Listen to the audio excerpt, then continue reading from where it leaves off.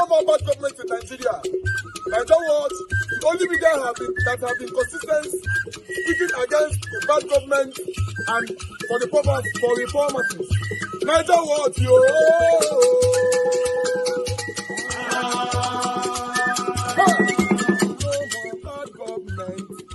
No more bad government. Niger what? No more bad government. Niger what? No more bad government. The only media that have been speaking. No more bad government. The voice of the voiceless. No more bad government. No more bad government.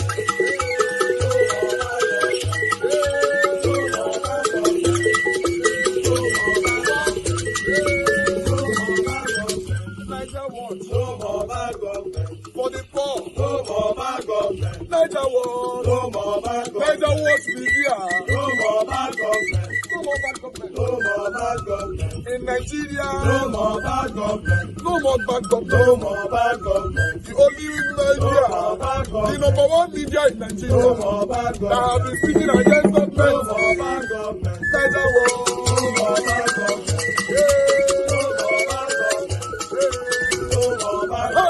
Niger what you?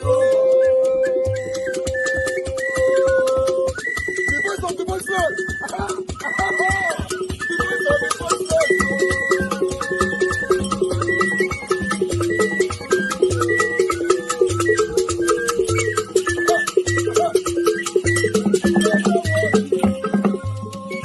Voice for the voiceless. Voice for the voiceless. Niger what media? Voice for the voiceless. Niger watch media. The only media that have been speaking against bad government. Being consistency since 1944. Voice for the voiceless. Voice for the voiceless. Umuwame. Voice for the voiceless. Umuwame. Voice for the voiceless. Voice for the voiceless. Voice for the voiceless. Voice for the voiceless. Voice for the voiceless. Voice for the voiceless. Niger watch you. We have been seeing all you guys have been doing, and he recommending to everyone in Nigeria, saying that you guys are the number one. Niger what you.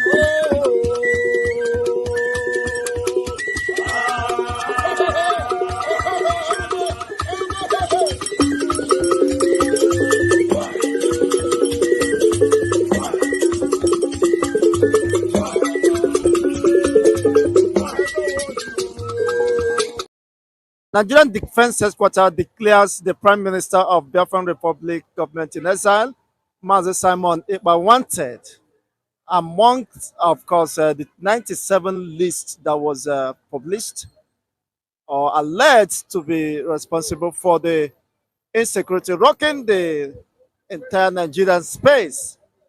Simon Ekpa is a world acclaimed, of course, politician, activist, and a freedom fighter who believes in the freedom of his people and in the liberation of his people through self-struggle or self-determination. But today, the perceived enemy of the Nigerian state, to the extent that it has been declared wanted among the most wanted in the list of the defense headquarters of the military. Your take on this? They declare him wanted. On what ground? What crime have he committed? Have he carried any gun, shoot any man? Have he jumped, break and enter into people's house? Is it the kidnapping that is going on in the entire Nigeria? Is he part of Mianti Allah, Fulani herdsmen, bandits, and others? Is he part of it? Now, why do they declare him wanted? Because it's time for the struggle of the freedom of his people. Is it a sin to ask for freedom? So Nigeria have looked at freedom as a crime. Mazi Simon Ekpa is a freedom fighter. He's not a crime committer. He's not an armed robber. Simon Ekpa is doing what he's supposed to do for the safety of his people. Look at it. They declare Simon Ekpa wanted because of the insecurity in Biafra land. Is this Simon Ekpa that form a bubago that are killing people? What of us Tinubu and the special force? Is this Simon Ekpa from them? Is it somebody by bringing Fulani in down to southeast to be killing people? Is it Fulani now become Nigerian army using fighter and everything, destroying people's and their life? Is it someone by Peter and Paul that ordered last time sit at home to kill people? What crime have someone committed? Because they took Nnamdi Kanu, they kidnapped Nnamdi Kanu. Someone said no, Nnamdi Kanu must surely come out. Therefore, we restore. That's the only crime he committed. Okay, now, if someone commit crime by asking the independent of Biafra, which means Ahmadu Bello commit crime, Zik commit crime, the Lekpa Enahoro commit crime, the Lekpa Awolowo commit crime, even Joseph Taka of TV commit crime, Tafa Balewa commit crime, because all of them ask for the independence of Nigeria. All of them ask for the freedom of Nigeria from British colonialism. Do those people commit crime? If those people commit crime, the defense source water, all the whole people that enjoy Nigerian independence now, all the whole past leaders should remember that those people that fought for Nigerian independence commit crime also. How many of them the British declare wanted? How many of them the British jail? How many of them the British kidnapped? Now they have kidnapped Nnamdi Kanu. They declare someone wanted. Okay. If they declare him wanted, let them go and take him. Yes. Let the first headquarters go and take someone. Let them go and bring him in. You understand? Look at Because it. if he's a terrorist, Finland wouldn't have housed a terrorist. He's a celebrated and accomplished personality, doing exceedingly well, of course, in the politics of Finland, and of course, and a human activist, a defender of fundamental rights of the people. This way I'm going to. This is how they declare the entire IPOB terrorist group. But Fulani Herdsmen, Mianti and other people were not declared terrorist group. But they declared the whole IPOB terrorist group and kill them. Now who is terrorizing each other? Nigerian army, Nigerian government ordered their army to go to Biafra land killing people. Now who is terrorizing each other? Are they not the one killing? Who is terrorizing each other?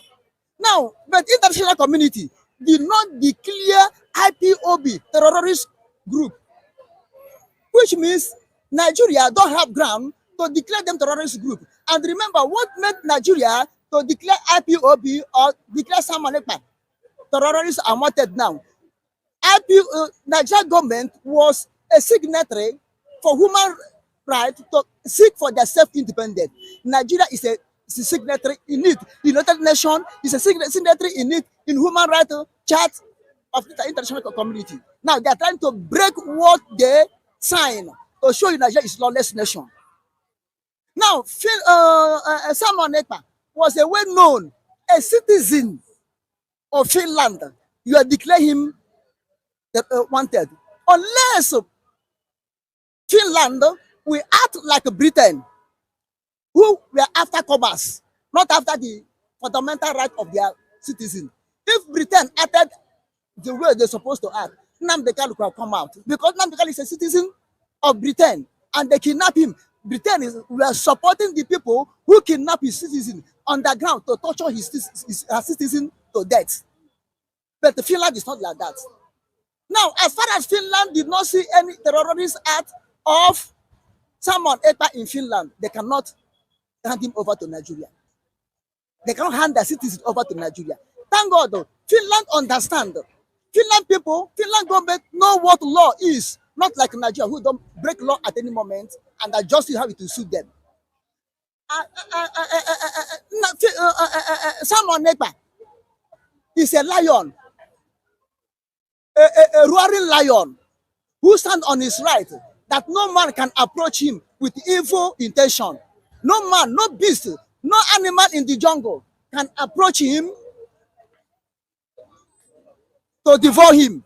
He will devour the person. Simon Ekpa is a lion in the jungle. He's a lion in the jungle. So they cannot get him. Before they will get him, they will equip themselves with heavy equipment, which is international community we follow them to declare Simon Ekpa and his activities terrorists and terrorists and declare him wanted before they can get him. So this is not like a Nnamdi Kanu they kidnap. They cannot kidnap Simon Ekpa because now people have open eye. People have know what is going on. They cannot kidnap him anymore unless they use international body like Interpol with the warrant arrest of United Nations or Interpol controller of the world to arrest him when they find out that he's a terrorist before they themselves will declare him wanted. You know that he's an agitator and of course a freedom fighter. So under no circumstances should he be subjected to such maligning and derogatory, of course, issues. Yes, they can do it. People do. America fought for their freedom from Britain. Washington, D.C., they don't declare him wanted. Washington, D.C., George Washington fought for the independence of America, and America get their independence. Even this Britain, who fought for their freedom from Roman occupation. Before, Britain was part of Roman Empire. After Germans seceded away from Roman, British followed, seceded away. Other nations, then 10 nations cast away from Britain. I don't know why Nigeria only to be do or die. Nigeria is like Roman nation, Roman Empire. When Roman Empire get corrupt, people, other nations disintegrated and go their own. So Nigeria is corrupt. Therefore, have to detach themselves from Nigeria government. I don't see why Biafra own will be a crime. I don't see why they will hold Nnamdi Kanu and the kidnapping and the declare Simon Ekpa wanted. Simon Ekpa declared sit at home. Look in the court. Nnamdi Kanu said he wasn't the one who declared sit at home, but it's the wish of people to stay at home so that he will come out. So he cannot force them to stop it. Likewise, Chike Dozie, IPOBDOS of Nigerian PLC are the one who declare sit at home through Chike Dozie, now have turned to government agent. When Chike Dozie come up again and say sit at home should stop, people saw him no. This is the only way we will take to express our anger so that our leader Nnamdi Kanu will be coming out. Then someone said, if that is the wish of the people, I support them, I back them, because now he has stand as a spokesman of Nnamdi Kanu. He stands as a second in command of Nnamdi Kanu. He said, as far as people wish to sit at home to show the government their anger for Nnamdi Kanu to come out, he supported it. Then why should people declare him wanted? Why can't they declare Fulani herdsmen killing people in Biafra land? Why can't government use army, declare them wanted and declare them off from Biafra land? Now because it's Biafra, because it's an Igbo man, because it's Simon Ekpa. Let them go declare him wanted. A lion in the jungle, let them go declare him wanted and let me see. Thank you so much, Mazio Kokonde, for your wonderful submissions. Your parting words. Yeah, my parting words that is Okirikiri na buku osu, anari osu elu. Okirikiri na buku osu, anari elu. So they can only run round, but they cannot get someone else. Not by protectionism of the public system, and not by loans, not by IMF or World Bank debt forgiveness. We are talking about performance of a real Nigerian economy. Tinubu's legacy is the legacy of an orderly financial system, and a potentially stronger and viral Nigerian economy. Well, Nigerians are waiting to actually see some of the miracles that you're talking about. In the fullness of time. In this same government, the minister has been suspended, including the head of an agency for alleged pilfering of public funds at the Humanitarian Affairs Ministry and all of that. So people are still watching and say, I mean, where's the renewed hope you actually promised us? No, the renewed hope is what we just have. We are having an economy that is not, look at his policies in the areas of intervention. With what is coming in today, you are sure that the student loan scheme is going to be a reality. Well, the same student loan scheme has been postponed. No. It's to make way for an enlargement of the laws that will cover because what the president did was to further bring, spread the net to cover skill, volition, acquisition, and students in polytechnics and other tertiary institutions, which is a very humane and humane intuition by the president. But the truth of the matter is that it is one project or policy that is just right in the middle of the mind of the president, and it is one project that is targeted at protecting the Nigerian youth particularly. All right. So how much a potential threat is someone like Nasir El-Rufai to President Tinubu's re-election ambition in 2027 if that comes up? If that comes up, he is certainly not going to be a threat to President Tinubu, and I'll tell you why. President Tinubu has, by his own reforms, set up what will be the determinant factor or benchmark for 2027. And that is his reform. It's no longer going to be a thing of sentiment. It's no longer going to be based on religious or mundane issues like it was, or the personal characteristic of the contestant. No, it's going to be determined by your ability as a person to understand the working of a free economy in the setting of global economy. Exactly. It's going to be determined by what it takes of you as a candidate to instill confidence in foreign investors that can come in through either foreign direct investment or portfolio investments. And the president is winning already on this. I mean, some people doubt what you say, that he's winning. Because even if you look at insecurity, for example, the indices are there. Within the political front, APC is struggling to actually, galvanize people in terms of, how Nigerians are resenting the APC in certain aspects, saying that, look, the hunger is just too much, the hardship. You see every now and then people say that what I could afford this, I can't afford. Yes. Even regular people like us, the price of petrol and all of that. So, which is making his political opponents to want to take advantage of. You would have seen Peter Obi going around too. He's not doing anything. The only person that can do anything here is somebody who will come to offer a better option to what the president is doing. And what if that person is a Nasir El-Rufai, for example? No, he hasn't. I would not want to push this on him, and I would not want to condemn him. He hasn't said that. And like I said, even none of those who are looking at 2027 have been able to come. In fact, the only person, Abubakar Atiku, Wazirin Adamawa, actually came with some kind of should I say, postulation some time ago. Yeah, he said he's not quitting. Exactly. Nobody should push him out. Unfortunately, he brought an option, or rather he suggested an option that was akin to poison chalice when he said Nigeria should go the Argentina way. Nigeria is today far better than Argentina, and the results we are getting, these are practical results. Look at the performance. That is the hike in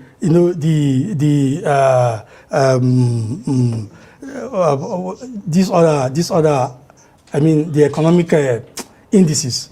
This one we're using measuring the economic indices is gone in my memory. But what I want to tell you is that gross domestic product, GDP. The GDP. Look at the GDP. The GDP is promising. It's never been so under an unsubsidized economy, and that is what is there for Nigeria.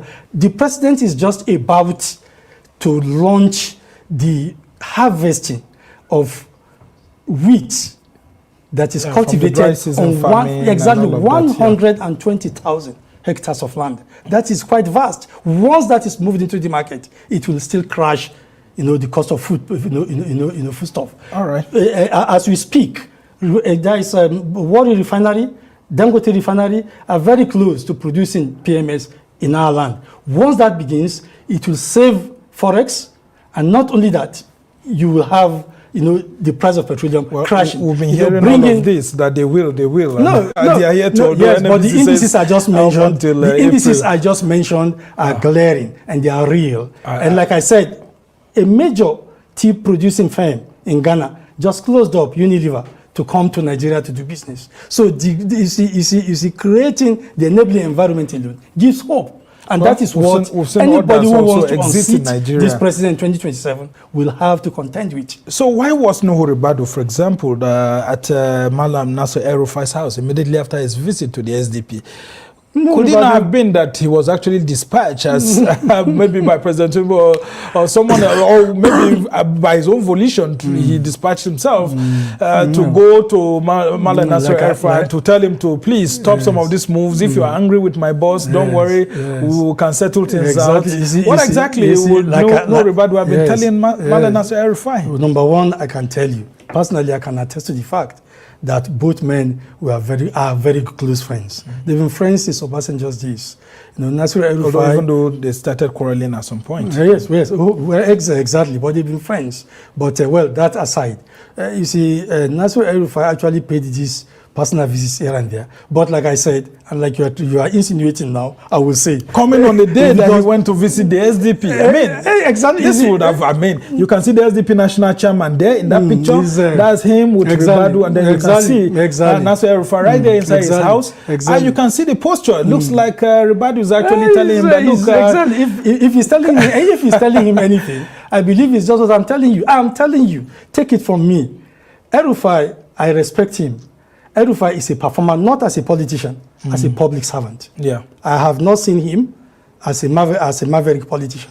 I have been in politics, and I have at least some measurable level of experience to advise him. I am telling you, if he makes that mistake, he will just end up like Peter Obi, Okonkwo, and the others. You go into political oblivion. Well, there is nothing you get outside. I mean, he was already. So what has he got after pulling that very strong support for President Tinubu? I mean, while during the campaigns, in fact, including when he had to do with the Naira redesign policy. And so what has he benefited under President Tinubu? Yes, what exactly has Tinubu done to gain his attention? That was why I started with Chief Obafemi Awolowo's dictum of his definition of politics. El-Rufai, if for whatever reason, because he decided at his own volition to drop his nomination as minister and left. So if politics, maybe because he thought that President Tinubu was supporting. No. I mean, we cannot dissect that. If politics for him is for public service, which it ought to be, and that is the only way he can be seen as a statesman in this country, then why leave that opportunity and go to seek for power elsewhere? If you do that, then politics for him is for self and personal aggrandizement. What if the APC can't give him what he's looking for, and he knows that there's going to be an incumbent who will seek re-election, and it's pretty difficult to unseat the incumbent?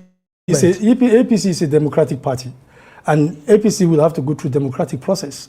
If he has any reason to contest elections in the APC, well, I'm good, but APC cannot guarantee him victory, either primary or general elections. But if at all the fact that you contest election either at primary level or at general election level and you lose does not mean that you should now begin to seek for a kind of pastoring elsewhere. No, that is not.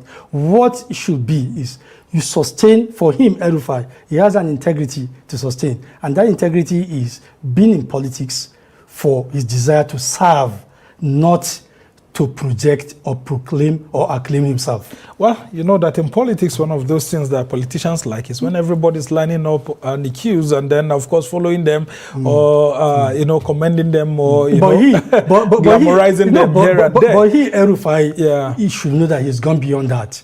Well, you think so? I mean, you think so? For someone who went out of his way to stand, to challenge former President Buhari, when it was difficult. I mean, everybody had always thought that he's a pro-Buhari person. But for him to stand against that policy at the twilight of Buhari because that was national interest. What if it was being done for personal interest and he doesn't feel that President Tinubu has rewarded him enough? No, El-Rufai cannot. I will not want to see El-Rufai as somebody who will have done that for personal interest. El-Rufai did that for national interest. And the national interest then was that what was being done was wrong. The reverse was the case. And that was the position of the founder.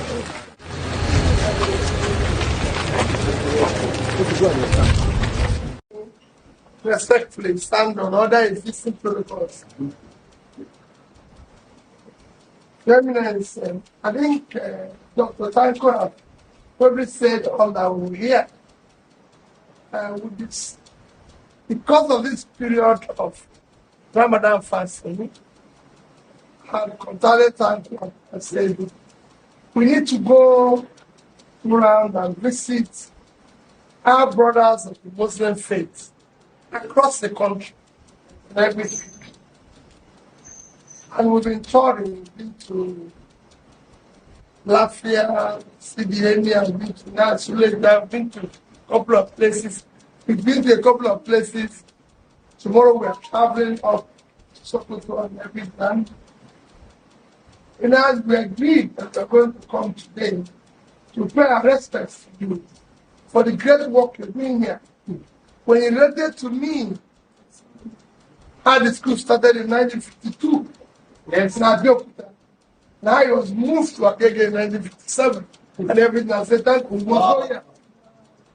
That's why we're here, to pay our respects for the great work we're doing, and to continue to preach brotherhood, preach caring of each and everything. Like I always said when I was campaigning, today is no politics, but I always said when I was campaigning, no religion buys bread cheaper. None have cheaper fuel. None buys food cheaper. When there's hunger for everybody, when there's problem for everybody, no tribe buys bread cheaper. No tribe buys anything cheaper. When there's a problem, it's everybody. So that as brothers, we should all work hard for a better Nigeria. A Nigeria where a son of nobody, child of nobody, can be great and be comfortable. It is available. I once said to the North, we can make more money from you than we make from oil. Because we're the only country in the world that have 60% of our vast land uncultivated. That can change the world. And to the south, we have all the talent and everything that can change the world.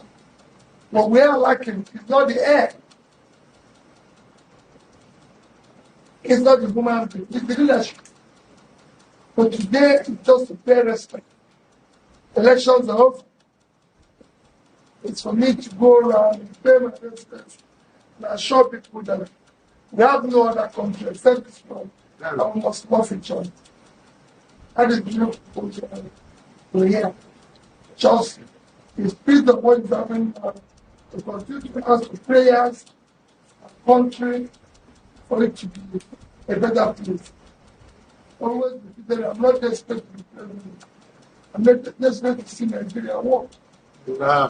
Where poor people can get up and say, this is their country. Not where the poor are suffering and suffering and suffering. Thank you. It's a time of sacrifice, it's a time of prayers, it's a time that we have to go around asking people to pray for our country as we go through difficult times like this. And you know, going around and visiting affords the opportunity of experiencing in real time what people are going through and what is happening, and asking for more and more prayers, because we need, the country requires prayers. So I'm here today for that purpose. So how do you think events like this help to foster unity, especially in the current landscape in Nigeria? It is critical because it shows that we're just same, we're just human, we love each other. As you can see, coincidentally, the Ramadan fasting coincides with even the Christian fasting. These things shows love and unity, and going to make people understand that there's nothing different in all of us. We're the same. Like I always say, no religion buys bread cheaper, none buys fuel cheaper. It's everybody's. If there's a problem, it's a problem for everybody. Can you show me where Muslims buy bread cheaper so I can go there and buy? Can you show me where they buy rice and food cheaper? No. So these are critical things that we're all learning. We're all the same. It is critical that we love each other. We care for each other. So I've come here to support them in breaking the fast by probably, that's it. So sorry, sir. To those people saying there's a political undertone to this, what would you say to them? There's no election. I didn't come time of election. I would have come for when there was election. I came then when there's no election. Because I believe in this. Okay, It's like I said before, it's not about election. Election doesn't make bread cheaper. Okay, Your Excellency, okay. You have gone around and you are still going around. I'm still going around. I So continue to after go. your impression, if you gather all this information, will this going to change your message? Because your message has been consistent. It remains the same. Because if we are productive, people won't be suffering. I'm not desperate. I say it every day to be president of Nigeria. I'm desperate to see Nigeria work. I'm desperate to see a society where a child of nobody can be great, become somebody, be respected in the society, where we're all the same. Okay, thank you. Sir. Thank you very much. Thank you. Excuse me. Thanks for Peter Obi is better than what we're having today. An inspiring leader. That those who believe that Peter Obi does not even measure up. He was there in Anambra State. Those who will say you cannot compare Anambra and Lagos State, if that is the indice. Good. You can compare the policies. You can compare the environment. When Peter Obi came into Anambra State, Anambra was coming last in education. The governor of Anambra State, the former governor, Chinwoke Mbadunuju, was the only governor that PDP did not allow to return for the second time. Only. So you can imagine the level of debt that Anambra State was suffering. People were massacred on the street, including the chairman of MBA. Security was terrible. Infrastructure was comatose. Education was appalling. Peter Obi came in, turned the whole situation. Within 2 years, 3 years, Anambra was coming first. Medical facilities, golden. Infrastructure, superb. He changed it from consumption to production. That even some of his opponents that don't know what to say, they're accusing him that he invested Anambra State money in some companies that are yielding something for Anambra State today. He met nothing in Anambra State. He saved so much that the subsequent governor used part of it to build an international airport, by his own confession. You don't compare gold with carrots. Is that what you say between Peter Obi and Bola Tinubu? That those who say Anambra does not measure up. You can't measure Anambra and Lagos State at every standard. You know, when you want to judge a man, you judge him by his antecedents. You know what happened in Lagos? A Miloko philosophy is familitocracy. Have you ever seen Peter Obi receive any land in Anambra State? They rejected every land, including the one he's entitled to. Go to Lagos State. You know better than myself. Some people describe the owners of Lagos as the largest landowners in the whole of West Africa. Go to Lagos. The same dynasty has been ruling from 1999. Wife, senator, daughter, Yagbegbe, son. Even in as the leader of Nigeria, the same pattern. Would you say, wife, are you accusing of this? Enjoying. Are you accusing this before girl? You put words into my mouth. I'm not placing anybody in the dock. Nobody is an accused. I mean, you're making allegations of nepotism. That's what not allegations. The facts are there. That this government is nepotistic. Something worse than nepotistic. Is that fair to say? Familitocracy. You know what it means when you place your children in order of protocol before ministers of the Federal Republic of Nigeria? What do you call that? What do you call that? I saw. What is that? You know what it means when you put your wife at par with the Vice President of the Federal Republic of Nigeria in terms of manpower, in terms of security? Have you seen a Michelle Obama being involved in the political process of America? Let me tell you, I thought Buhari's regime was going to be the worst. In 9 months, this government has surpassed it.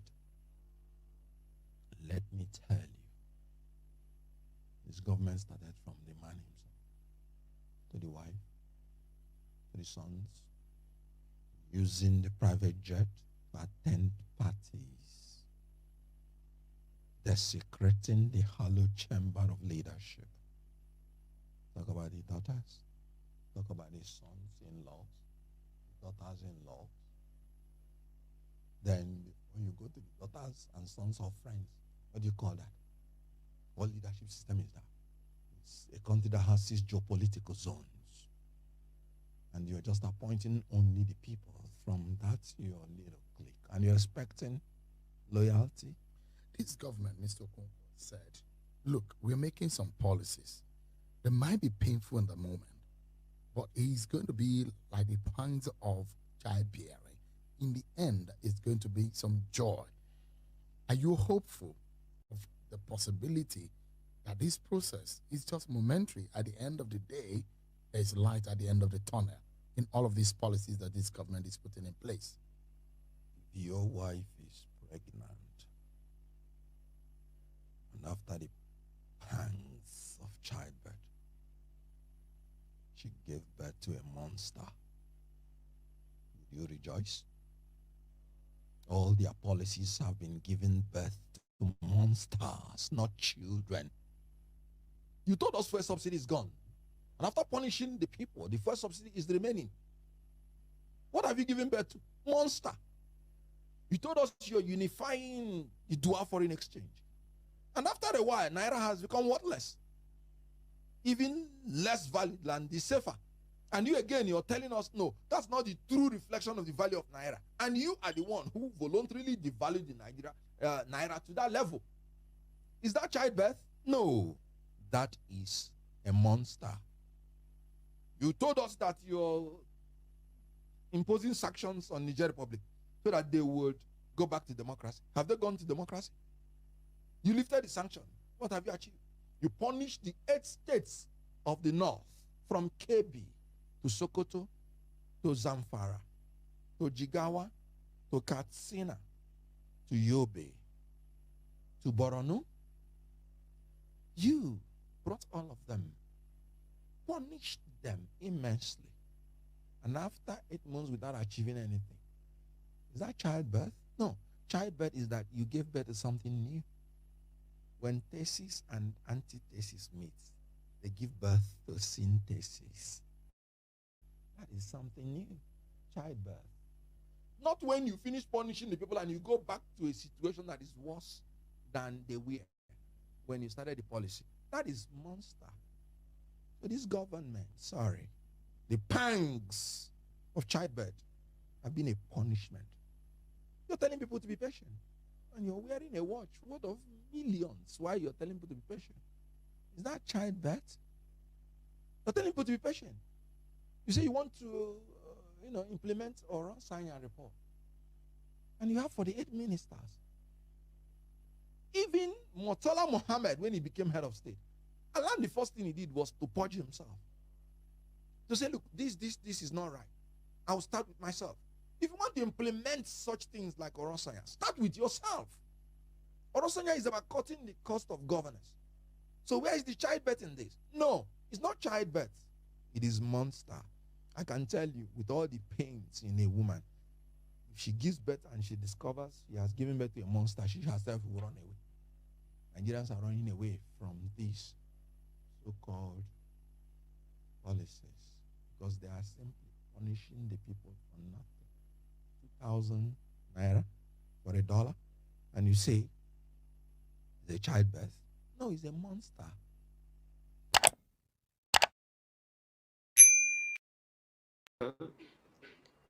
Do you have regrets of being part of the Abacha administration? I had severally answered this question. For me, Abacha was the best president that Nigeria ever had because he held this country like this. And Abacha, I will tell you, this secretariat, you are a federal secretariat, who built it? National Assembly. Who built it?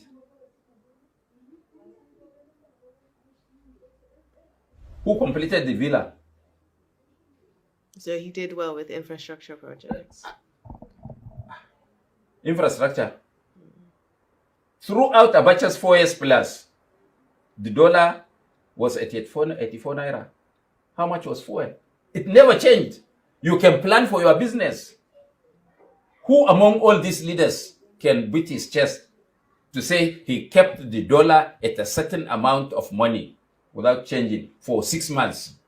But at that point in time, the Dollar should have gone down with our oil sales.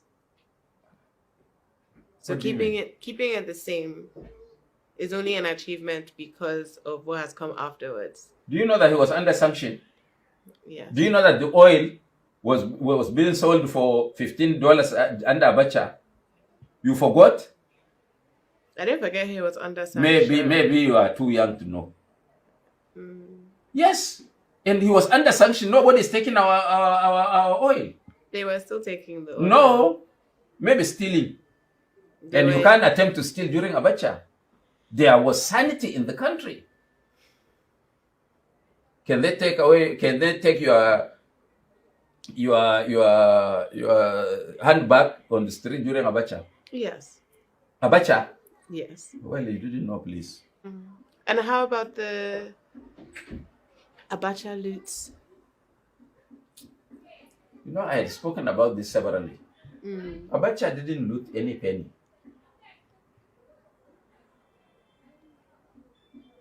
Maybe you are too young to understand. He was storing the money. Huh? He was storing the money abroad. See. Why don't we go full hog to probe all governments, including Abacha's own? Those who call Abacha thief, they are worse thieves. I don't mind. And let me tell you why Abacha. You know, I was a member of that government. Not sitting in government as minister, but I was part of that government. Yes. And I knew how much I left in the coffers of the NMA, which was wiped out in 2 months. Stolen. I'm not calling names. Okay. Wiped out in 2 months. Sir, this Peter Obi, I've told you, this Peter Obi, anybody who becomes president of Nigeria and does not give a right of place, I'm not saying an appointment for Peter Obi, Peter Obi will remove that person from office in another election. Mark my words. So are you saying this same wave? This same wave will not stop. Be repeated. This same wave, this Peter Obi, the people supporting him, the Peter Obi that I know, after this general election, they will continue. Even though the next cycle of elections is in 4 years. I'm telling you, those guys. All right. Good morning, good afternoon, good evening to every one of you. It's good to be back here again. Thank you so much, my people. I guess everybody follow all the videos that I played. What a day. Thank you so much. Thank you. Today, we're not supposed to talk about politics. I understand a lot of people wanted us to have Sunday for a different topic. But today, I decided to bring this here because, skipping politics, there's always things to talk about when it comes to our country right now. But I'd like to quickly appreciate everyone right down in the comment section. Started with Mother of all Mommy Diaspora. Good evening to you, Mommy. Happy Sunday to you. Thank you very much, my wonderful people. Jackson, Ude, come talk, say, the only way that Peter Obi will win in 2027 is to join together with Atiku and Kwankwaso. So don't I talk this matter before, right? We're going to, this time, Nigerians have reacted. I'm going to bring all of them to your screen shortly. But let me quickly acknowledge everybody right there, even though I've showcased many already. Michael Ganamaro, thanks for joining us. Love Maduke, thank you very much. Michael Okota, thank you very much. And Jeko Obidien, thank you very much for the super chat already. My first super chat of today. You said thank you, Mr. Najawash, for the wonderful and selfless job that you do to see Nigeria work. Happy Sunday and remain blessed. A big amen to that, and I wish you the same. Thank you very much for your encouragement. Yes, we all are here collectively fighting for our lives, how Nigeria can be better in our time. I'm just only privileged to have a platform to use in doing what we are doing today. A lot of people would like to do this. Maybe they don't have the platform, or those that have the platform, I don't want to go there. It's crazy. It's crazy what is going on in our country. Let's continue to do what we're doing. All effort on this platform is collective. is a collective effort. You, me, us. You know, I appreciate every one of you right there. Thank you very much, Lighthouse, Adewale, James Babayale. I can see you on the building. Mike Akiambare right there with us as well. You see Andrew, everyone go. Love God is my strength. God bless you all. Love God is my strength. You say no sound. Maybe not your side though. We get sound for I beg. You know, everybody they hear me. If you can hear me, just say yes. You know. Thank you very much, Emmanuel Chooks. Thank you. I appreciate every one of you.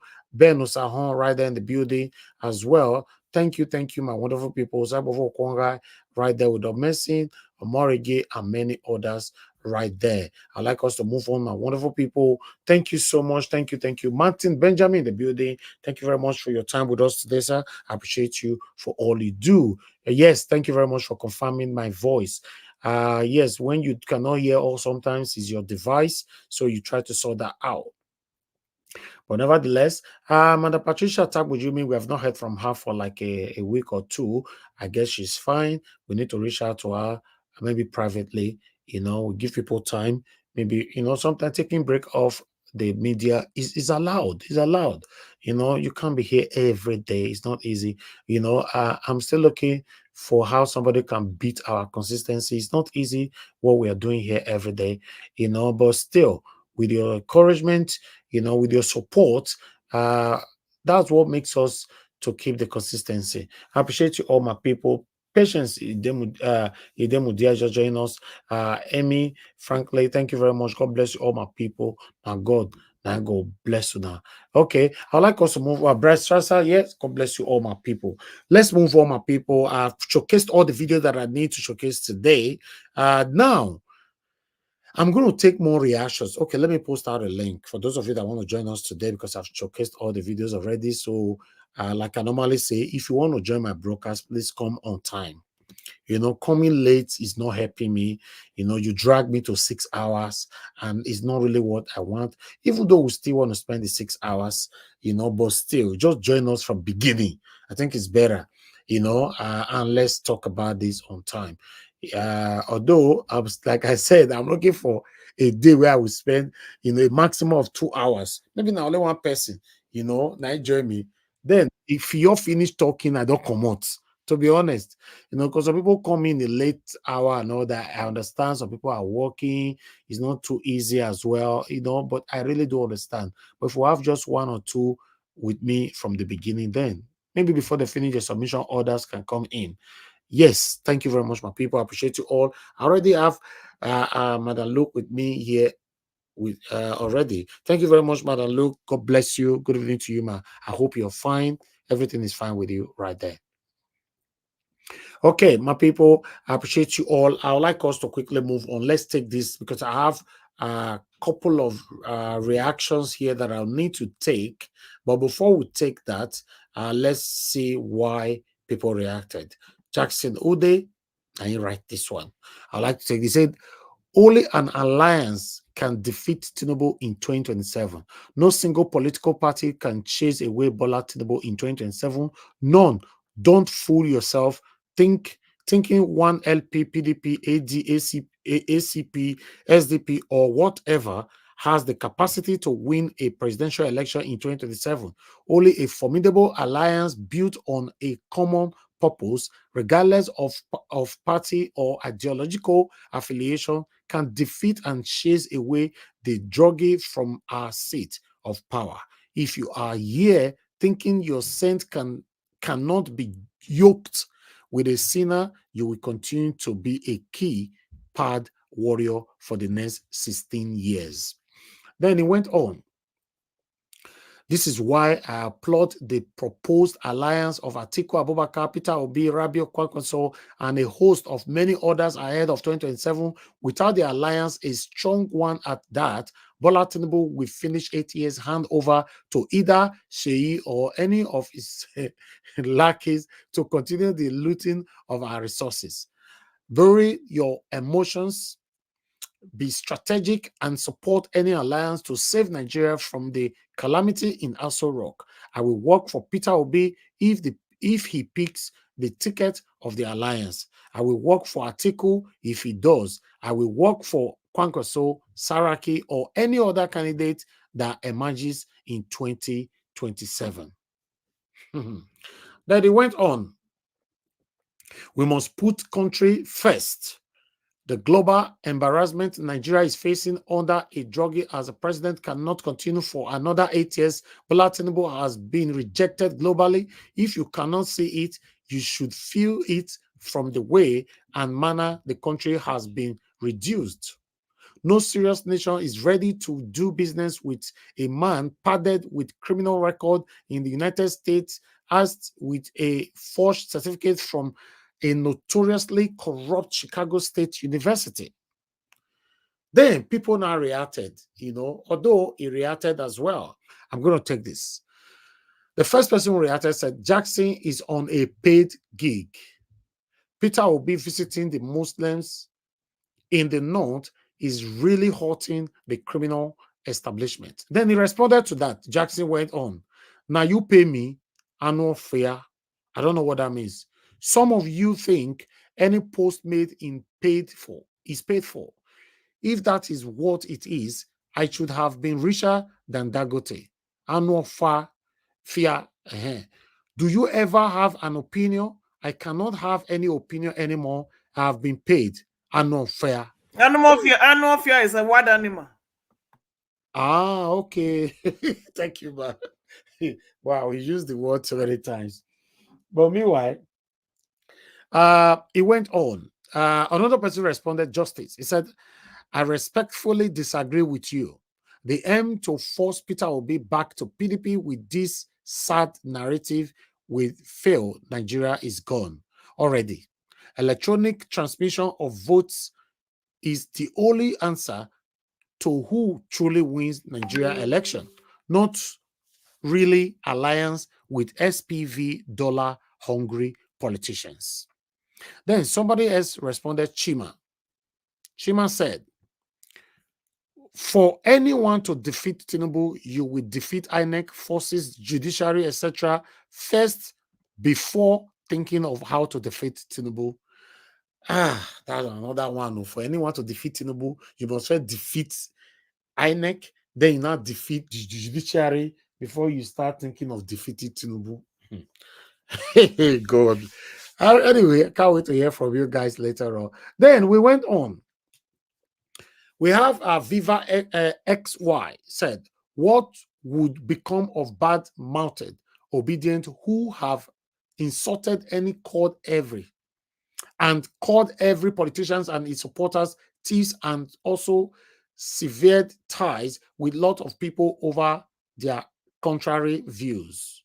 Would they have the courage to apologize to those they have insulted over politics? My advice, Obi should stay wherever he is with his obedient and not go and pollute other political parties with his toxic and illogical supporters. That one, including me, that one, you're insult for that, but nevertheless, let's move on. Viva went on. What is the difference between Tinubu and those you listed, please? He went on. Okay, Apase Angela said, exactly. If na Lawrence or Yusuf talk am now, they for dim the talk. Nigerians are not just ready to face the reality.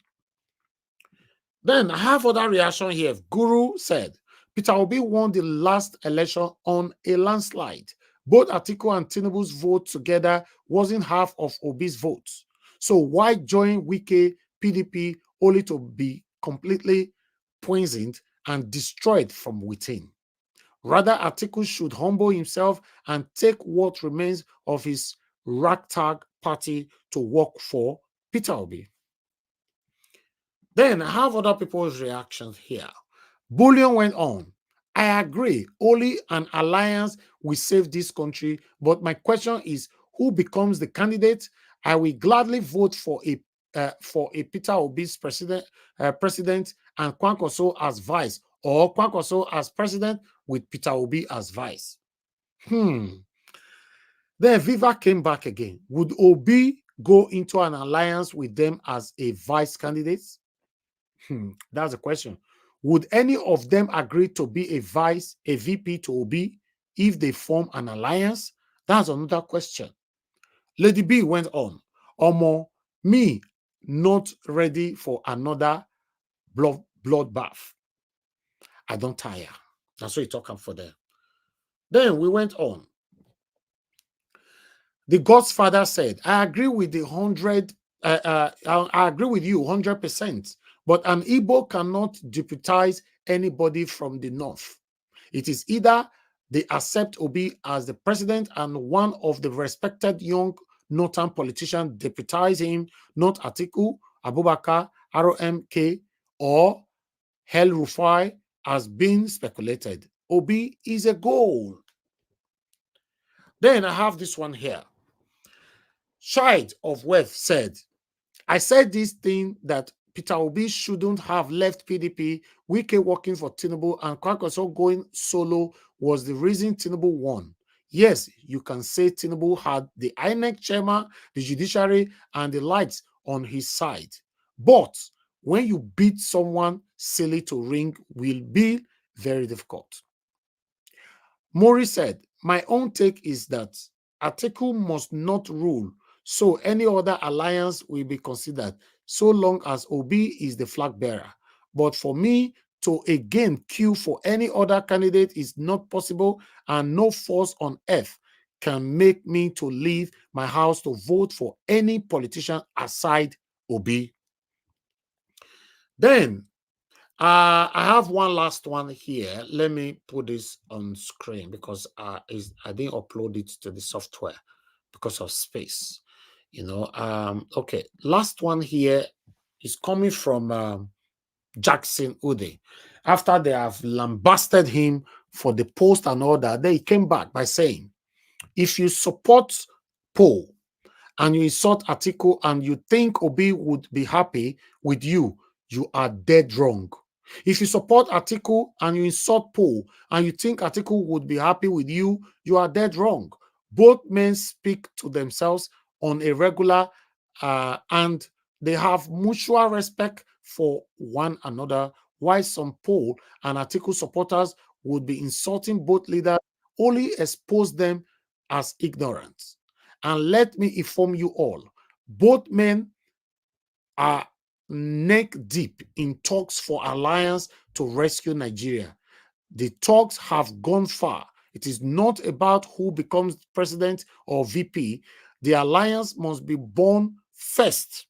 Both leaders are among the few nationalists remaining, and they deserve to be respected.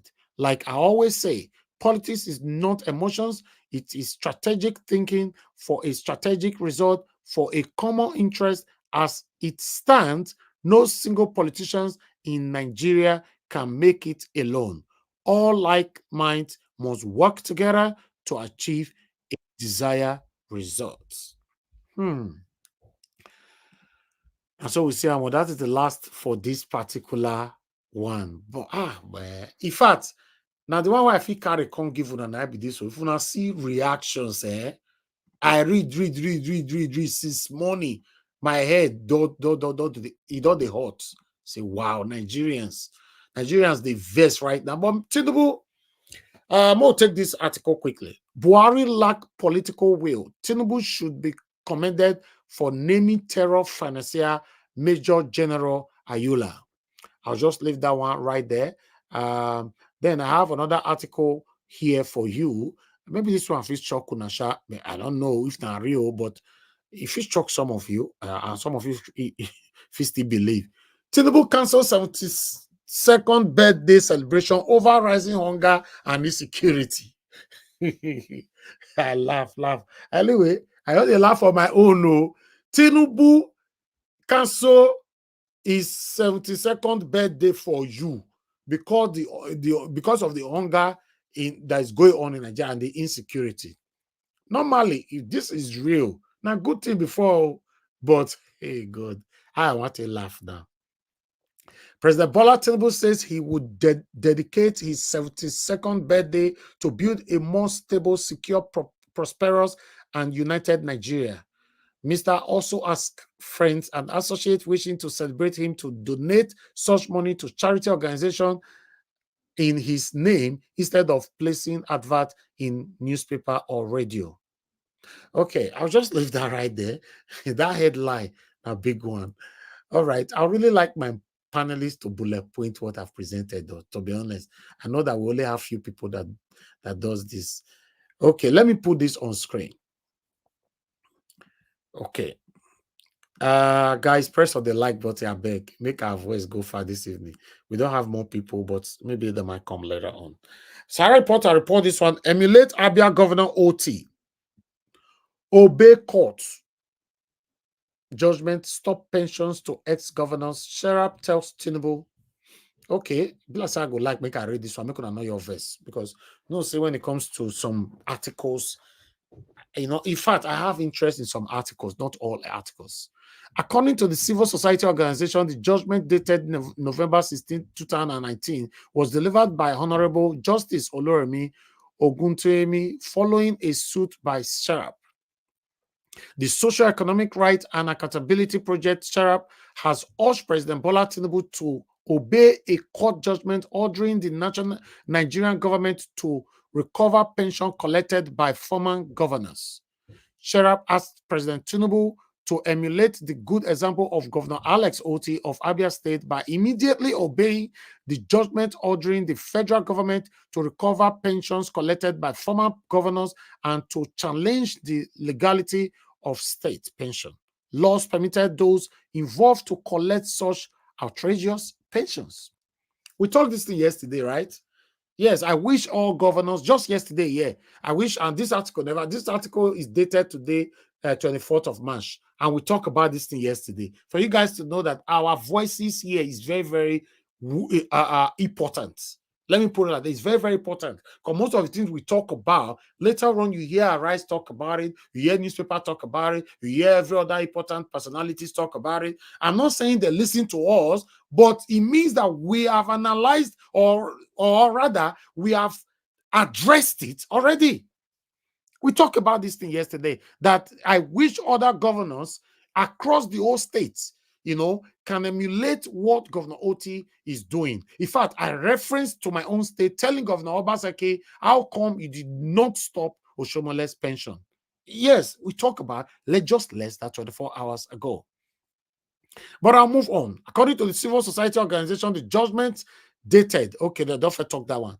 Mr. Oti last week signed into law the bill to repeal the Abia State Governor and Deputy Governor's Pension Law, number 4 of the 2001, after it was passed by the House of Assembly. Under the repealed law, former governor and deputy governors in the state were paid lifetime salaries and get houses in Abia and Abuja. In the letter dated March 13, 2024, and signed by Sherab Deputy Director Kola Wole Oluwadare, the organization said, "We urge you to emulate the good example of Governor Oti by urgently obeying the judgment, something which former President Muhammadu Buhari blatantly failed to do." Then they went on. It long ago, make I leave them, make I all leave them, might leave them for now. But this is a very important article, please. Guys, it's on Sahara Reporter. Go and read it. In fact, in case you can't find it, go to Nigeria Watch Media on X, formerly called Twitter. It's right there. We shared it, we retweeted it there as well, so that you can read more and have knowledge of what is currently going on. But meanwhile, do I still have another one? I guess that is it now. Let me see if I still have another. Yeah, that is it. I've done my part today. Now God bless another people. I've presented everything that I needed to present to you guys today. I would like you guys to press on the like button, press on the $sign, encourage what we do here, so we can continue to do more for you. God bless you all, my people. In case anybody want to call in, you have 10 seconds to call in, or I just go straight to my panelists so that we can start talking. 10 seconds, just call in if you want to call into this show, or later on we might be calls.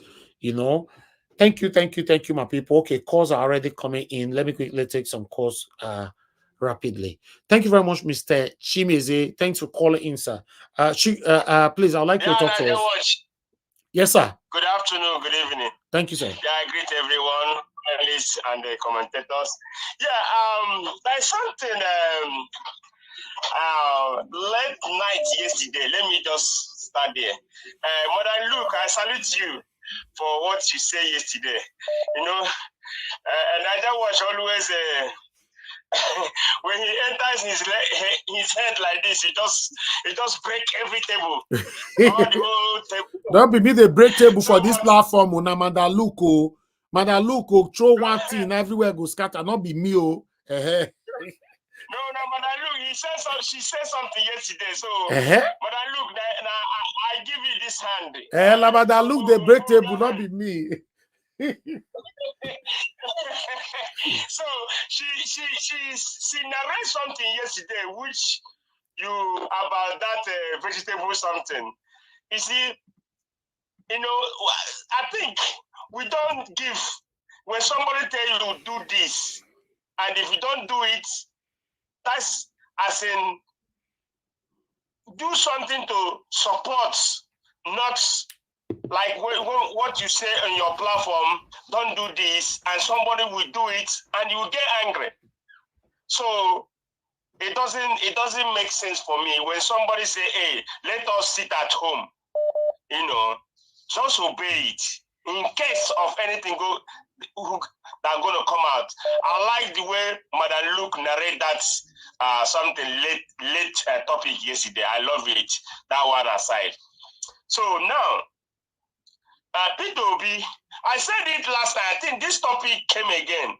I said this thing last time. It's better to go for alliance. See, my people, please, let us tell ourselves the truth. Peter Obi can never do this alone. Let's tell ourselves truth. He can't do it alone. Stop saying, "Oh, I know politicians, so many of them are corrupt," but he can never do away with those people. You can't say I won't do away with them. You will. If you tell yourself the truth, if you want to take this this government or this to become a president, you need to go with these old people. You don't say you won't go with them. So anybody that say no, Jackson Uday is saying 100% truth. We need to, Obi need to go alliance with them. How APC come up? How many of them emerge to become APC? How many of them? So please, all obedience. Don't say no. What the poor Niger Watch put here, I say, I go for alliance. Because if you're saying this person corrupt, this person, okay, if you say everybody is corrupt, who will work with Obi? Obi will still go with, so far, if the head is not corrupt, if they make him the flag bearer of the alliance, that means Obi is not corrupt, but he is not 100%. That's how he normally put it. So now, if we say that no, that means we are not ready to take over Nigeria. We are not ready. These people, Tinubu have buy everywhere, even buy for 2027. Let us know that he buy everywhere. Watch the number of what's his name, Atiku and Obi. If that number match together, high number, there's no way they're going to rig it. How many Obi have? How many Atiku have? No matter how they rig it, it's about almost 14,000. So I believe the merger will become something that will kick this APC. I don't want to hear APC, but if everybody going on his own way, Peter Obi will go, Okonkwo will go, Atiku will go, now lie, APC will continue 2027. Mr. Chimezie said it in this Niger Watch. That time he will come in, oh, I remember that man, he said it. If no merger, APC will continue. Unless if alliance come together, let them have a meeting, let them come to round table and say, okay, let's do this in this way. That's how this is going to work. Please, People, obedience. Hear this one, please. Let us go that way. Don't say no. Everything is not no. Thank you, Niger Watch. Okay, thank you, sir. Thank you very much. All right, let me pick another call. Madam, love God's my strength. Good evening to you, man. Thanks for calling Okay, in. we get many minutes today. Oh, thank God. Oh. now you they give yourself many minutes, so No, this guy talk well. he only talk for 4 minutes now. Okay, good. I make a quick my own. Thank you, man. Good evening, everyone on the comment section and on the panel. Happy Sunday to everyone. Happy Sunday, sweet mommy diaspora. Happy weekend to you. God will be with you, man. Thank Amen. you. Amen. I'll quickly go to this Peter Obi one, this alliance with that David they talk about. For me, I think, yes, I was against it, to be frank. I was really against it. And why was I against it? I'm against it because when you do alliance with all these corrupt politicians, it is difficult for you to shine. It is difficult. Why am I saying that? You know, most of these politicians, like, they always sign something that they want, you give me this money, you give me this one when I support you. And because of that, the person that really want to work for the country will not be able to work for us. Look at, let's use the Abia governor as an example. You can see, because he has no godfather, he has no people that is behind him. You can see that he's able to use the money that he's supposed to use for the state, for Abia people. And you can see there are some ex-governors and those in government, they were going to him behind the back and fighting him, thinking that he's going to come in and give them something. But he stood his ground, and he's even going further now to tell them that they have to, those people who are governors who have been governor in that country, they have to return back the money that they have collected for pension. So what I'm trying to say now is that, yes, it is good. We know that it will be difficult for Obi to win 2027, but let us look at it this way. Are you looking at Pampaso?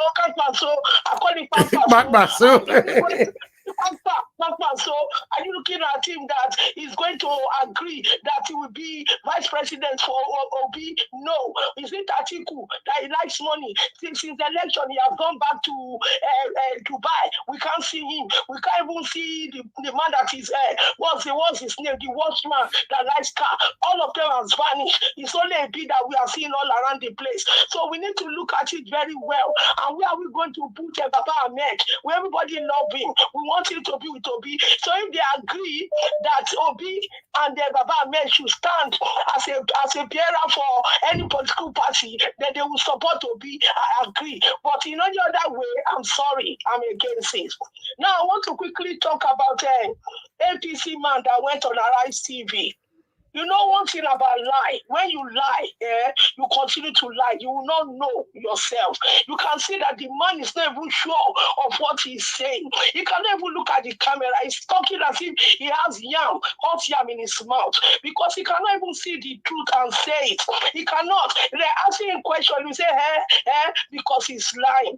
Tinubu has not done anything since Tinubu came in. We have not seen any change. Things have gone worse all over the world. When you talk about Nigeria, people are bringing Nigeria down. It's only our music that is helping us. It's only our sport people that is bringing Nigeria up. So we need, in a way, we need to stand up and look at what we are going to do. Tinubu cannot come back again for another 4 years. He will destroy Nigeria finally, and he will hold Nigeria in his palm and use it as his business to make money and everything. So we need to stand up and say no is no. And Mr. Okpara that was speaking in the street journalist, I want to tell you, Mr. Man, be careful of what you say, because look at this man. He was arrested, if you don't know, Mr. Black Man. So careful when you are talking. Then when they say they want Samuel Ekpa, it's not only him, other people are there. So be careful what you say. They are watching you, because if Samuel Ekpa has not behaved the way they should put his name, they won't put it. So Mr. Akpara, the one that wear glasses, be careful, please. Thank you. Thank you very much, man. God bless you. Thank you. Okay. Thank you very much, Mr. Alex. Thanks for calling in. Happy birthday to you once more. Thank you, my brother. Thank you. Can you hear me? Yeah, we can hear you. Thank you very much. Talk to us. Yes, I am the birthday guy. The Today is my day. birthday boy. Thank you, Mr. Najawas. Thank you for your support. Thank you so much. Those that prayed for me, thank you. Those that sent me gifts, thank you. For me, I think I say Kabuturi Jetamenta to Alliance, Logomaki. That is not the way to go. You can't form alliance with animals. You can't form alliance with heartless devils. You can't form alliance with criminals, with people who are into murderous activities, who do not care about the killings of citizens across the nation. You can't form you can only form alliance with people with ideological conscience, people who have conscience, human conscience. You form alliance with human beings. We don't have human beings in Nigerian politics. You see Atiku that deleted his tweets when the brother was killed in broad daylight? Is it Kwankwaso who went to lie? Is it Professor Mahmoud? Who are you forming alliance with? People are borrowing money and stealing money. The only alliance we need to sit down and talk about now is the dissolution, the peaceful separation of this thing called Nigeria, this fraud, the condemnation of the 1999 Constitution that gives 80% of Nigerian powers to the federal government. The only alliance now we should be discussing is what did the military go and do in that village in Delta State. Okay, Mr. Alex, the inflation, the poverty, the massive massive migration of our young people, Mr. Najawash. Okay. So Peter Obi should not form any alliance. For me, he should just try and see what he wants to do with his life. Looking at Abure's corruption in Labour Party, he can find another party. That's how I see it. He is the enigma in mystery. He is the elephant in the room in Nigerian political cinematography just now. Peter Obi is the man. He's the star boy. He's the new kid on the block in the presidential elections. So for him, anywhere he goes, the whole world will go with him because up till now, he has kept his hands clean. So for me, I feel... So you think... So Mr. Alex, let me ask you this question. You think Peter Obi can single-handedly remove these criminals from power? I think the country should be dissolved. It's not a country. People are dying. Alliance, who are killing people? It's not people you want to form alliance with. No. But just answer the question, because if I ask you, if I ask you now, if Peter Obi can single-handedly win the election, that is yes. I can answer that because he won the 2023 presidential election. But I'm asking you now, do you think Peter Obi can single-handedly remove these criminals from power? Not about winning. Can he remove them from power? I will go into research and get back to you on that, Mr. Najawash. Give me some days. Okay. Thank you, Mr. Najawash. Thank you for celebrating me on my birthday today. I'm grateful to you and your platform. Thank you. I say Obobolobuna, the voice of the people is the voice of God. Thank you, Mr. Najawash. God bless you, my brother. Thank you. Thank you. All right. My people, I don't know if, okay, there's another call here.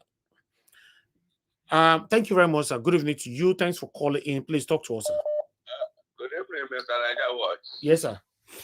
God bless you for all you are doing. You have enough time. I'll give you 8 minutes today, sir, so that you can talk properly. We don't normally give enough time. God bless you. And first and foremost, let me start by greeting Mom in Diaspora. If she's hearing me, may the Almighty God bless you. This young man that you brought into this world for Nigerians will be a crown on your head. Amen.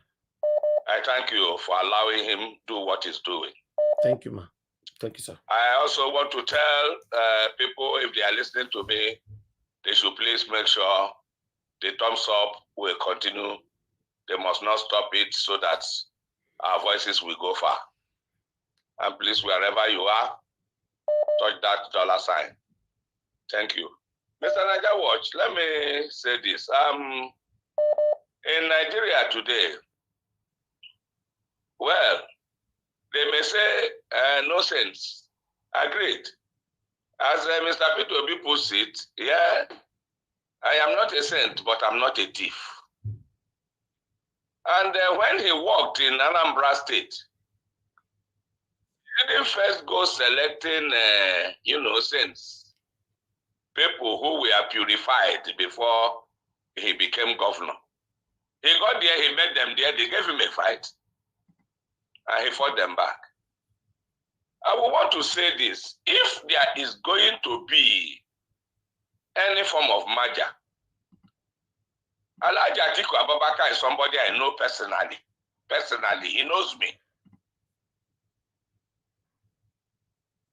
Well, at the stage Atiku is now, if I were to advise him, I will ask him to be a kingmaker, stand aside the PDP, and call the shots, and allow the younger people to be the ones who will be running while he stays in the background to advise. And I'm going to say, if P2B will be merging, I pray and I wish they will allow him to merge with Dr. Baba Ahmed as his vice. In anywhere he's going to, they should allow this pair to come out as presidential and vice presidential, figures for whatever party they are going to run for. Well, so it shouldn't be a problem. If they talk to him, I'm sure he will be able to understand. And if they do gather themselves together and agree to work as one and allow these two people to be at the flag, at least for the beginning, let them get the Nigerian state back for the people. Start off the process of rebuilding, getting the place to work the way Nigerians want it to work. Thereafter, they will take their turn to serve. And if the first person did it right, and then the world sees it that yes, Nigeria has taken a new lease to life, and that the step we are taking is something that is going to take us back to stardom. I don't think that anybody will want to come thereafter to want to mess up what they have built. So it will be good for a start. Well, one thing also, let me say this. When you were reading those things, comments that people made, there was somebody who said that before they will win Bola Tinubu, they must first win INEC, win the judiciary before winning him. Let me say it in another way. This judiciary and the INEC, whatever anybody is doing, if they are talking of election in Nigeria, Bola Tinubu must sack these people, and there has to be a new input into that our constitution that will grant the people the opportunity to choose whosoever becomes the INEC chairman. That is one major thing they need to do between now and 2027 if there has to be an election. Not somebody like the professor of criminality that declared Bola Tinubu at 4 a.m. when everybody was sleeping. Enough is enough. We don't want it anymore. I love to see, the Labour Party to still hold up their head. But if Obi will not be able to thrive there, the merger is okay with me. I agree with whatever they are saying about merger. If they will allow what I just suggested now, Mr. Naija Watcher, I will say this today. You don't have much for me to say, but thank you. I give thanks to God. I give thanks to God for what is on ground. Let me listen to other people. Thank you, sir. Thank you very much, sir. God bless you, sir. Yes, sir. God bless. Okay, callers, we are okay for now. Let me come back to you. Okay, let me pick this last one. Thank you very much, Mr. Emmanuel, for calling in. Please talk to us. Good evening. How are you, Mr. Najawas? We are very fine. Thank you, sir. Thank you. But your voice needs to be louder than this. Yeah, can you hear me now? I'm very sorry to say most of the panel is there. I'm sorry, they don't know politics at all. They don't know politics. The analysis sorry to say that it's just business. Reasons are, see, let me tell you just two things. Because I've studied Nigerian politics for so many times now. There's no way you can take ethnicity, religion, money out of Nigerian politics. Only if I should advise Obi, either Obi support or he should not run. Because if Obi should miss it 2027, it's over for him. Because automatically it's going back to the north. 8 plus 12 plus Obi, Obi is gone. This Jazzy said it's not about calculation, it's not about strategy, it's not about emotion or based on like. If Obi should miss it 27, it's finished for him. Because 12, 4, Tinubu 4 plus, on that 4 plus, on that 8 to the 12 years of the BH is gone. If I have to advise Obi, either you support or you don't run. Because if you look at it, the mathematics, you are saying Obi and Dati Aba, when they measure pieces together, CPC bring Buhari, ACM bring this former vice president. You can't just say they should merge, they should just be Obi and Dati Baba. No, it's not done like that. It's give and take. Obi knows this is a baby. We should not say by emotion or by likeness. If Obi dear misses 27. So what are you saying? What are you saying? I don't understand. You are talking roundabout. You know what I'm saying, that the merger is the best. Okay, merger is the best. Let me ask you a question. Hold on now, please. You'll be talking. If Peter Obi decides to merge, you know, do you support Peter Obi must be the candidate or you will be a running mate? No, I don't support. That's why I said that you cannot take it from it. If you not take it, it's Nigeria policies. That's what I'm saying. Now you didn't answer that question. You support Peter Obi to be the candidate or a running mate? Either it should be but it must not be the candidate. That's what I'm trying to say. Because you can't take religion. So you are not telling Obi now to go and run in 2027 under somebody else. That's what you're saying.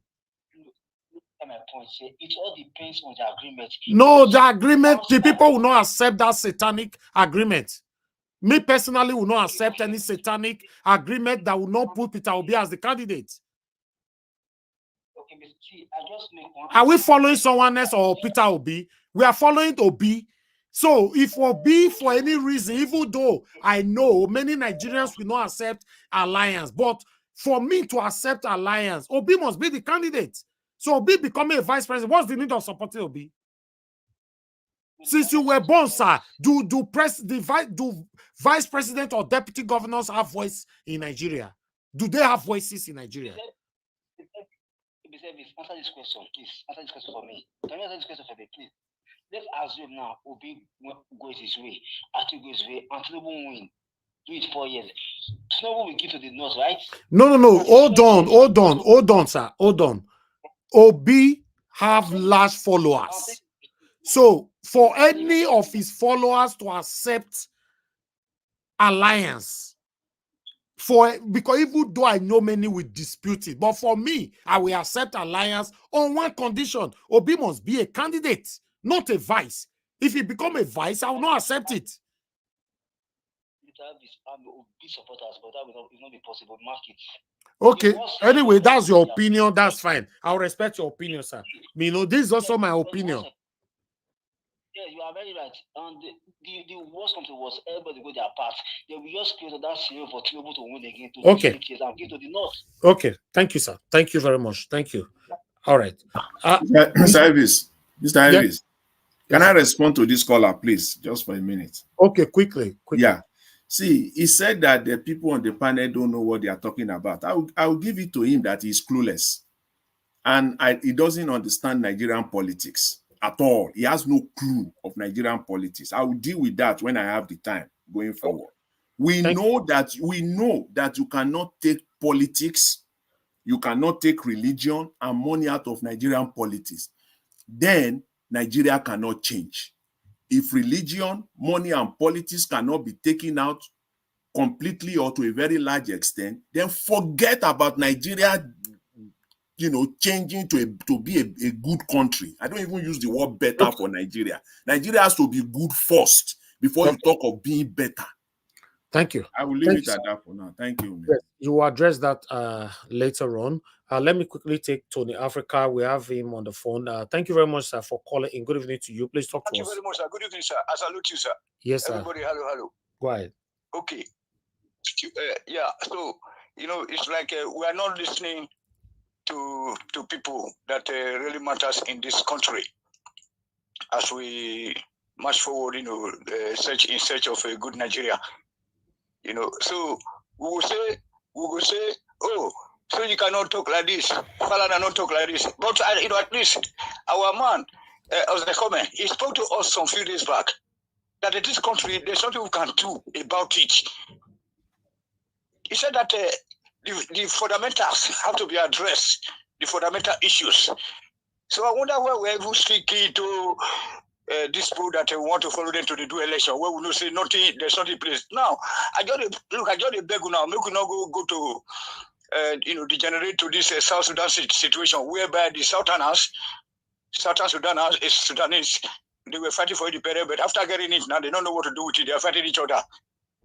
That's what is happening. Like yesterday, I can't, so I couldn't believe that somebody would be accusing a world of marginalizing the old Western, Midwestern region of people, which is a pure lie. I want to spread all the old development across Midwest and all the Southwestern states. There was not like a discrimination. Chief Inahoro was there to represent us. So I'm surprised. So that means it's not degenerated to that eternal rivalries, unnecessary one for that matter. How can somebody how can people be talking about Awolowo as a bad guy? Well, we actually know that Awolowo that they said laid the foundation for any development that will take place in Edo State and Delta State for the next 2,000 years to come. And then he also did that where people should try to read history. We have no connection to the Eastern region. All those people from River State, Calabar, they also wanted to have their own state. But the Easterners refused to give them. Okay, but you are not addressing today's topics. I don't know what you're talking about. Yes, because that's why I said that it's like we're not listening to those words of wisdom from Ozekome that nothing will work in this country without addressing the fundamental issues. The man talked about the aspiration of Nigeria as a state, as a country. Am I on the line now? Yes. Go ahead. Thank you. So that is why we say that no, it's high time we start looking for an alternative way out of all this mess. So what should be the alternative ways then? Yeah, the alternative way is to just boycott this election something, because already we know say that the whole court system, the system not there, all these governors when they collect money, the ambassador when they collect money, so the two will not. So that we need a total. It's just it's just so you don't believe on the electionary process, right? The alliances and all those kind of things. That's what I'm saying now, that it is just not necessary. And I'm even surprised that we're even taking part in this discussion towards 2027. You know what I'm saying? I'm even surprised because also you also gave out that promise that the way that if Obi did not win that court processes, that you yourself will just hand off Nigeria something that we will lose. That this what Tony has been talking about, that there were no institutions through any process. Can you just imagine? We don't even know the population of the country, a population of a greatest country in Africa, or the black race that base their population figure on a United Nations rough estimate. Okay, thank you. AKA vested interest. So let us just forget about the election. Look for that topic to be talking about. You know what I'm saying, sir? So that you are a great man. I greet your mama too, eh? Thank you. Thank you. Sir, please, have you asked Tony Africa a question? Okay, hold on, Mr. Tony. Now, Hold on, Mr. Tony. Now, somebody wants to ask you a question. Hold on. Quickly, sir, go ahead with the question. Okay, Mr. Tony, what make Oba Akenzwa not ask for Midwest region? Okay, thank you very much. So, okay, I'm very happy that you asked that question today. My brother Udua, I respect you, I thank you when I listen to you every time. So, the problem was that this eastern region of Nigeria, they want to take this western, some part of western region. Just like as when they talk about the Biafra that day, now when I say that they do state into this, into that. So that's why that the Igbo speaking part of the state, there was a big problem there between them and the Nahuru section of the state. The Nahuru section of the state, they believe that because with Awolowo, Nahuru actually was trained by Sikh, and then he was the leader of it's a boy, small boy, so he was the leader of this Sikh movement.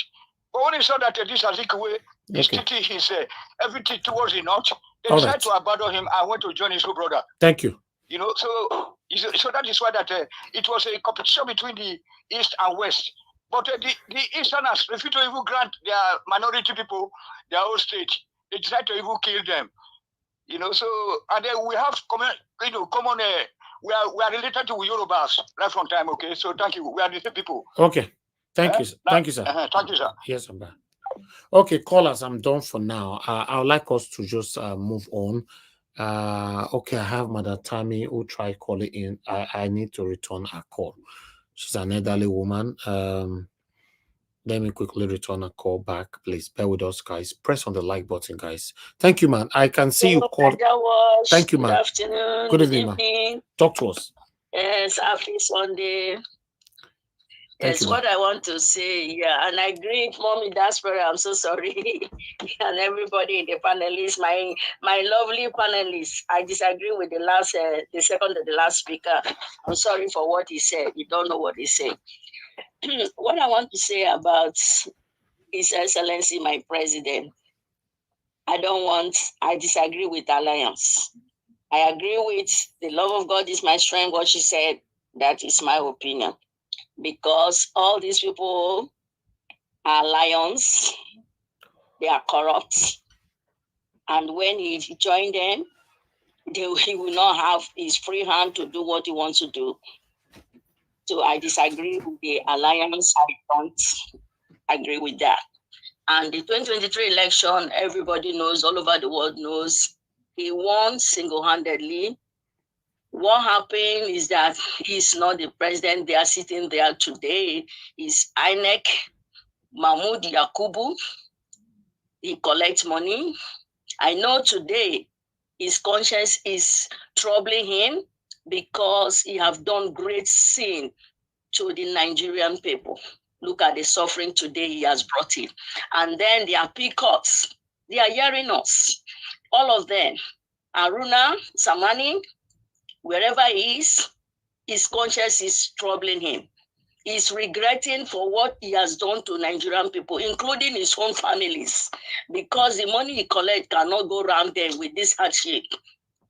And then to the Supreme Court, Enyango Koro and his team, they collect money. If Nigerians and if those that are responsible, like INEC, and they will say go to courts, and they will sit down and say, what we did in 2023, we don't want to do it again. His Excellency Peter Obi single-handedly is going to win again massively because everybody is for him. Okay. And we know he's going to deliver Nigeria for us. So I'm talking to them now, the INEC and the appeal court and the Supreme Court. They should stop to trade the Nigerian people. Look at the suffering today.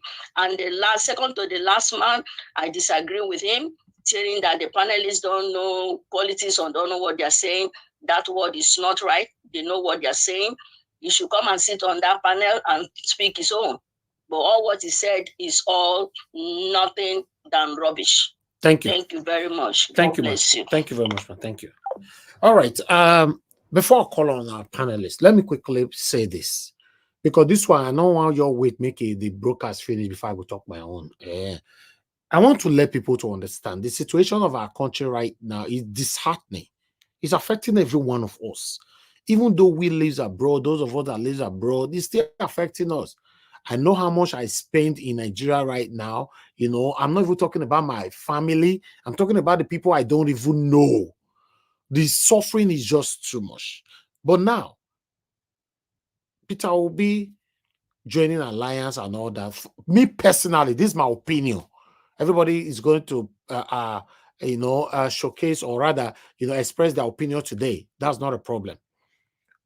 Peter Obi joining alliance or whatever, at the first instance, I was against it. But now I don't mind. But on one condition, if Peter Obi will be the presidential candidate, I don't mind. And I will support him again. But if joining alliance, then Peter Obi is not the vice, or is not even participating at all. What's the need of following Peter Obi? It's like a waste of time. Because you and I know that vice presidents and deputy governors in Federal Republic of Nigeria has no voice. You and I know that. Tell me any deputy governor that you know in Nigeria that is doing wonders. Or tell me any vice president that have done wonder. All of them are like, look at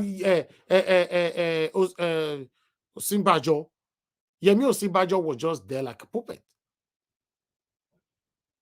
The only time we realized that Yemi Osinbajo is active was when Buhari left power, gave him power for like 3 months or so.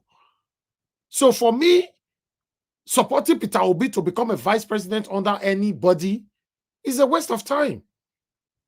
We should just continue with the Bala Blue. Yes, because any of them coming into power, while Peter Obi will be the vice, they are still going to be the same people. So for me, that's my own opinion. But I'd like to hear from my own panelists.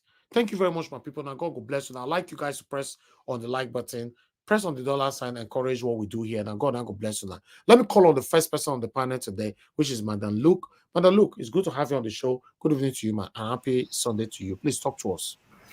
Good evening, Mommy Diaspora. Good evening, Mom Diary Watch. Good evening, fellow panelists, fellow commentators, viewers and callers at large. I greet you all. Happy Sunday.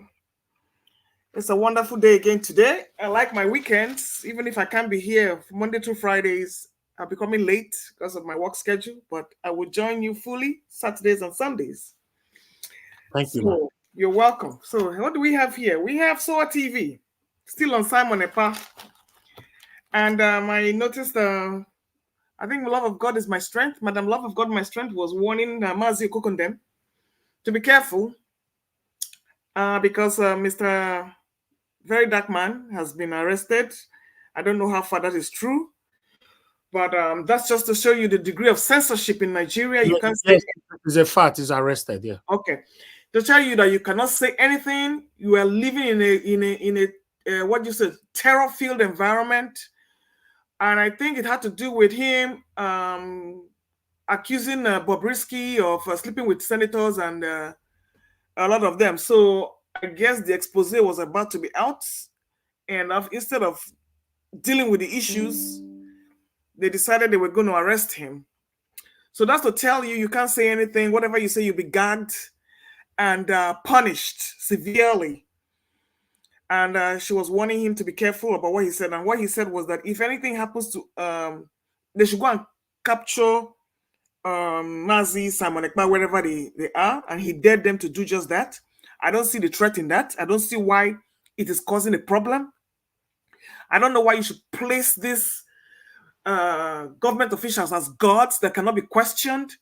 People that go about kidnapping people across continental lines and country lines are the people that we are giving credit for because we have to live in perpetual fear, and we cannot criticize whatever evil they are doing.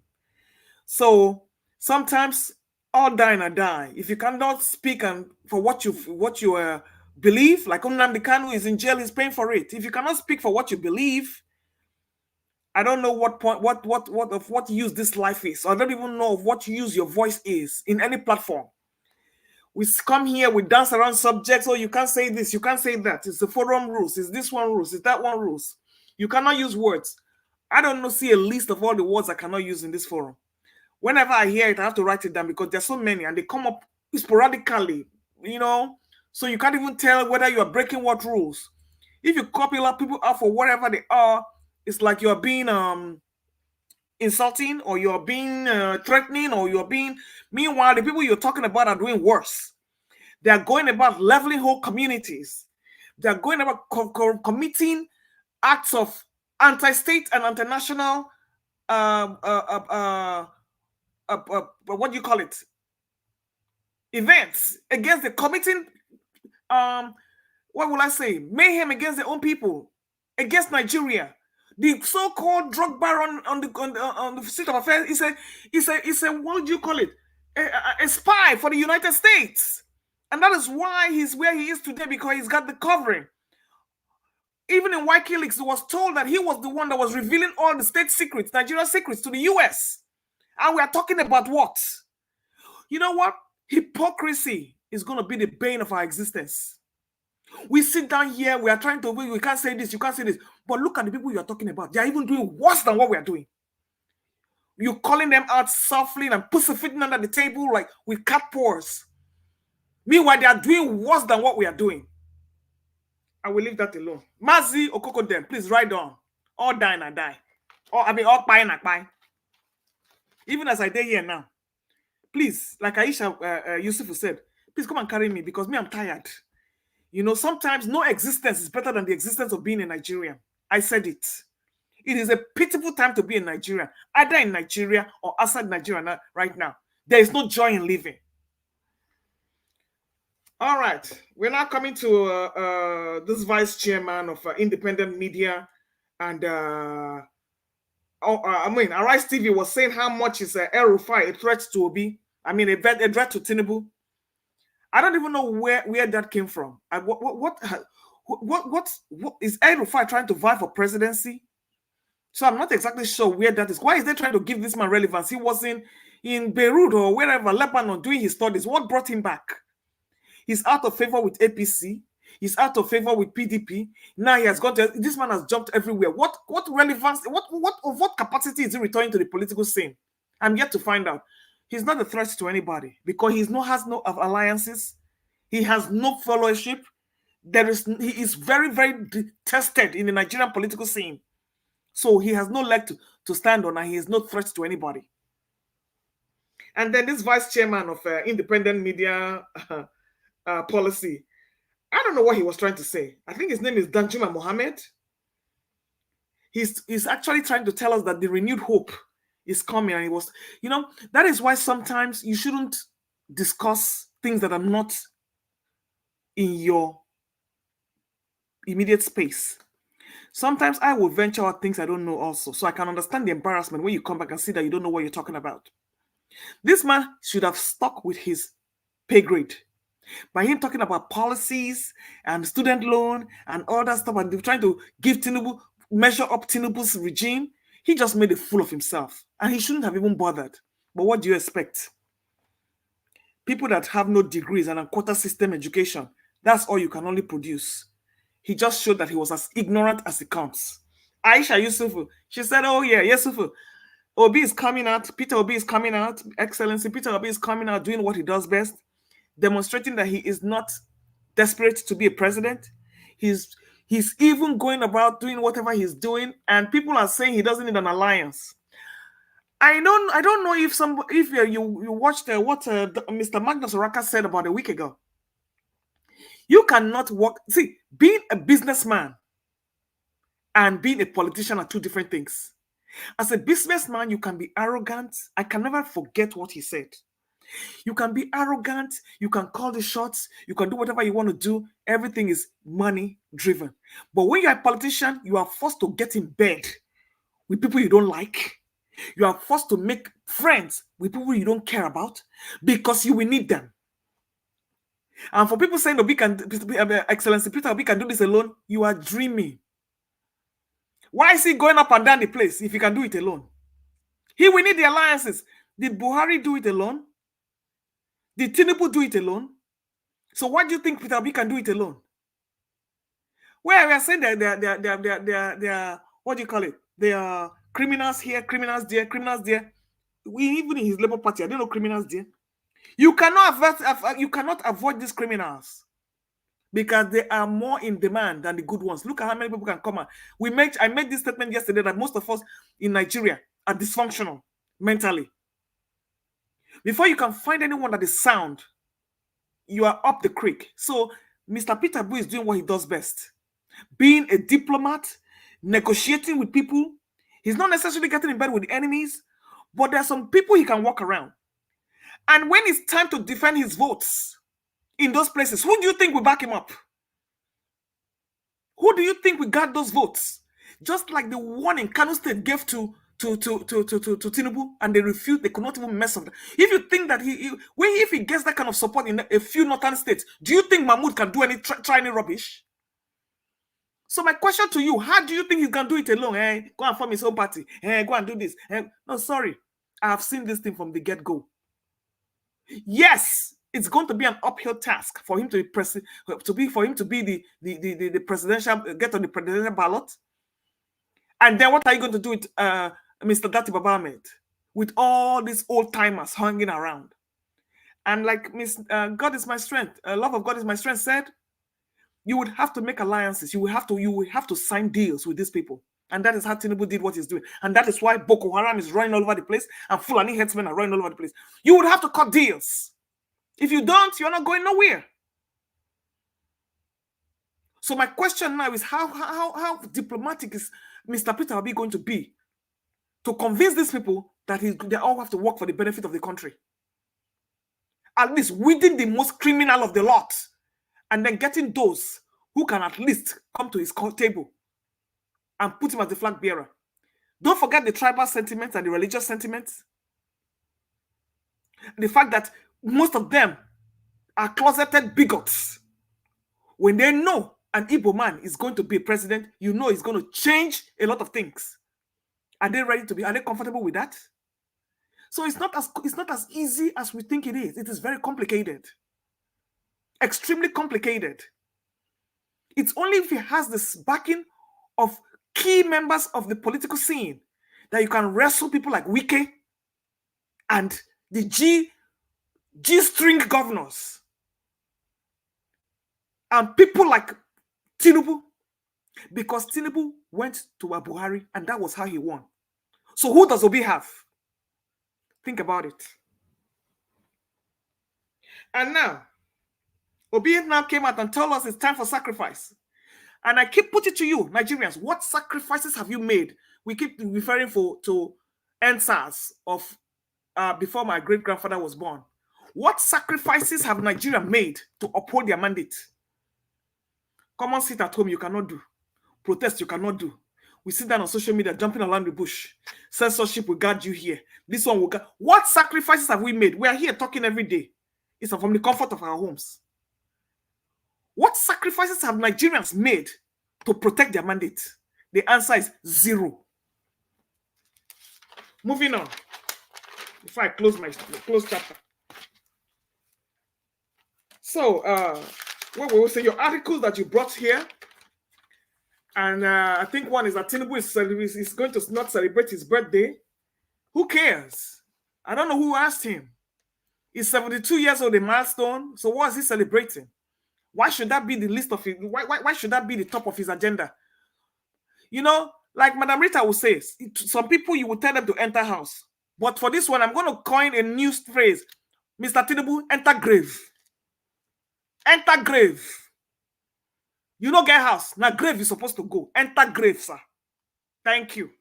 Nobody cares about your birthday because that's 72. You're not 72, you are 92. So stop deceiving people. Enter grave. Now, Sahara Reporters is saying Oti should be emulated, and that Tinubu should obey. And China's TV is saying Tinubu should obey the court order of Serap is saying Tinubu should obey the court order to recover the pensions from past governors. In which planet are we talking about? Is Tinubu not an ex-governor? As a president, he's still receiving the ex-governor package for his pension. All these governors that are senators, ex-governors that are senators, they're still receiving pension as governors. You see, Nigeria is a whole crime scene. And lastly, Jack Tinubu, after causing all the animal fears on his page, he has a good point.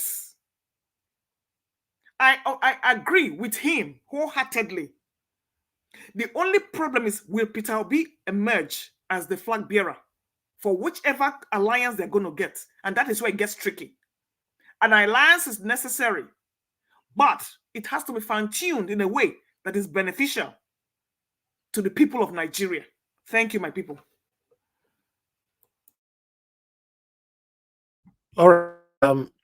Thank you, Madam Luke. Thanks for your submission. God bless you. Thank you very much. Okay, let me call on Mr. Jonathan Kingsley. Thank you very much, sir, for your time with us. Good evening to you. Please, I'd like you to talk to us.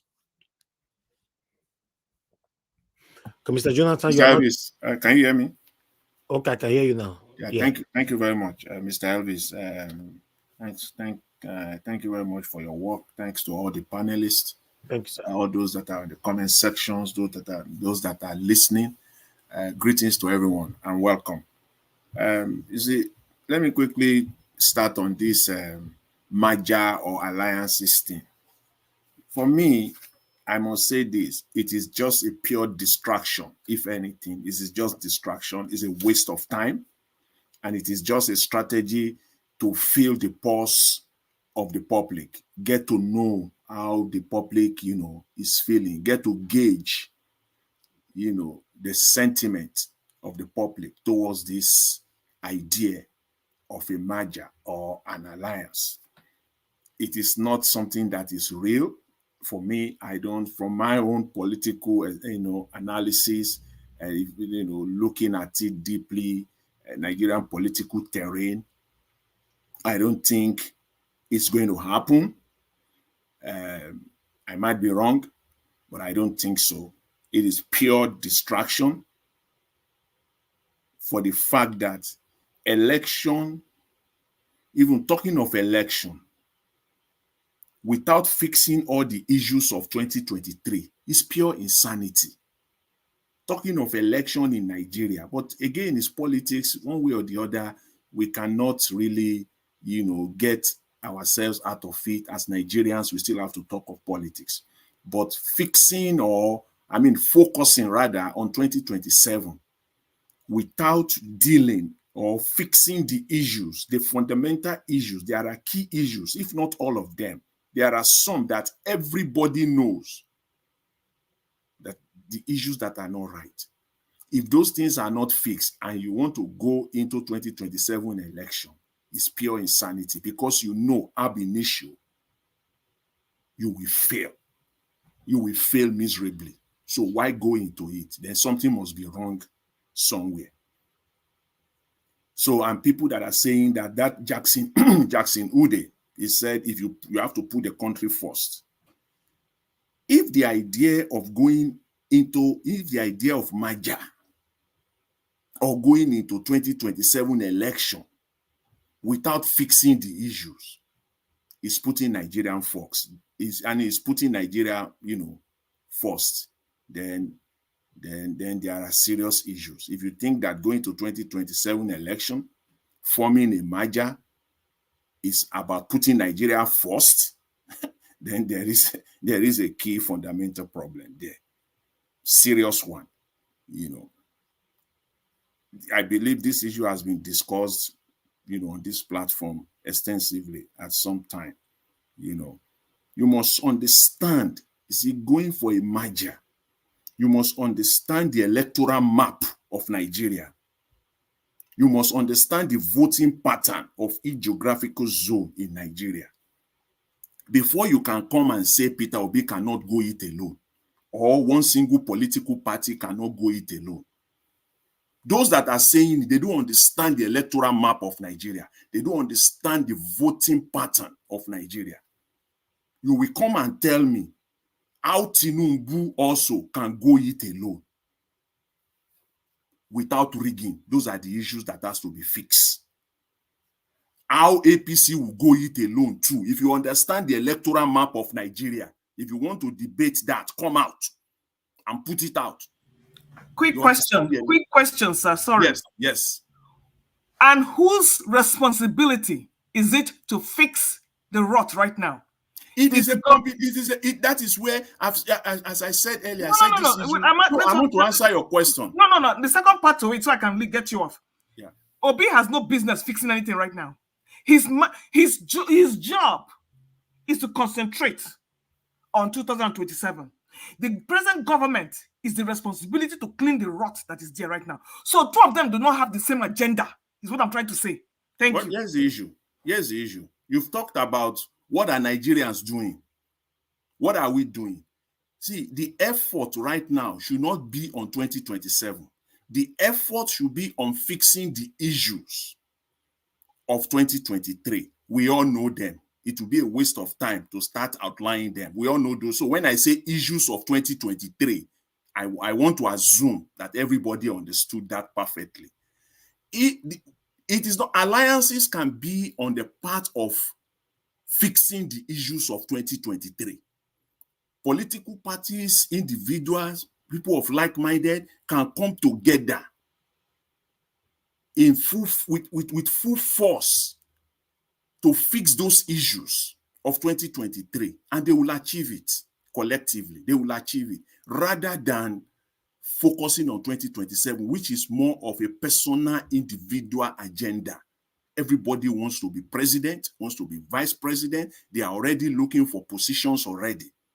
But the key issues are there. That is the area where alliances can be formed.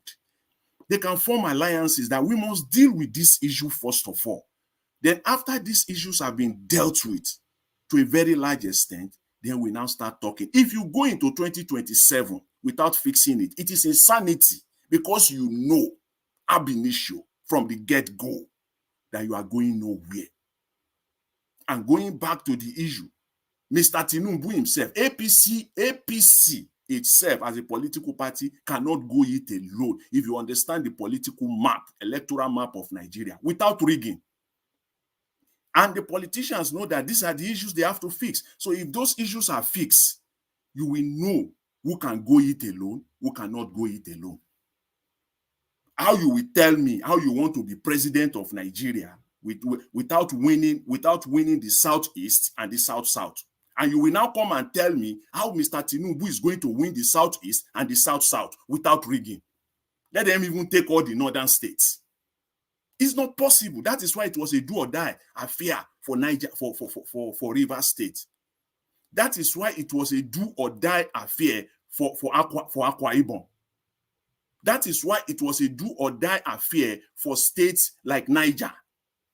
You have to understand the electoral map of Nigeria. That is why they care less about Abuja. They don't give a damn about Abuja. Those are the electoral map you got on in any election, and these are the politicians. They employ people, they pay people, they sat down. This is their work. And after the electoral map, what did INEC do with it, sir? That is what I'm saying. That is what they have to fix. They got to fix that. Who is they? That is what I'm saying. See, if you don't fix that, who is they, sir? That is what they have to fix. When I say they, now I'm talking about political parties, Labour Party, PDP, SDP. All of them have a stake here. How are you going to bypass the judiciary? See, once you fix the electoral system, forget about the judiciary. I'm telling you, once you fix the electoral system, you are making me to, I said, I believe, I assume. Sometimes assumption can be costly. Because if I assume that everybody understood the problem of 2023, but I have to go back now so that I can make myself clear. If the president is not the one appointing INEC chairman, that's the problem of one of the problem of 2023. If the president is not the one appointing all the residents electoral commissioner, that's the problem of 2020, one of the problem of 2023. Those are the things that must be fixed. If INEC is mandated, whether INEC likes it or not, IREF must be the determinant. Result not posted on IREF is as if the elections were not held in that location or in those locations. Those are the issues of 2023. That's what I mean by issues of 2023. which we spent almost 3/4 of 1 year to deal with in 2023. So when I said issues of 2023, these are the areas that I expect politicians to sit down and have this, because you have a common problem here, and they got to deal with it. So if without dealing with those problems, issues of 2023, when I say they again, I'm talking of Peter Obi, Atiku, I'm talking of Kwankwanso, I'm talking of Showore, I'm talking of all the political parties. And then going to 2027 is insanity. Ab initio, you are insane. That's where people can come out and be running their mouth. Was Kanu insane? Did you see how Kanu tackled that? Which Kanu? They issued the warning that they should not try to mess with those elections, and that is what happened. So that is the only way those political parties can come together. If you leave it to Tinubu, we are going nowhere. That's what I'm saying. We are all on the same page. That it is the duty of the political parties. Those are the stakeholders. You got to come together and work on this. Okay, what stops, for example, Mr. Peter Obi, who is more or less the leader of the Labour Party? What stops Atiku, who is more or less the leader of the PDP? What stops Kwankwanso again, and so on and so forth? The SDP, I believe they have 2 senators, and I believe they have a couple of House Rep too. What stops all of them sitting together, mandating their senators and House Rep? This is your work, whether you like it or not. This is what we are fighting for. Use the whole 1 year to ensure that is done. Let us spend our time on that. We must fix the issues of 2023. If those issues of 2023 are not fixed, I can't emphasize it enough. That's why some people will come out and be running their mouth that Tinubu is going to get 8 years. Who tell you that? How? If Nigeria, if everything is in order. In fact, it will be impeached before 2027 if everything is in order. You are talking of today, he's going to be there for 8 years. So those are the issues. So we're not, I know, forming a merger in politics, you can't do it. Yes, in politics, you can't do it alone. You got to work with people. You got to form alliances. Yes, however, with people of like-minded. So if you just have to merge for the sake of merging, you just have to work with anybody, then Peter Obi can just pack everything and go. Just go and work with Mr. Tinubu. What are we wasting our time for? Just then, if that is not the case, then it is the case of my way or the highway. No, the merger will come now, because that is where they were going to hold their territories together so that it cannot be, it will be impregnable. Merger, it is not whether they merge or not, without again. Anyway, let me leave it at that. I think I've made my point clear. Those issues of 2023 must be dealt with. If not, everybody's just wasting his time. We would be here. You know, we're not just talking for the sake of talking. They are hearing us. In fact, they are hearing. And it's a serious headache for them, a big one for them, because it has never been like, again, for those people that are just, when I hear people say that, what comes to me right away is that these are people that are just coming into the political discourse, Nigerian political discourse. If you are following Nigerian politics, forget about history. Don't let us go too far. Let's just stay on this republic alone, 1999 to date. If you just have been following Nigerian politics, it has never been like this. It has never been like this. That election will come. You see, Mr. Evans, thank you very much. I wanted to say that. You play Fayose in, I believe, your last video presentation today. Fayose said, that's a politician. That's a politician. They know what they are doing. He said in 2023, he said, these Obi people, they are not going anywhere. They are going to continue to support Obi. They are not going anywhere. That's a politician for you. Because for most people, they thought that after 2023, people supporting Obi will just enter house, as they say, and they will just forget it. Because people supporting Obi are not just regular. These are people that want a good Nigeria. These are people that are fighting for good Nigeria. Those are the people supporting Peter Obi. So they are going nowhere. They will stay with him. When they figure that out, that is why the fight to finish has started. Get rid of Mr. Peter Obi out of Labour Party. Let us nonsense is this political ambition. Because if, as each and every day passes, this man gets stronger and stronger, whether you like it or not. The supporters are not going anywhere. Here's the question again. Who is losing supporters? Is Mr. Tinubu adding to his supporters of 2023 or losing them? Is Mr. Peter Obi adding to his supporters of 2023 or losing them? I will leave that question to people to figure out. So we'll know who is winning. So the issue again is to deal with the problem of 2023. Those must be dealt with. Let's make no mistake about that. After all, we also saw what happened in the off-cycle election, Imo State, Kogi State, and Bayelsa State. Those plague of 2023 is still following Nigerians everywhere. They are still going to do it, even at a more robust level, more sophisticated rigging. They will take it to another level. In fact, they will rig right inside your compound, and you will do nothing about it if those issues are not fixed. So they got to come together. These are the key areas I believe they need to come together. I will quickly talk on this man who called himself independent media.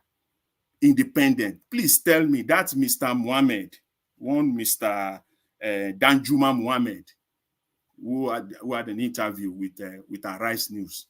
Please tell me what is independent in what that man is doing. He said he's the leader of Independent Media Initiative. I think that's what I saw there. Independent Media Initiative, or something like that. What is independent in that interview, in that analysis that he made there? In fact, please, Nigerians, everything he said there was a lie. The man came and he lied as if he's talking to stupid people. Everything, the man did not say anything true. Everything about it, everything he said in that interview, he said GDP. He didn't even know what GDP, the meaning of GDP is. Because if you know, anybody that know what GDP is will not come out and say Nigerian GDP is in the right direction. Today, 2024, March 2024, first quarter, rounding up, Nigerian GDP is in the right direction. Which GDP?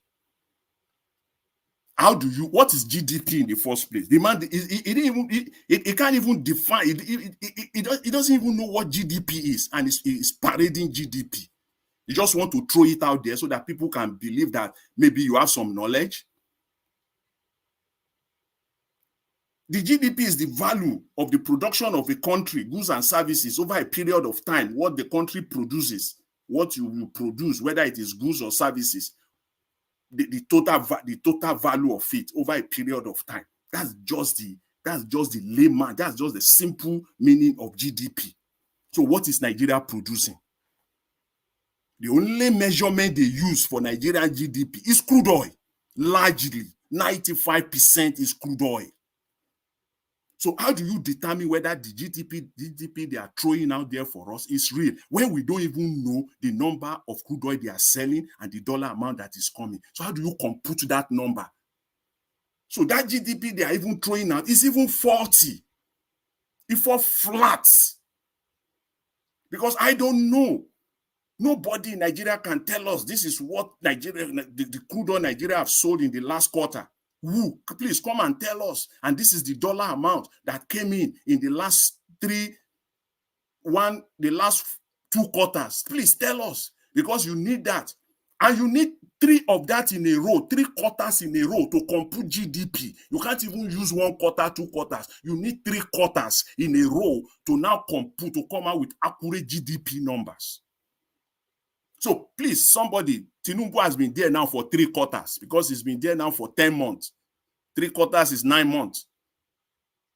So we can compute accurate GDP under him, under his presidency. We should be able to do that, but nobody can do that, I tell you, because nobody knows the actual number of crude oil sold. Nobody knows the actual number of dollar that came in. So how do you want to compute those numbers?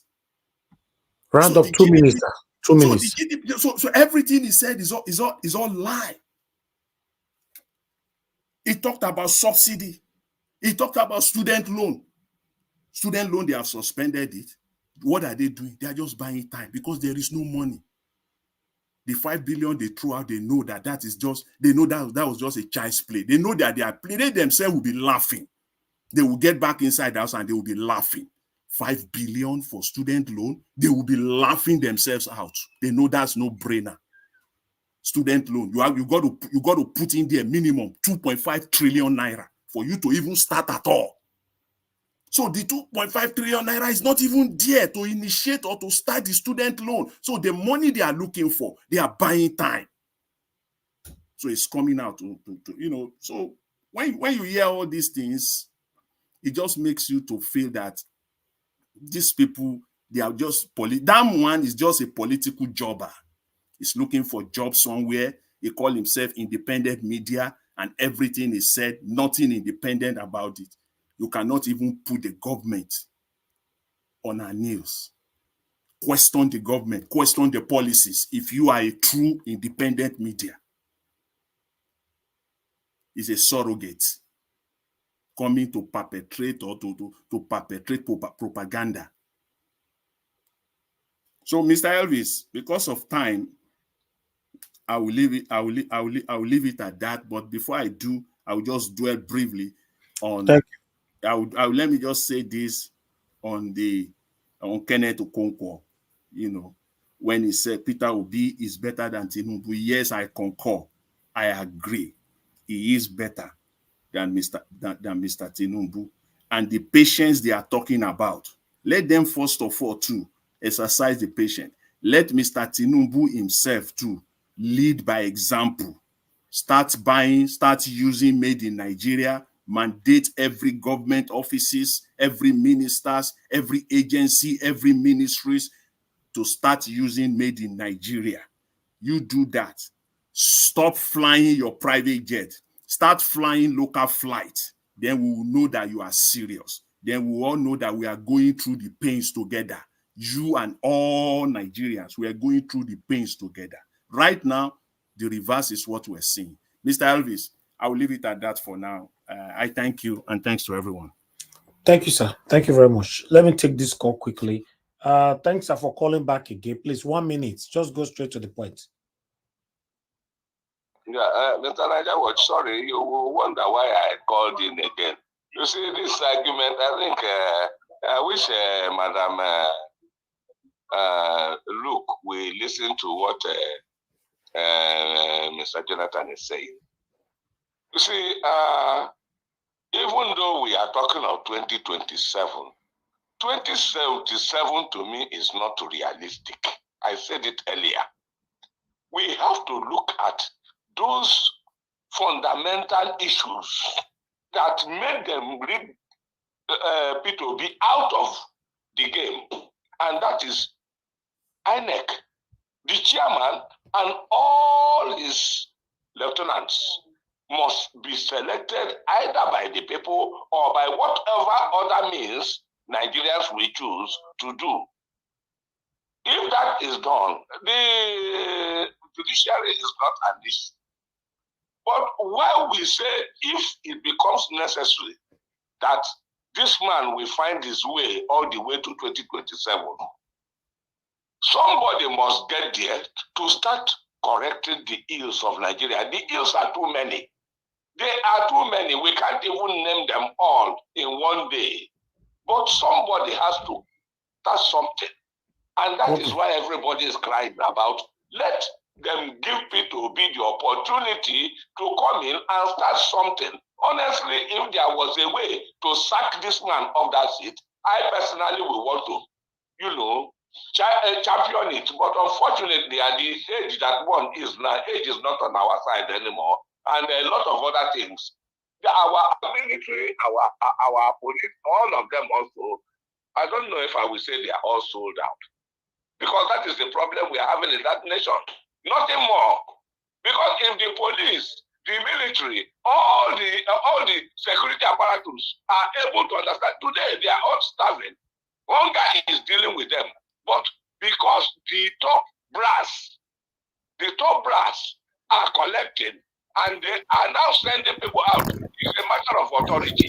If you are wearing it on your shoulder, you must do whatever you say do is what those under you will do. Okay, and that thank is you, the sir. problem we are having in Nigeria. Thank you. The young men and women in Nigeria Thank are ready you. to move, but Okay, they sir. are afraid of who? Okay, sir. Their people, the military. Look at our Hello. borders, Nigeria. Sorry, just 1 minute and I'll be off. Look at the borders. See what we are talking of, Boko Haram, talking of this and that and that. But the military is sitting there, relax. And suddenly, they are there in Niger Delta. What are they doing in Niger Delta? If not for the purpose of what they are going to benefit from there, the bunkering going on there, why would they be there? Fulanis are all over the bushes in the whole of Southeast and South, for God's sake. How many of them have they sniffed out? Okay. Sorry, I don't want to, I don't want to start getting. Thank you. Because the more I get excited, the more I talk with them and that. Okay, sir. Thank you, sir. God bless you. Yes, sir. Thank you very much. Yes, sir. Thank you. All right. Let me take this call as well quickly. Thank you very much, Mazi. Thanks for calling in. Please talk to us. Off your gadget now. Hello, good evening. Thank you, sir. Hello, Please good talk to evening. us. Good evening to you, sir. Talk to us. Okay, yes, Mazi, good evening. Thank you for the job you're doing for all Nigerians around the world. And I pray that God Almighty will reward you for what you are doing. That is not easy. And what I want to say about 2027 we are talking about, because if the way Nigeria is going now is continuing like that, you know that there is nothing like 2027. And I want all Nigerians to stand up. This INEC chairman, they're supposed to be appointed by presidency, supposed to be appointed by the masses, and they must change some certain things and make sure that these people will not interfere in any election in Nigeria. That is how the good governance everybody is looking for. We come and say. Because you cannot tell me that if these people will appoint this, appoint another chairman, and we're expecting a good result. It cannot happen. So as our brother said, everything in Nigeria must be changed by the people. Otherwise, we are not going anywhere. At least everybody now is suffering what is going on in Nigeria. Even those costs they paid, even these people they paid for them to rig the election. I think they buy rice with the same price we are buying. All those money these people pay them. All those money are finished, and now everybody starts to square one. So Nigeria must rethink. We cannot continue like this. We cannot continue selling our rights to these politicians. But after some months, everybody starts crying again. So that's what I have to say this evening. Thank you for the opportunity you give to me. Thank you, sir. Yes, sir. Okay, let me come back to the panel. I appreciate every one of you right there. Help us to press on the like button. Let me call on Dr. Ken. Dr. Ken, it's good to have you on the show. Good evening to you, sir. Please, I'd like you to talk to us. Dr. Ken, we can't hear you. Mute my microphone now. You know they hear me well. I use my laptop. Yes, I hear you now. Yes, thank you, sir. It's good to have you on the show. It's been a Yes, while. I know. I've been listening. Even though I know they come on the floor, they listen. Thank you, sir. You know, I just thank God for the panel. Everybody there is just very, very intelligent in all of their submission and all of their reason they are putting on the floor. And I know say if I look at your topic where you say say only an alliance can defeat Tinubu. Not be say to defeat Tinubu, we need just half of Obi to defeat Tinubu on a level playing ground. Say we could play for level field, say no rigging, But you see, the reason why I had to defeat this man be saying, not be Tinubu you actually they fight. Now, rigging, now you they fight to defeat. So Obi alone go flat just Tinubu if you put them on the fair place and make them do re-election without rigging. We almost say for the country say Obi, even outside of the country, everybody know say now Obi win, landslide win. They're not the other people they play with Obi, they have no credibility. Nigerians know say this not people will fit trust anymore. Atiku, Tinubu, and all of them where they know say these people they not go fit trust them at all. And if you also look down since 9 months ago, you go discover say, excuse me, you go discover say many people among the few where use their minds to vote for Tinubu, they don't regret. They don't feel what they not expected they will feel before. They just still say Tinubu gonna do good for only them. Now they can't look and say the way the guy say na Emilo con Yoruba con, they can't feel say the con go reach them, you know. But they can't discover say the thing is that now the opposite, even worst. Now they come towards them and you see they increase. So many of them don't regret, they don't vow, they don't see and say they make mistake. Even the notes, I don't they see right up, I don't they see some kind of confession in different dialects where be say they see or be saying a person will be say the Messiah will they reject. And they are all they think about say the next opportunity where they get, it go happen like that. Anyway, after saying that one is one thing.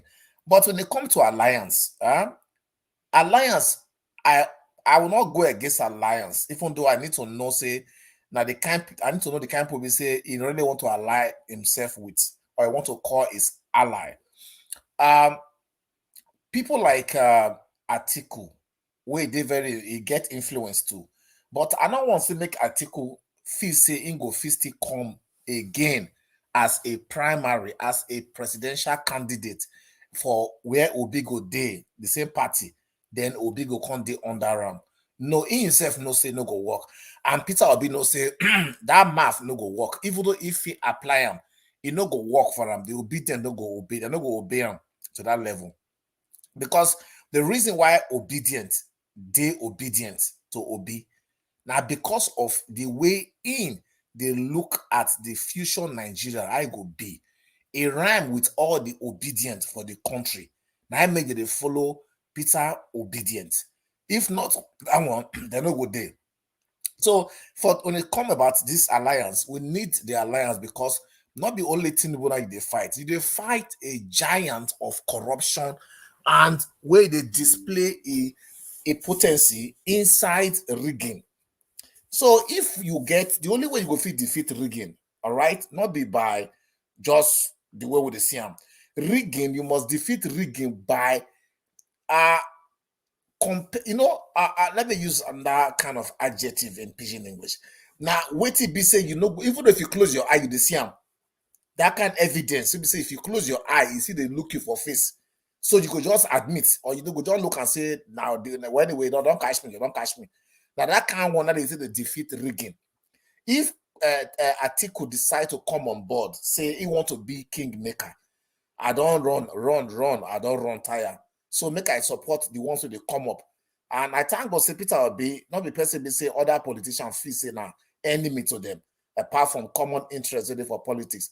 Apart from that one, I say human, this man I person they humble when we say he not get that kind of bad enemy like that. They feel work with and say, okay, at this point in time, make I just decide, say, make I be kingmaker, make I push Obi. As I push him, at least if you don't give Nigeria what you tell them say you won't give them good governance, you want make the country better, you want make it something. If you don't do them yourself, you go get somebody go proxy for you. You go get somebody go say make I push and make it they do waiting in my mind before as I don't old, as I don't retire, make this person they young, energetic, when the people accept, make I join force with and make them achieve this thing we say I want to achieve for them before I don't get the opportunity to make them. If I think could do that once, and I would now the way we want to come to connect with Peter Obi, it's also fine. But apart from that one, Peter Obi on himself with the way obedient they we don't gather more momentum as they talk to you now. People there for everywhere, for north and especially the southwest, they don't see say they make mistake was too big when they make not to say that Peter Obi they go take. That is what I don't see, and it don't be very evident. So, but on the normal ground, I'm sure say Peter Obi feel wrong by himself. But for now, I go encourage people, make them look at the points, because you just need alliance the way they now, because now corruption now you won't deal with. And people, some people they say make Peter Obi go form your own party. Forming your own party, you know go feel wrong for waiting the Labour Party corruption. It dey UP, I say UP, they call Liberian Fire this thing. It dey APC, and it dey any other party for Nigeria. Nigerians, the corruption now just be like saying a normal thing. It be like what it be say, if you know they corrupt, everybody go dey surprise and they go dey say a lie. So that is how it dey. But you know, go feel say you go gather angels from heaven. When we say everybody for the party where you want form now, so they get angelic character, so that they go there not corruption, they're not deal with corruption, they are not corrupt at all. Now lie. No, I don't go feel they exist.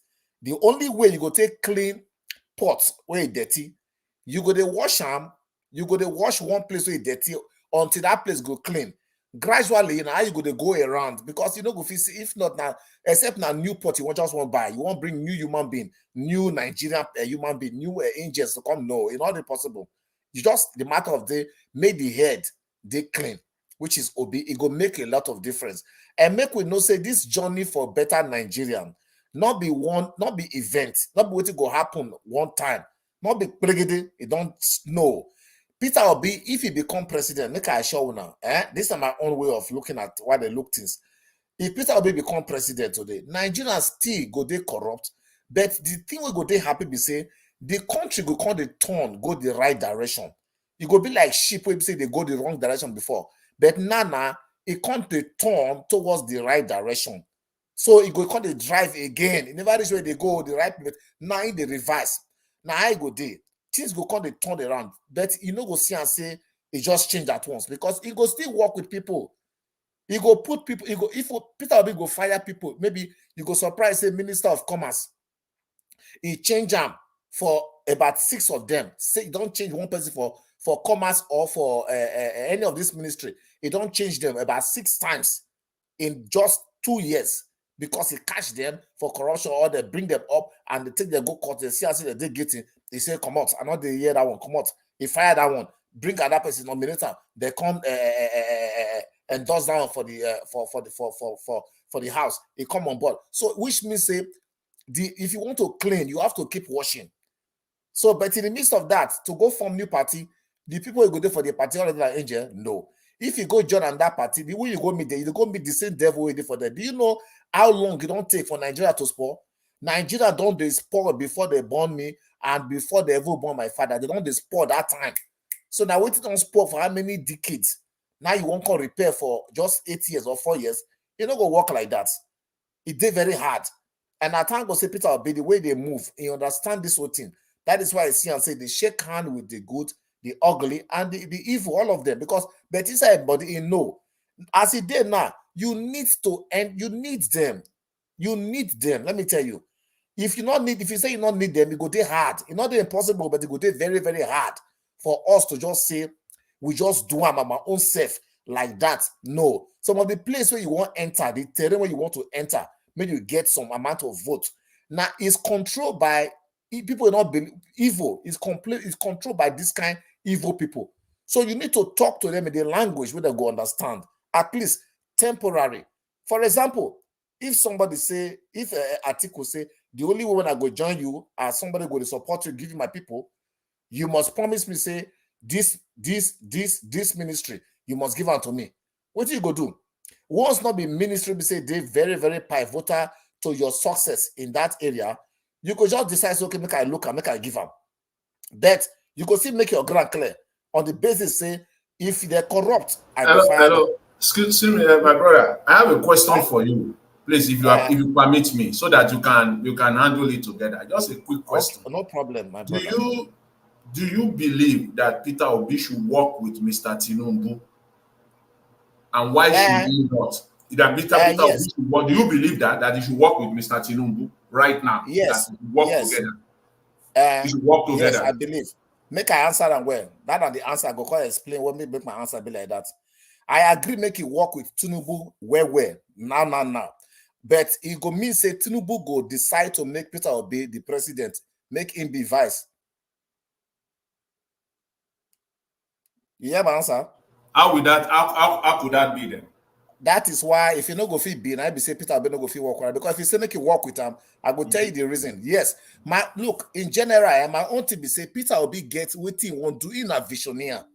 So nowhere fit him past the head, nowhere fit him past the presidency. Now he go there for that executive position when he go to give order, executive order. And make you not know say make it, the reason why I say Peter Obi to change Nigeria, not be to be vice, not be to be head of the Senate, not be to be head of anything. The power will be say if you read Nigeria Constitution, the power will they give, will they divide, they can't share and give presidency side. My brother, if you calculate them, check them with the Queen of England on. What will be the difference? Check them with the monarch of, just check them with anywhere they get monarchy, where they operate monarchy system. You go see and say Nigeria presidency, the power with the pack enter office, it almost be the same with the way we say that one get.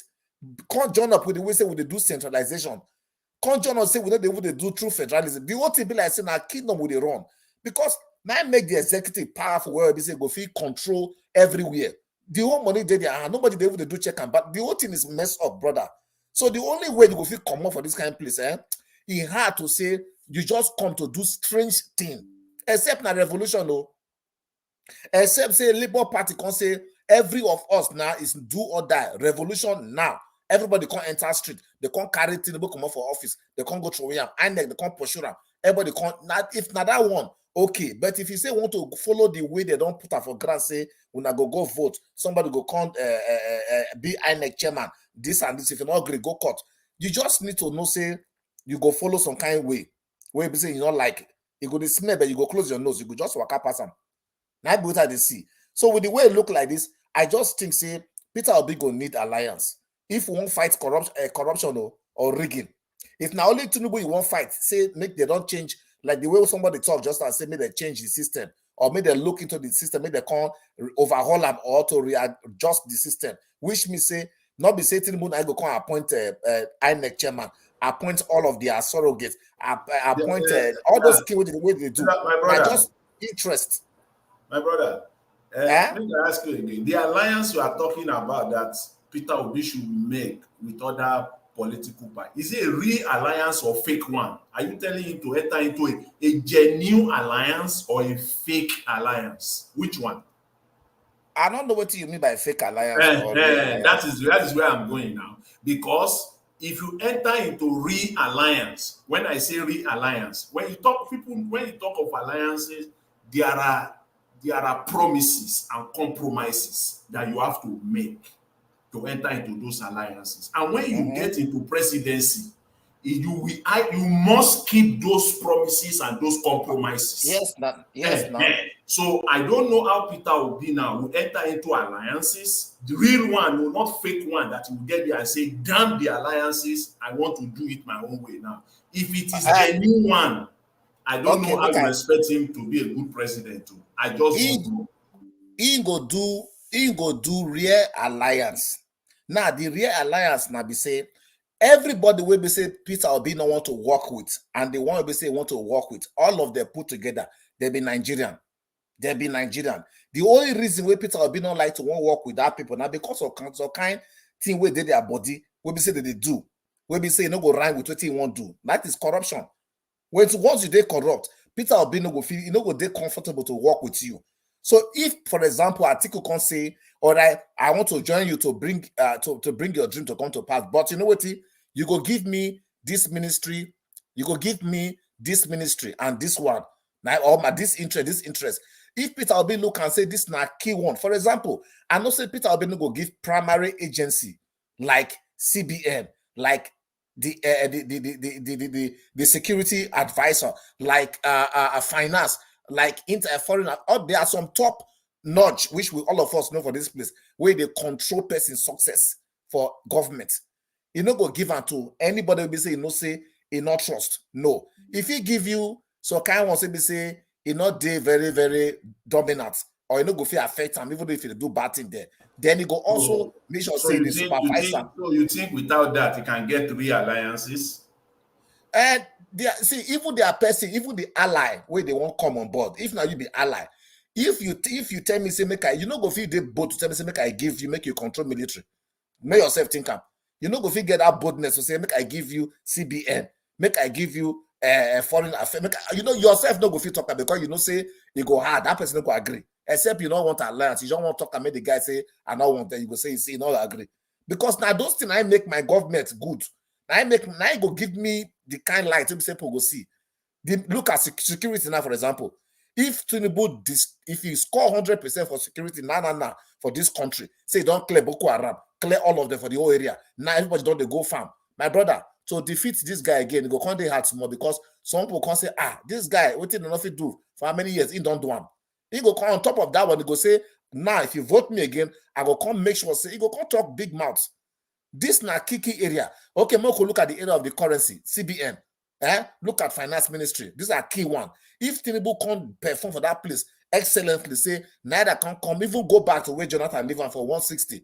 My brother, the next 4 years, even me were there, I would attempt to vote for Ramo. If you do that one, do a military, call the sanitized area. Look at the president of Rwanda, for example.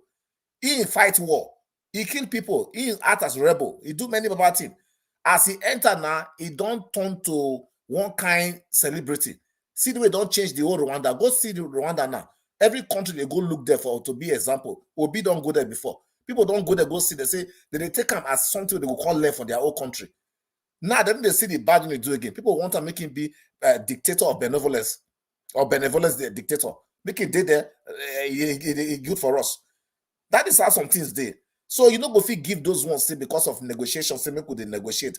I want to do alliance. No, you go say no. Now where do they say the alliance it not can work, it can't fall apart.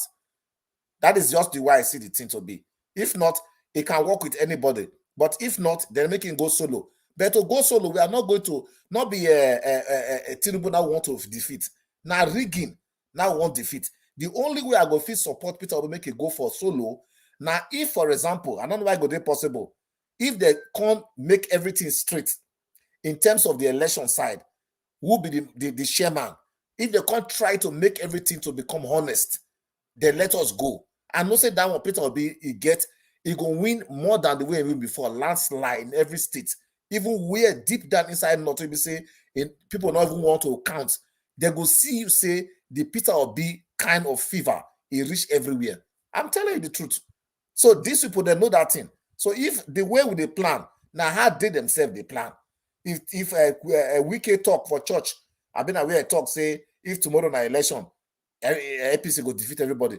If they talk that kind of thing, you go know say they don't have their meeting, they talk how they want to do what they want to do. That is just the way they see things. And I hope say those who are there for corridor of power, obviously they around this area, they go for use this small point to.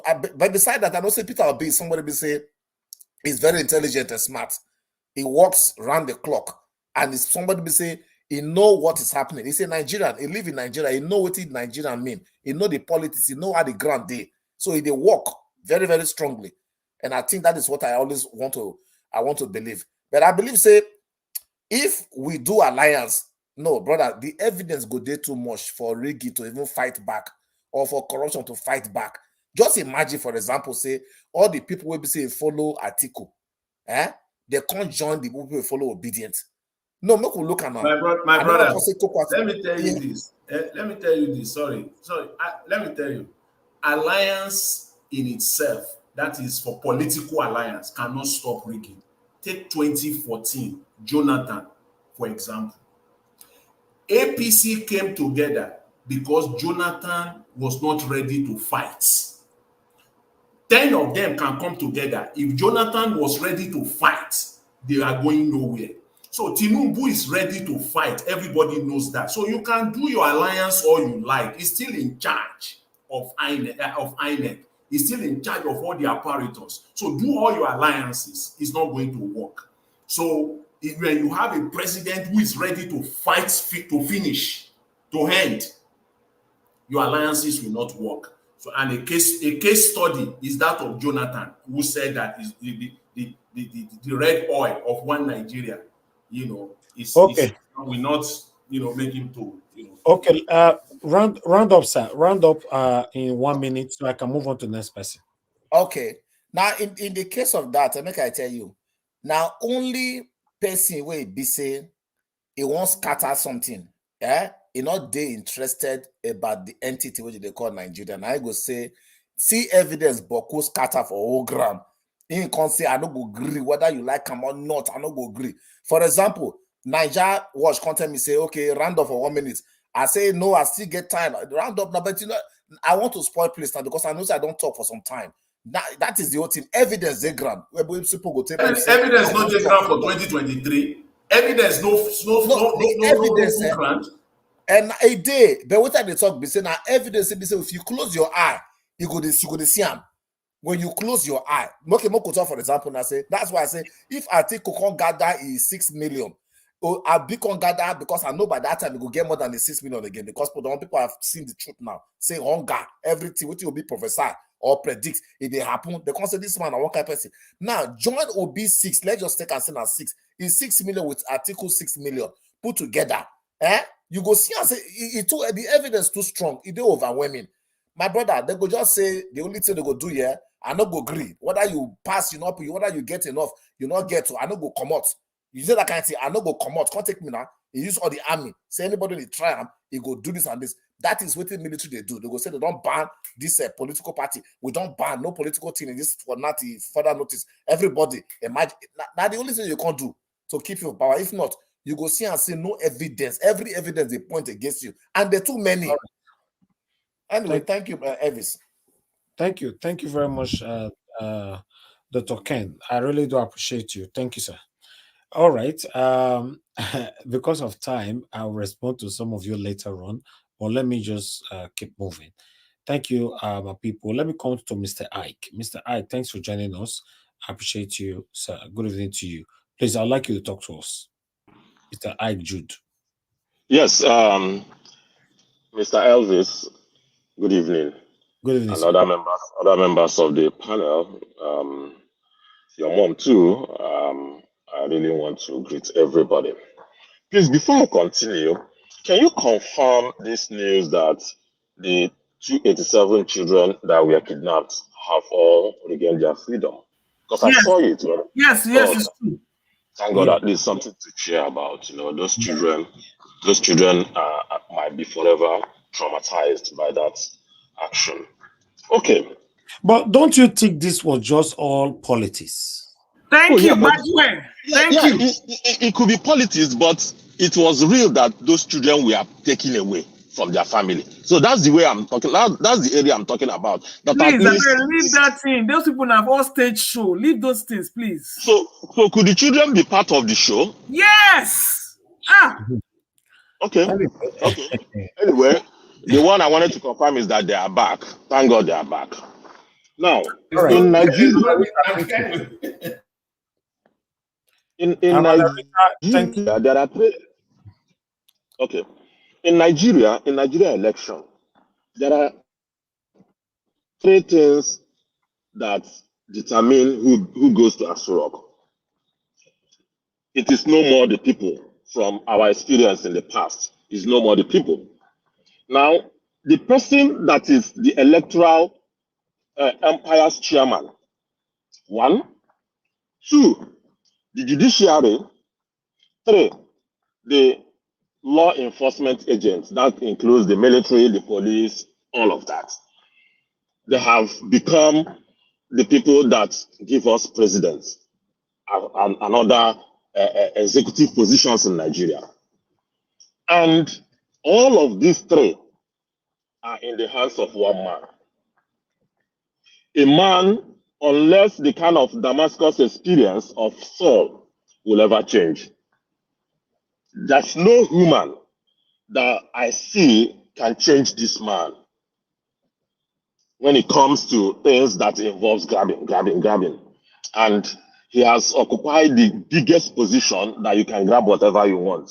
So, provided those three things are still in his hands, there's no need talking about election. If every Nigerian all Nigerians gathered together to form one party against Tinubu and APC, we will not get into that position. I'm not talking about winning the election. No. People can come to vote and you win, but we will not be able to get into that position. So all this alliance, go and join this, go and join that, there's no reason to discuss about it because there will be no credible election in 2027. There will be none. So P2B should concentrate in what he is doing because he is already somebody that has empathy. But if it is towards 2027 and the structures are still the way they are now, we won't go anywhere with it. We won't go anywhere with it. This thing is so deep. This thing is so deep.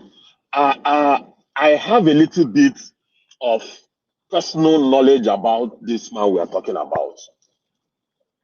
And his son is my very close friend.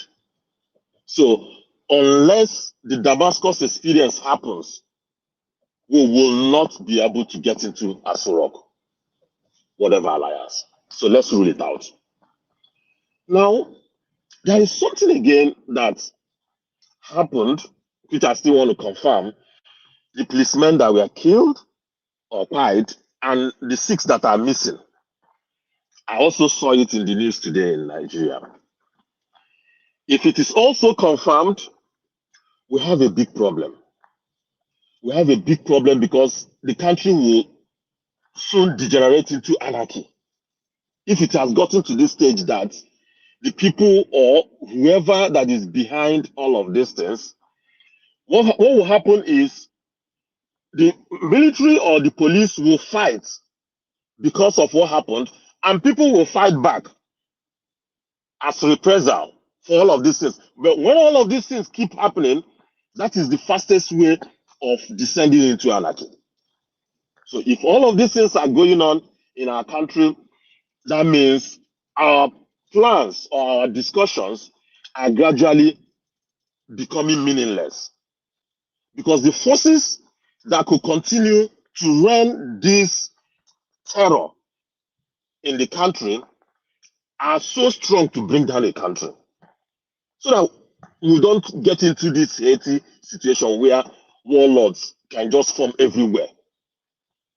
You come to Niger Delta, as it is now in Niger Delta, I wouldn't say Nigeria is totally in control of what is happening in Niger Delta.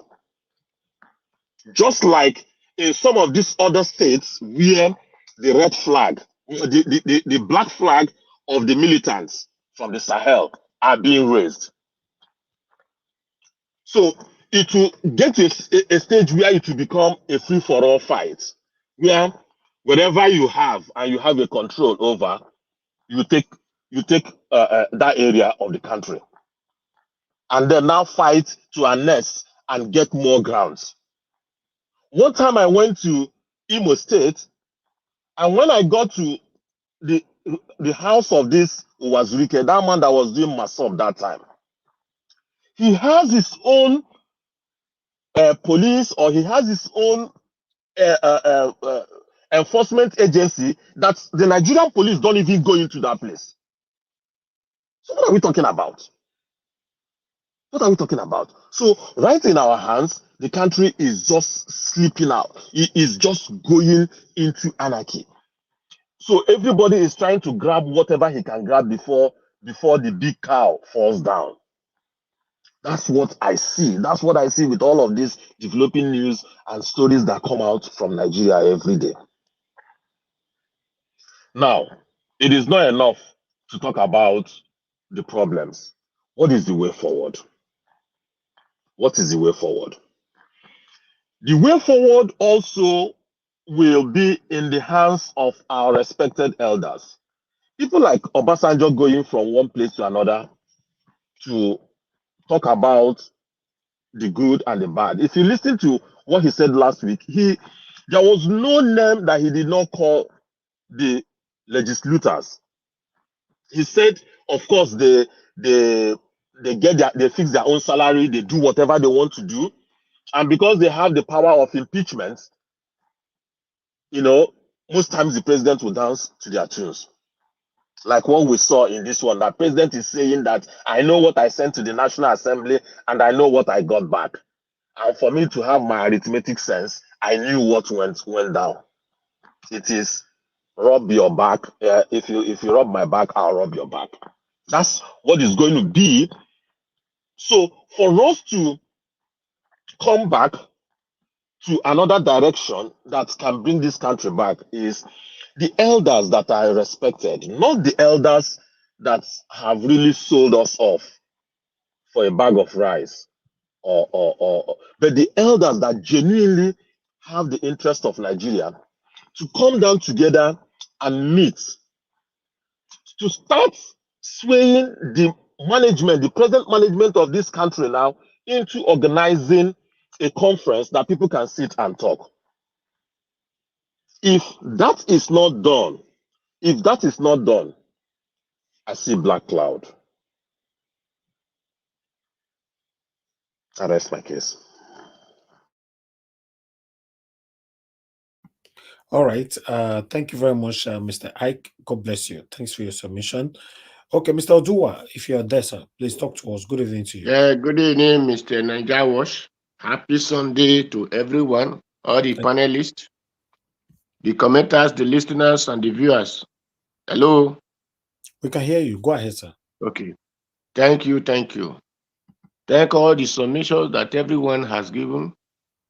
Well, let me know. I don't know too much know about politics. Just as one of our brother that called said, people in the panel doesn't know anything about politics.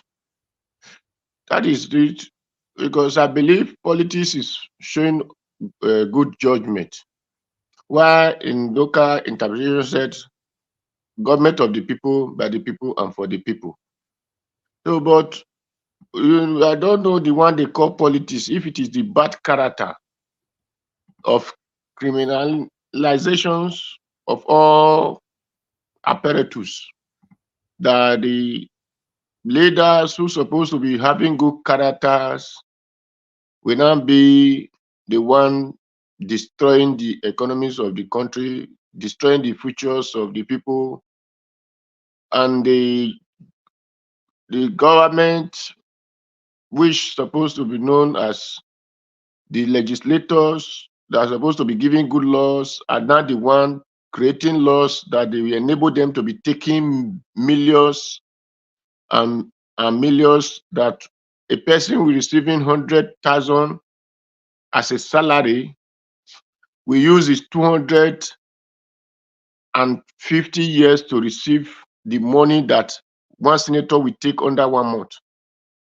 If those ones are what they know as politics, for me, I doesn't know such things as politics.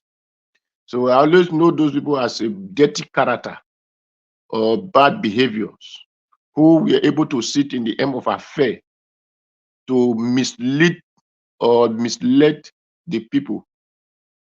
So those are politics. Then where I will thank everyone who is making the suggestions of alliance or how we become president.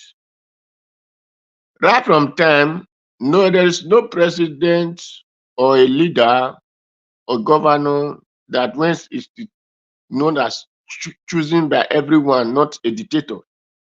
That one person, even if in dictatorship, one person cannot yield himself into the power.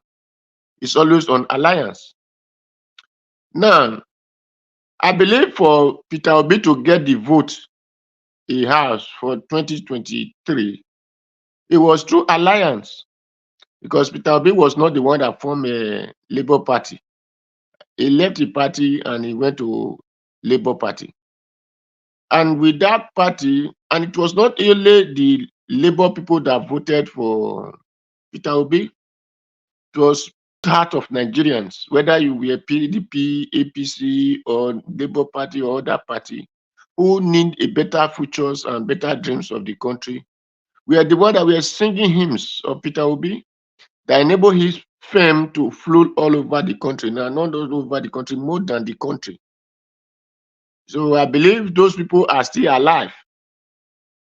And with the activities of the Obi going on in the country, is showing alliance.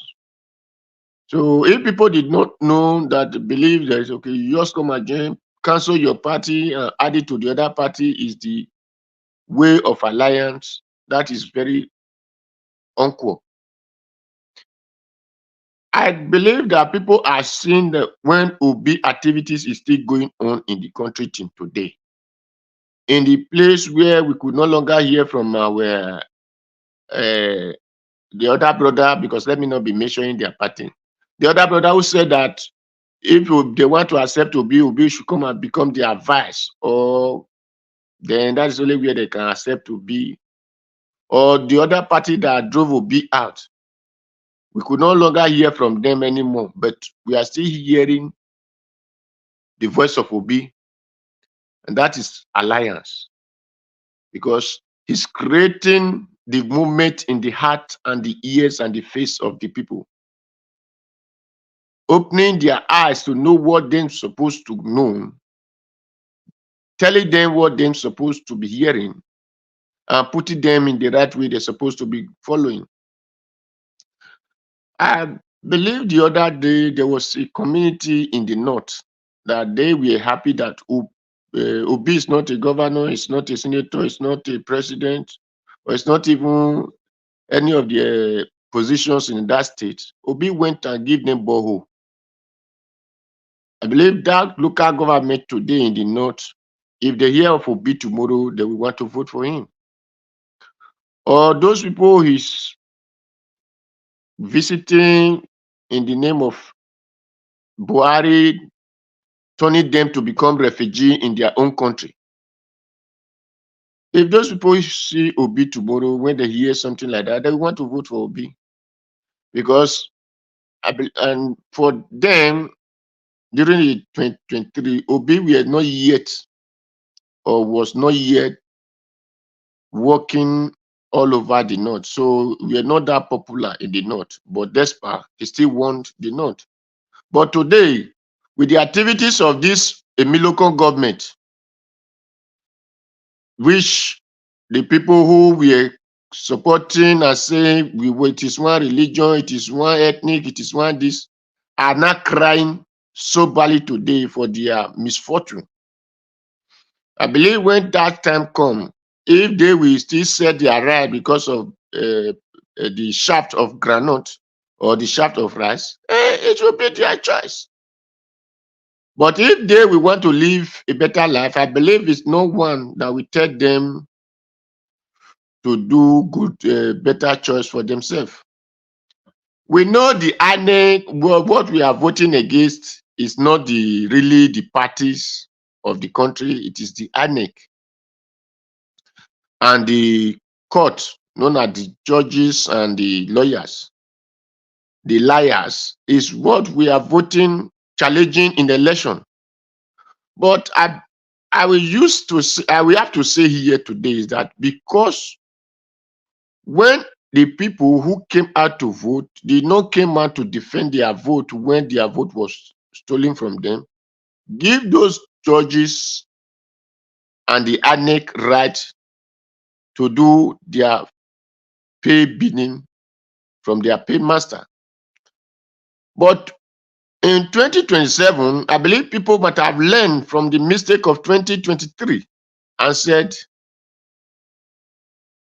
heaven and earth dwell on earth. It is better we enjoy the heaven that we are seeing than facing the hellfire we do not know how it's going to become. That would be 2027.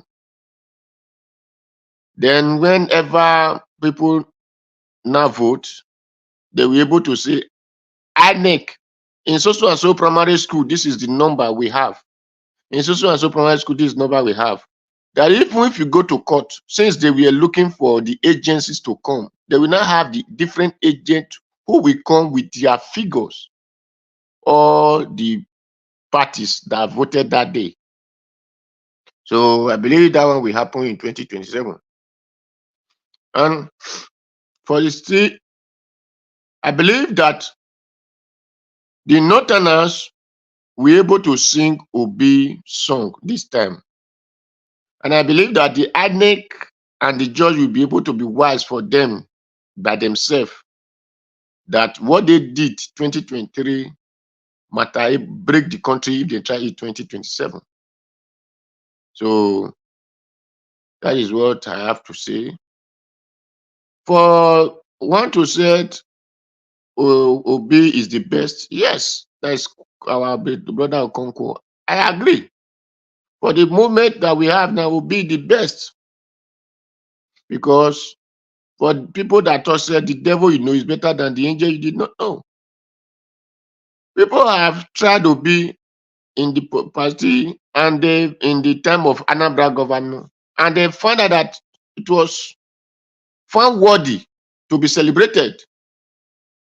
So other contestants with him have one cockroach or one ant in their cupboard.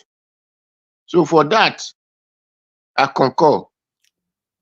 So that is for that. For my brother who were comparing Niger Delta to be as the part who have black flag to control their communities or local government, please, Niger Delta is not like that. There is no area that they put different flag and say this is the area that is not going to be controlled by the leader or the choosing leader of the land.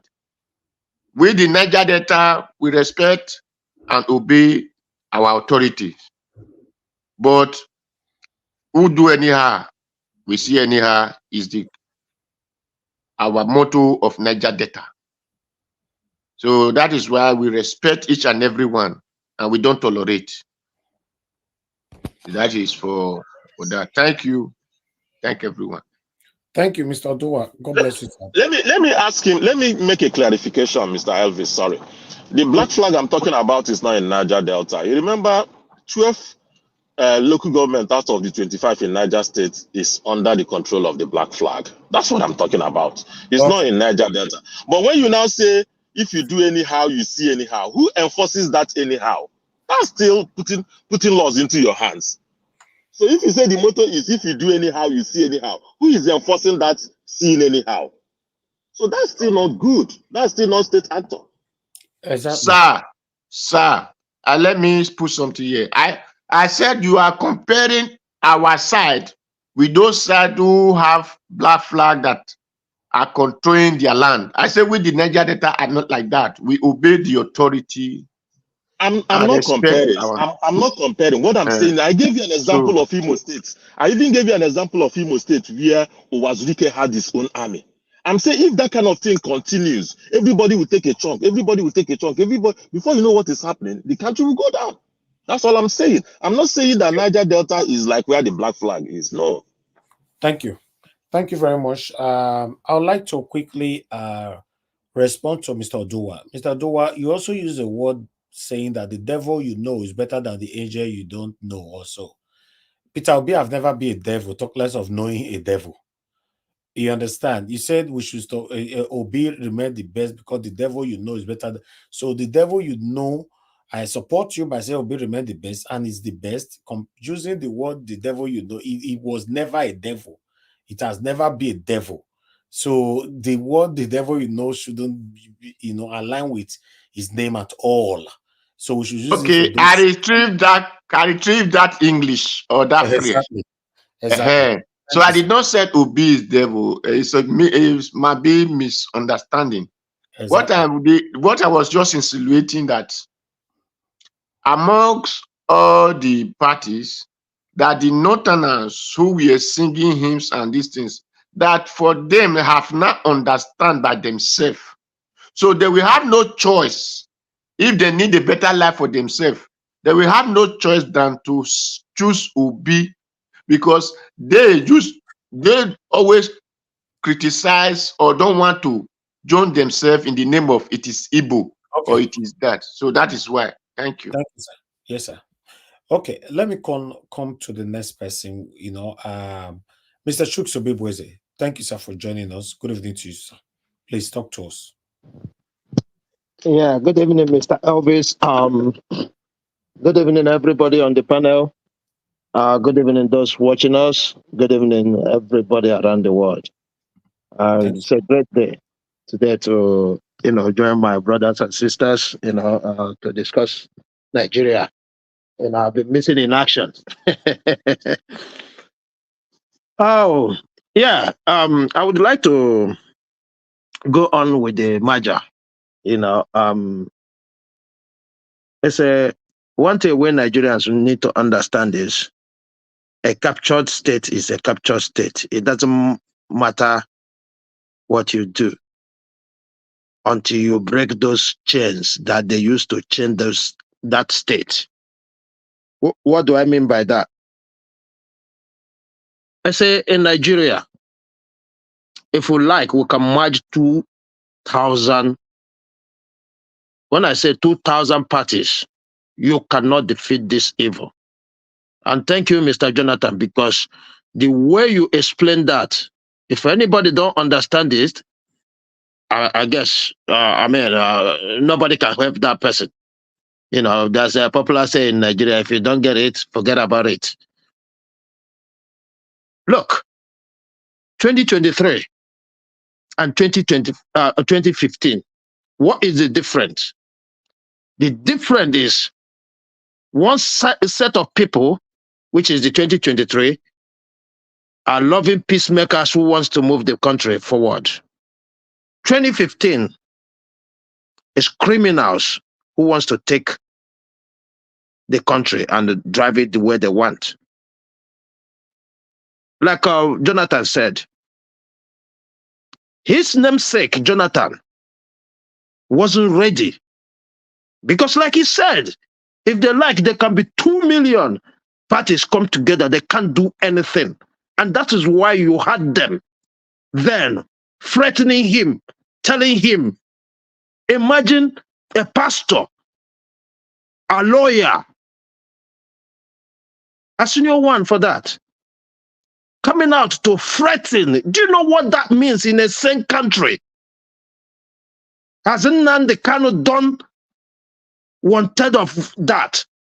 Because let's not forget this. These are state actors threatening the country, and nothing happened. State actors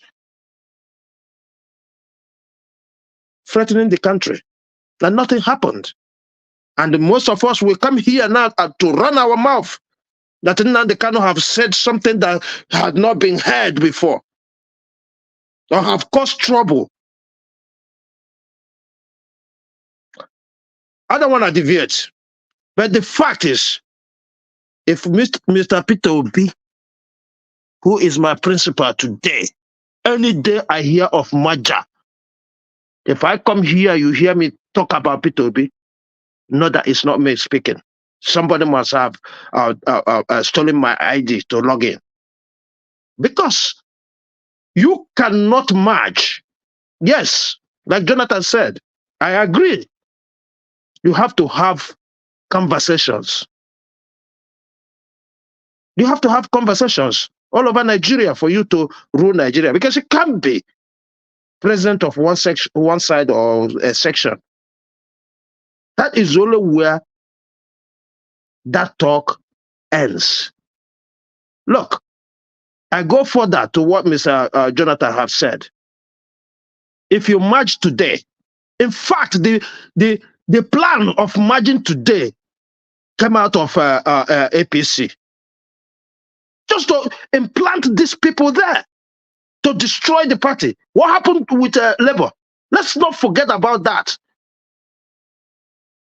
When the marriage was new, everybody was on the same platform. Everybody was on the same direction until they captured some. So now you're going to make a merger. Who are you merging with? The people that have been paid to stand there before you come. Because they will be the masters. Mark my word today, if there is any merger, right, before the election, towards the election, right in the mix, just like a papa, come on, exactly the same thing. In fact, something that is worse than that. Because I take it that our Papa is just learning the job. These guys you want to match right now, they are masters of that job. So if anybody is thinking now that Maja can take Nigeria anywhere, I'm sorry. That's my own opinion. It will not take Nigeria anywhere until Nigerians are ready to take back their country. You see where this country is now? Where this country is now, there's nothing that will bring this. In fact, nobody except Nigerians say we need to rescue this country. Did we not know about China? This is how China was doing their things until 1989. Yes. Even though what they were doing to most of them and to people who give the kudos to date, we are the right thing. Even though what they are doing, we are the right thing. But the sufferings of the citizens, how the citizens see those things, because they don't look back. They don't look back. They behave like these people who are here now. Even though their idea might be good, but the way they were carrying it out was that brutal that the citizens one day said, hey, we need to rise up. That's the only thing that can save Nigeria. Maja or no Maja will not save Nigeria anywhere. Especially when the ills of 2017 election, I mean the 2007 election, 2011 election, the 2015 election, 2019 election, and the last one, 2023 election, has not been corrected. Why are we even talking about Maja? I would be surprised that Obi will be sitting down and talking to anybody about Maja. With the state of things, why would he even attempt that? To talk to anybody, rather than to talk about how we can change all this nonsense legislations that put us in this quagmire. Why are we even talking like this? Maja what? In the same country where you live in, where I'm living today. What happened in 2023, February 25th, 2023 will happen and police will not get involved? And the police will not get involved? If anybody who is living in a Western country on this platform will tell me that somebody will go and switch off or whatever that happened on that very day, that police will not be involved to investigate. Even Labour Party brought in a certified AWS engineer, and the court said, get out. And you're talking about Maja. Now Maja can take that. Let's stop fooling ourselves, because there's nothing, absolutely nothing anybody can do except we wrestle this power away from these people. There's nothing. There's no Maja. No, even if all of them Maja and ready to fight, they cannot do nothing. That's the problem we are facing. If we go back and read all the things said about that last election by the PT, whatever you call it, by the tribunal, right? If we go back and sit down and read their comments, you know there's nowhere we're going. Look at this, the legislators we put on there. We asked them to change the electoral law to make it mandatory, to make it usable for electronic upload and download. Look at what they did. You and I only found out when the court said there's nothing mandating them to do so. That's when you and I found out. That's the kind of people you are dealing with. So if anybody is talking about Maja, I'm sorry. I'm sorry. Look at Serap. Serap is asking Tinubu to do what? To cancel or to collect the money back. Why don't they mandate the legislators that they must henceforth make a law forbidding anybody that is working to collect pension? Is that not crime? What are we even talking? What are we even talking? Nigeria is a crime scene, for Christ's sake. How do we even think about this? How? Because I can't get my head around this. And that's to tell us how things works in Nigeria. You keep on begging criminals to stop. How can you beg a criminal to stop? If you see where it works, tell me. Because asking Tinubu to stop these people or to ask them to stop, it doesn't make any sense to me.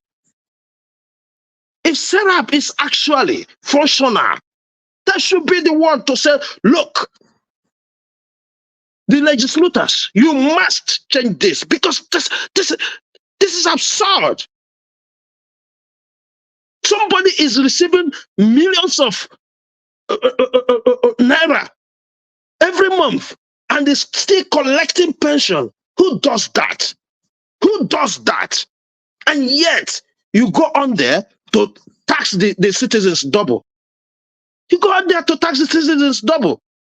You put money in your account, they're collecting tax.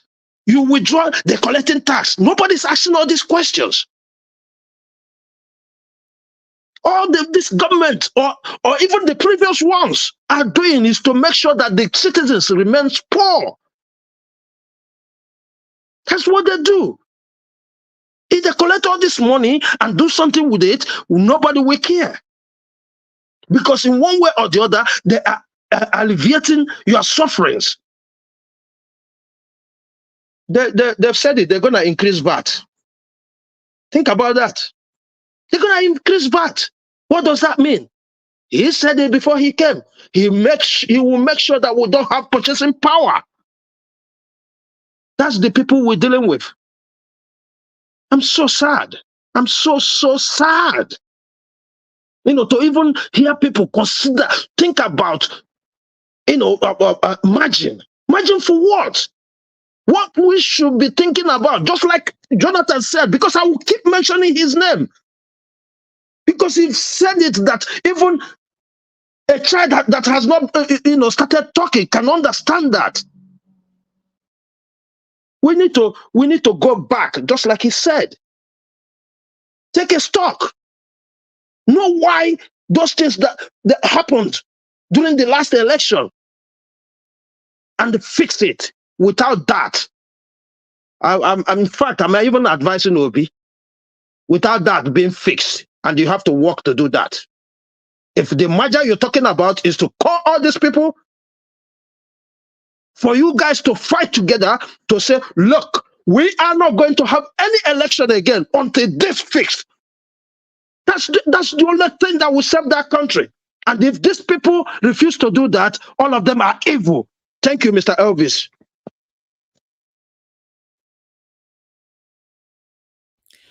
Mr. Shooks, thank you, sir. Thanks for your submission. Mr. Shooks said you should delete. You should count me out if Peter Obi join alliance with any party, political parties.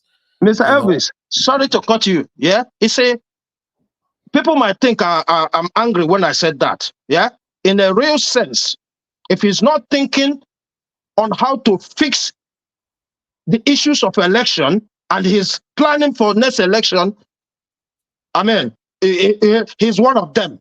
That's the only way I'm gonna say it. Because for Nigeria to be better, you see, all this election quagmire, all this nonsense that they can use, including the appointment of the INEC chairman and whosoever, the judges that will have the petition, and all this, before the swearing in, if Obi is not calling other political parties to do that, he is a joker to me. Thank you. Okay. All right, let's hear other people's what they have to say about this. Let me come to Mr. Give us a mandate. It's good to have you on the show, my brother. Good evening to you. Please talk to us. We can't hear you. Give us a mandate. You are keeping us waiting. We can't hear you. Okay, let's come back to you. I have to mute you for now, sir. We can't hear anything. Madam Rita, thank you very much for joining us. Good evening to you, ma'am. I'd like you to talk to us. Good evening, Mr. Elvis, and good evening, everybody in the panel, on the diaspora, and those in the comment section. I'm sorry that I came in very late. I'm just listening to Mr. Chooks, and I think Mr. Odu, and then somebody else spoke. That was when I entered. Yeah, your two topics on your screen was on only an alliance can defeat Tinubu in 2027 by Jackson Ude, and then Peter Obi is better than Tinubu, Kenneth Okonkwo. I think the first question is merger. What do we understand by in Nigerian parlance merger or Nigerian political space merger? What's our understanding? I think for now, majority of Nigerians think that what happened to Alliance for Democracy, ACN, AMPP, or CPC, and all that, and then they now formed the APC. They think that if that kind of merger happened and Jonathan was ousted from office, perhaps merging the Labour Party, which Peter Obi will be the president, alongside with who? Merging alongside with who? That's the question. Merging with who? The man of the red cap has a superiority complex. The one that is from Adamawa State, that one he has what I call them. Is an entitled food is ready politician. Then is it Showore? Showore is a combination of superiority complex and inferiority complex in the presence of Peter Obi. So who is Peter Obi merging with? That's the question should be, who is he merging with? On what basis? On what agreement? Have you addressed what happened in 2023? I don't think it's not something to discuss. If Peter Obi and knowing who Peter Obi is, I mean, based on how his antecedents and what kind of understanding, his kind of person he is, I don't think he's going to merge with anybody. I don't believe. I want to believe Peter Obi would not merge with anybody. After all, he left the PDP because of the nonsense going on. You think he's going to merge with the Atiku, or who's going to merge with who? The man with the red cap? It's impossible. It's impossible. So when we talk about merging with who? Merging with who? On what basis? On what agreement? On what ideology? So that's why it's a pipe dream. With all due respect to those people who believe it, it is a pipe dream. If I was on video, I'll say, read my lips. It is a pipe dream. That's not going to happen. And even if it does, it's just a waste of time. Peter Obi is wasting his time. And I am believing that Peter Obi will not waste his time on pipe dreams. With who? On what basis? On the same Yakubu? The legislative arm that have not changed the electoral law to make it seem like, okay, not the president that appoints the chairman of INEC. Is INEC really independent? And it's just a pipe dream for anybody to think that a merger would oust the apparition in Aso Rock. Man, that's a pipe dream. Oh, I don't know about you, but that's a pipe dream, because you have to address who appoints the INEC chairman. Even if they remove what's his name? Yakubu now. The next person that will be appointed by the man from Body Loan. 2027, because constitutionally he has the powers. It is still there. He has the power to fire and hire anybody who's going to be the INEC chairman. And they will go by, in fact, if he coughs, they will cough too. So merging with who? It's not going to work, Nigerians. Wake up and smell the coffee. It is not going to work. So, to me, that's a pipe dream. I don't know. That's a pipe dream. And I think I was saying something about, I don't know whether Mr. Odua or the gentleman before, saying something about, I don't know, Niger Delta. I know he mentioned Niger State, but the Niger Delta is, no, Mr. Odua was saying, you know, something that if you do anyhow, you see anyhow. Listen, the Niger Delta, from what I have seen so far, when it comes to oil, I mean, because I mean, that's the gift of the Niger Delta. When it comes to oil, wake up, oh, the Niger Delta, they have no power over the oil that they have, unfortunately. If you think they do, they don't. Those guys that you're seeing there, the one that are doing that are carrying Oshobe or carrying whatever it is that they carry, you know, with their boats and all that. Who is sponsoring those boats? Who do you think is sponsoring those boats? Because listen, those guys that you are seeing, they'll have a bigger Oga at the top, and that bigger Oga has another bigger Oga at the top. Okay, for example, this is one of the reasons why Nigeria, they would not want to split Nigeria. And that's why Nigeria is the way it is. For example, a non-state actor, because the number of non-state actors in Nigeria, they're the ones that we call, you know, the cabals. You don't see them going for any political position. You don't. And I'm not even talking foreigners now. International, I'm talking about Nigerians. There are many of them. There are many of them. They don't go for political positions, but they are the one that make the decision. Okay, for example, this man, I don't know if, because I had a particular interest, and when I was reading a lot of things, I was like, for some years now, like, that's very interesting. Alaji Idimi. And you guys can Google who that man is. I'm sure some people have not heard of him, but Alaji Idimi, he owns an oil block in the Niger Delta. His son was married, or rather, is still married to Buhari's daughter. His first daughter was married to IBB's son. His daughter, one of his daughters, is married to, I don't know, Mr. Elvis, there was this man that you brought, this Kogi prince. I don't know if it's Ibrahim that was talking about energy or stuff. His name is off my head right now. Alaji Idimi's daughter is also married to that guy. So we have a lot of non-state actors controlling the countries. A lot of Nigerians don't know a lot of things going on. So even if we're shouting, and some of them are shouting and screaming on top of their voices, these non-state actors, like, these people are just talking, they don't know what's up. And that's why you have the likes of Rufai's son come out and speak like an entitled brat. This is not with all due respect, because that's what he presented, an entitled brat, because he has seen it, he lives it, he practices it, his father practices it, he revels in it, and he's proud to say what he's saying, because he knows nobody's going to ask him any question, because that's just the way it rolls in Nigeria. That's just the way it rolls. So Nigeria will never, in Nigeria Delta, they think they are in charge of, they're not in charge of anything. That's the likes of Tompolo now.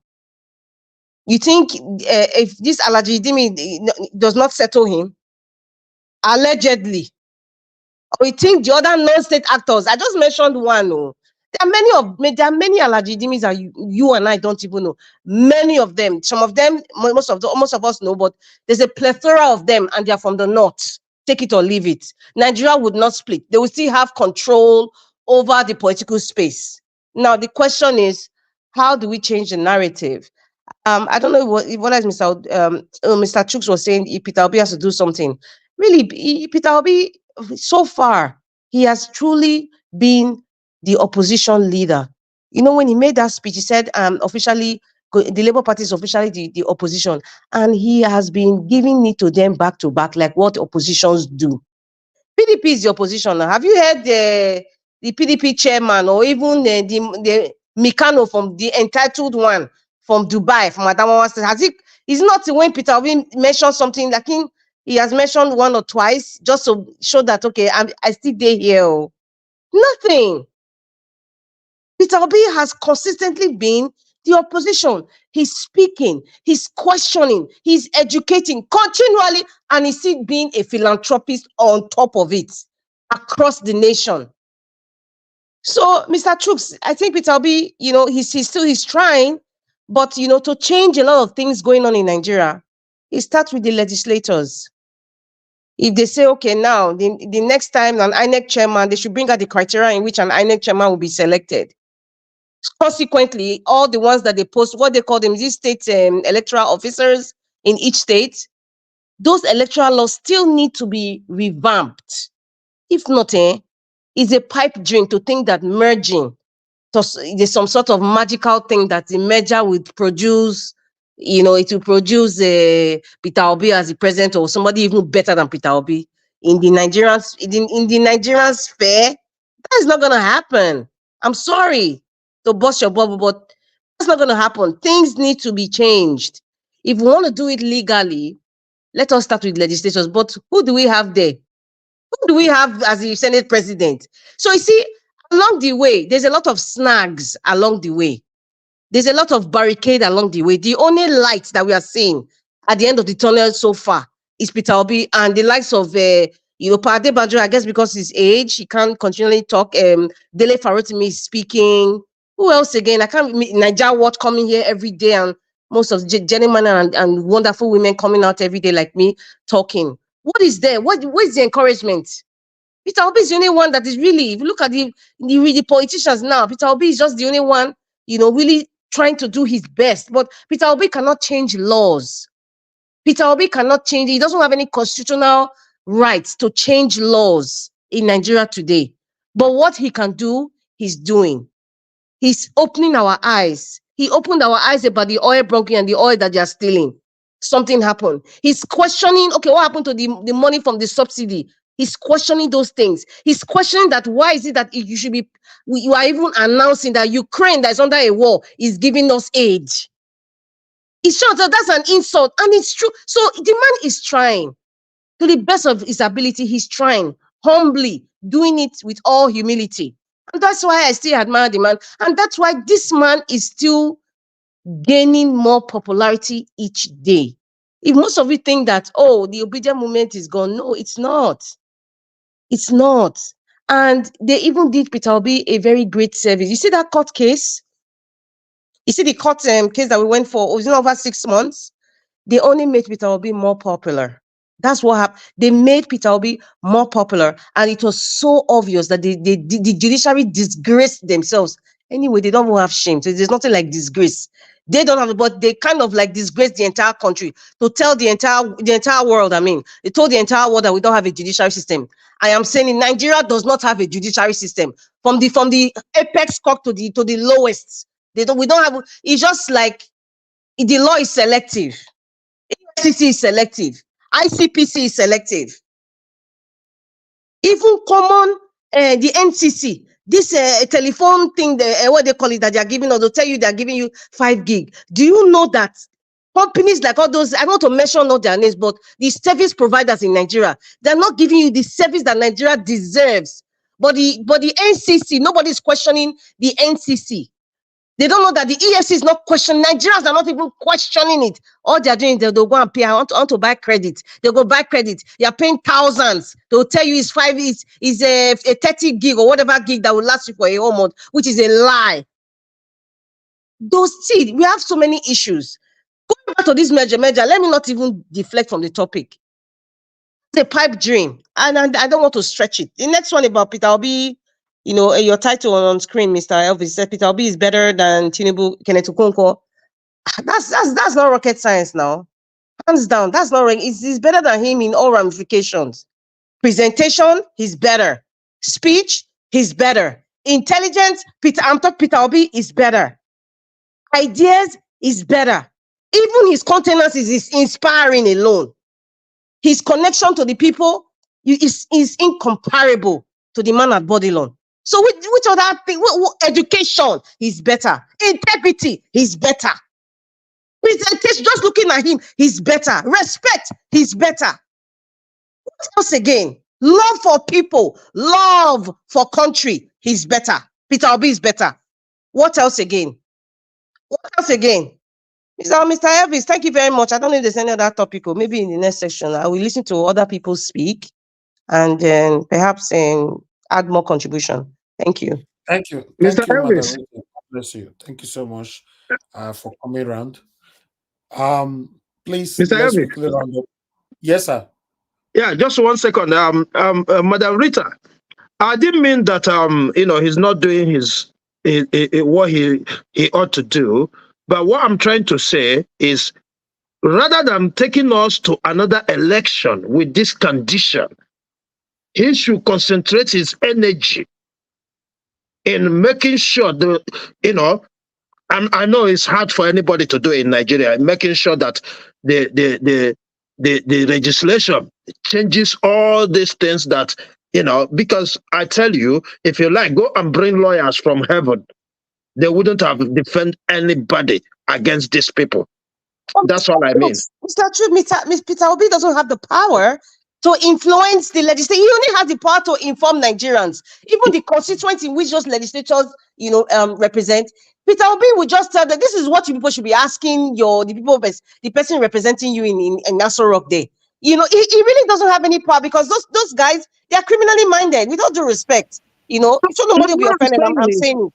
What I'm saying is, if truly he has any talk about merger to contest, that's where I'm basing my own argument. If truly he has any talk with anybody about merger for next election without solving this one, I think he gets it wrong there.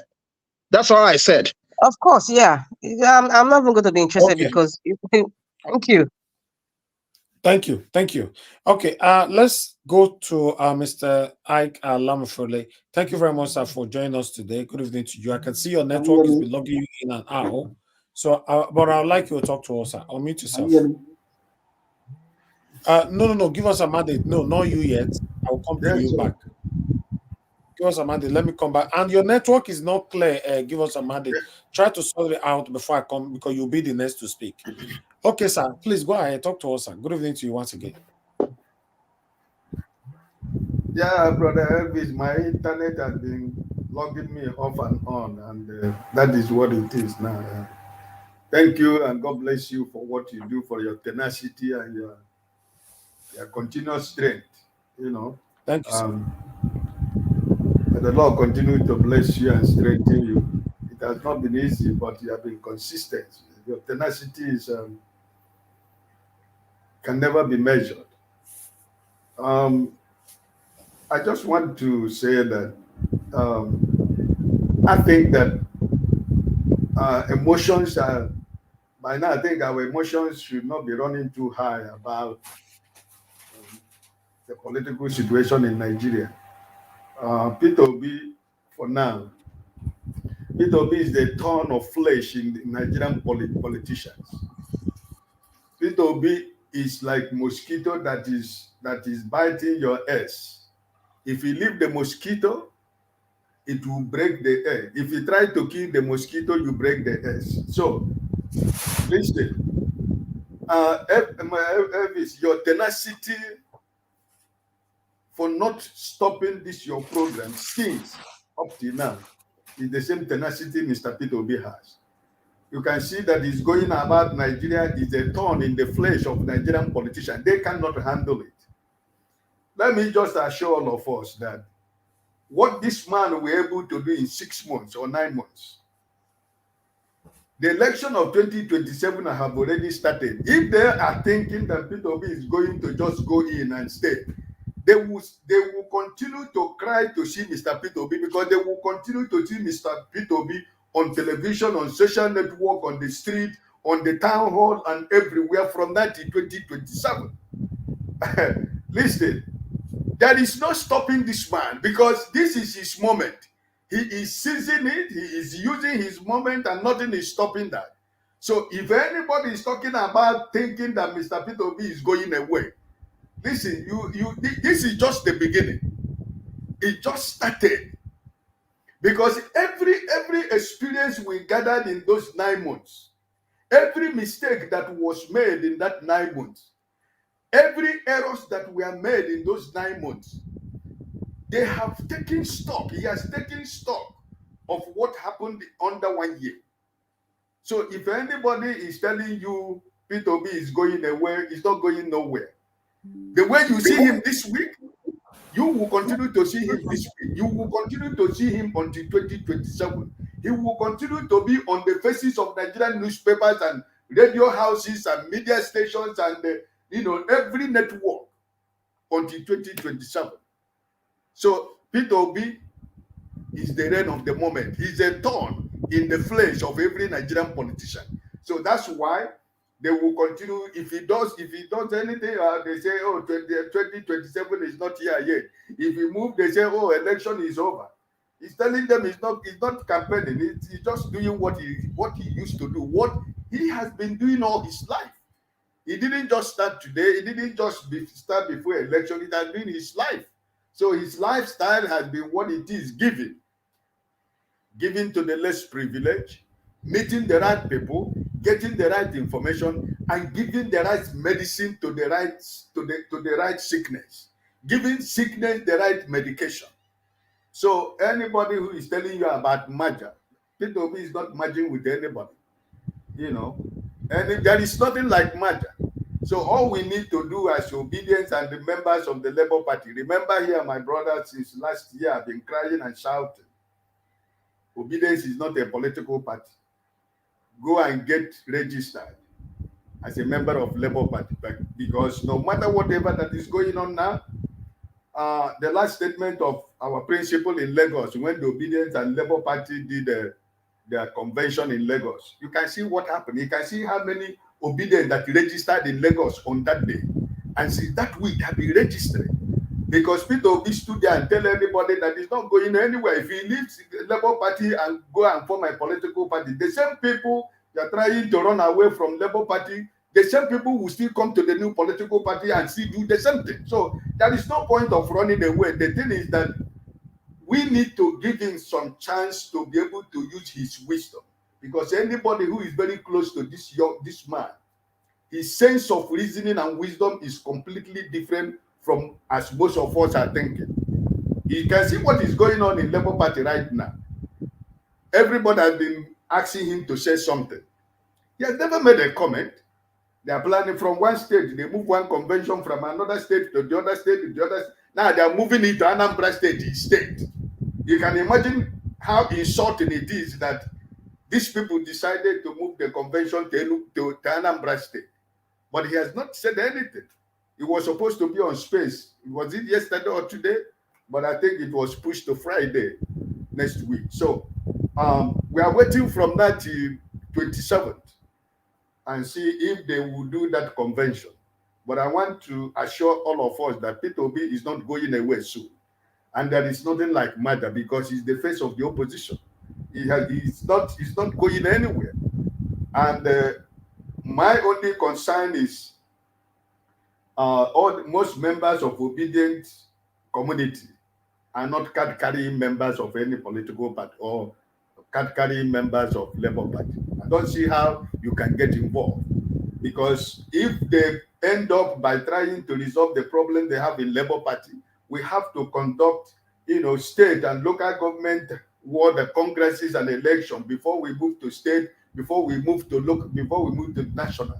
And it is people that has to, buy those seats. So all those obedience people who are ready to, take the mantle of leadership. My advice, as I've been saying here, anytime I have the opportunity to come to the platform, is to encourage people to get registered. Because if you are not a card-carrying member of any political party, you cannot change anything. So we cannot fight it through fighting. You can only do it by dialogue. Because one thing is very clear. There are people who have been in this Labour Party for 22 years, 18 years, 15 years, 10 years. You don't expect them to live without a fight. They have to fight. Because they know that obedient movement are trying to reform and change Labour Party. But we are not going to do it by fighting anybody, because we're going to do it by dialogue so that they can be able to amend their constitution, so that people who obedient members can be able to join and aspire for positions in Labour Party. Because if the constitution remains like this, brother, we are not going to, the obedient cannot have a place in Labour Party. So the only thing I'm suggesting that we should, we should quench the fire a little bit and let us see how they can be able to resolve the problem we have in Labour Party, because that is the key problem we are having right now. And our principal has not made any statement for the past 3-4 days. For all this thing that is happening around now, he has told them that it is dialogue. Please, I want them to dialogue. I want them to follow the normal process by trying to carry everybody along. That has been his message. But the old guard in Labour Party has been moving from one place to another. So we don't know what is going to be from now till 27th of this month. So my own, conviction is that P2B is not going anywhere. It's not going anywhere. The election of 2027 already has started. All those mistakes, all those errors that we have made, he has started already to make sure that those things does not happen. So this is why I am encouraging people also. I am telling people to get registered. Let us not be afraid what is going on in Labour Party. We should expect more fight even. A more greater fight is even coming, more than this one. So that's where it's going to be. Because the politicians in Nigeria have seen that Peter Obi is the only person that can stop any politician in Nigeria right now. Because the masses, the people are with him. So there is nothing like anybody who is talking about Maja is just wasting his time. This man is smart. And the people that he's training that are following him are smart people. So there is nothing like Maja with any political party. Who is he going to merge with? With Kwankwaso, who said from the beginning that Peter Obi cannot be his vice, he's not interested, or with Atiku, or with who is he going to match? So I don't think that Peter Obi is going to the route of matching. I think what is more concerned to Peter Obi is peace in Labour Party, that we come together as a family, resolve our problem, and have a new executive in Labour Party, and the reorganized Labour Party do the congresses as political party used to do, from the villages to ward, from ward to local government, from local government to state, and from state to the national convention, which will be like a carnival. That's the way convention is done everywhere. So this one is not a court. Executive members of Labour Party, there is not a court. It's not a courtish organization that they are hiding and running from one place to another to organize a convention. How can you organize the national convention without state and local government and ward election? Where have you even have which constitution of any political party has done that before? So listen, there is a lot of fight that is going on, but I think I'm folding my hands in the next 3-4 days when we get March 27 for me to see what is going to happen, whether this convention is going to hold or it's not going to hold. So I am in that opinion with those people who are saying there is no merger. We are not merging with nobody, and Mr. Peter Obi cannot merge with anybody. I raise my case.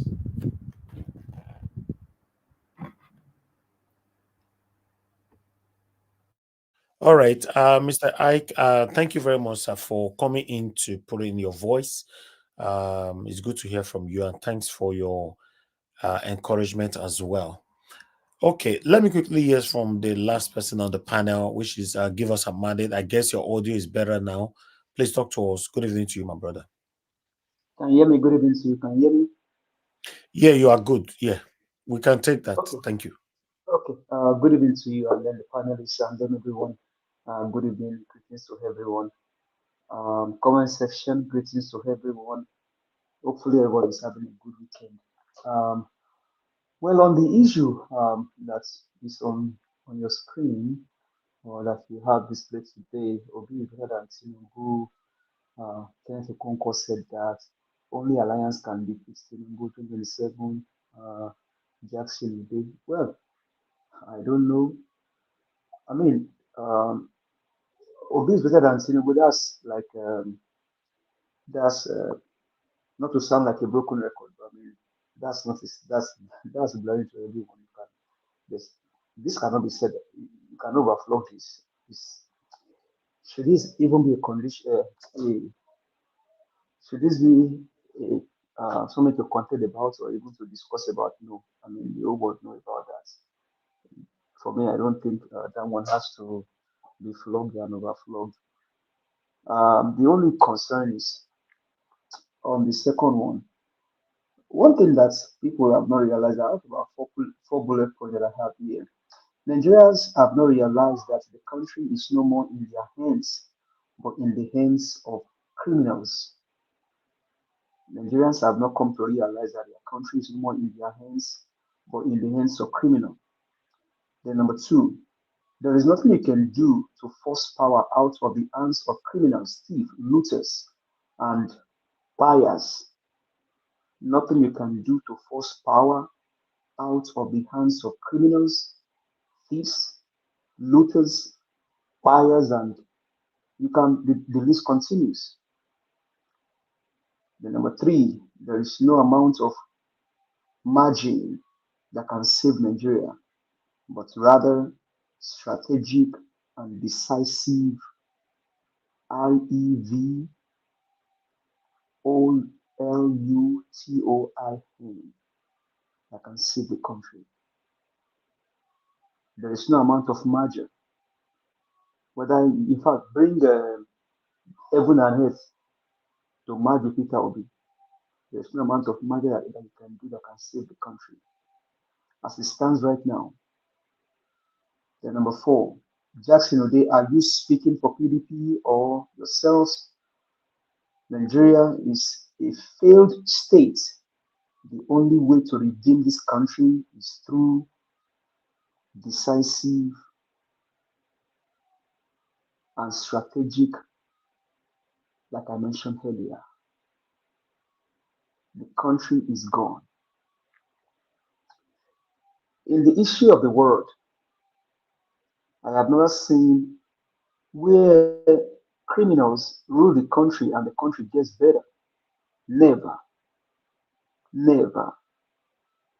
I mean, you can compare Nigeria to other country where you have drug lord as their president and see what came out of that country. Haiti today, I mean, I was watching Haiti on CNN, and human beings are just laying down on streets like no man's business. People are still going their normal business. People are still going their normal business. They see human body just laid on the streets. They don't care. They just still go their normal business. Because what? Criminals are doing everything possible to tear the country.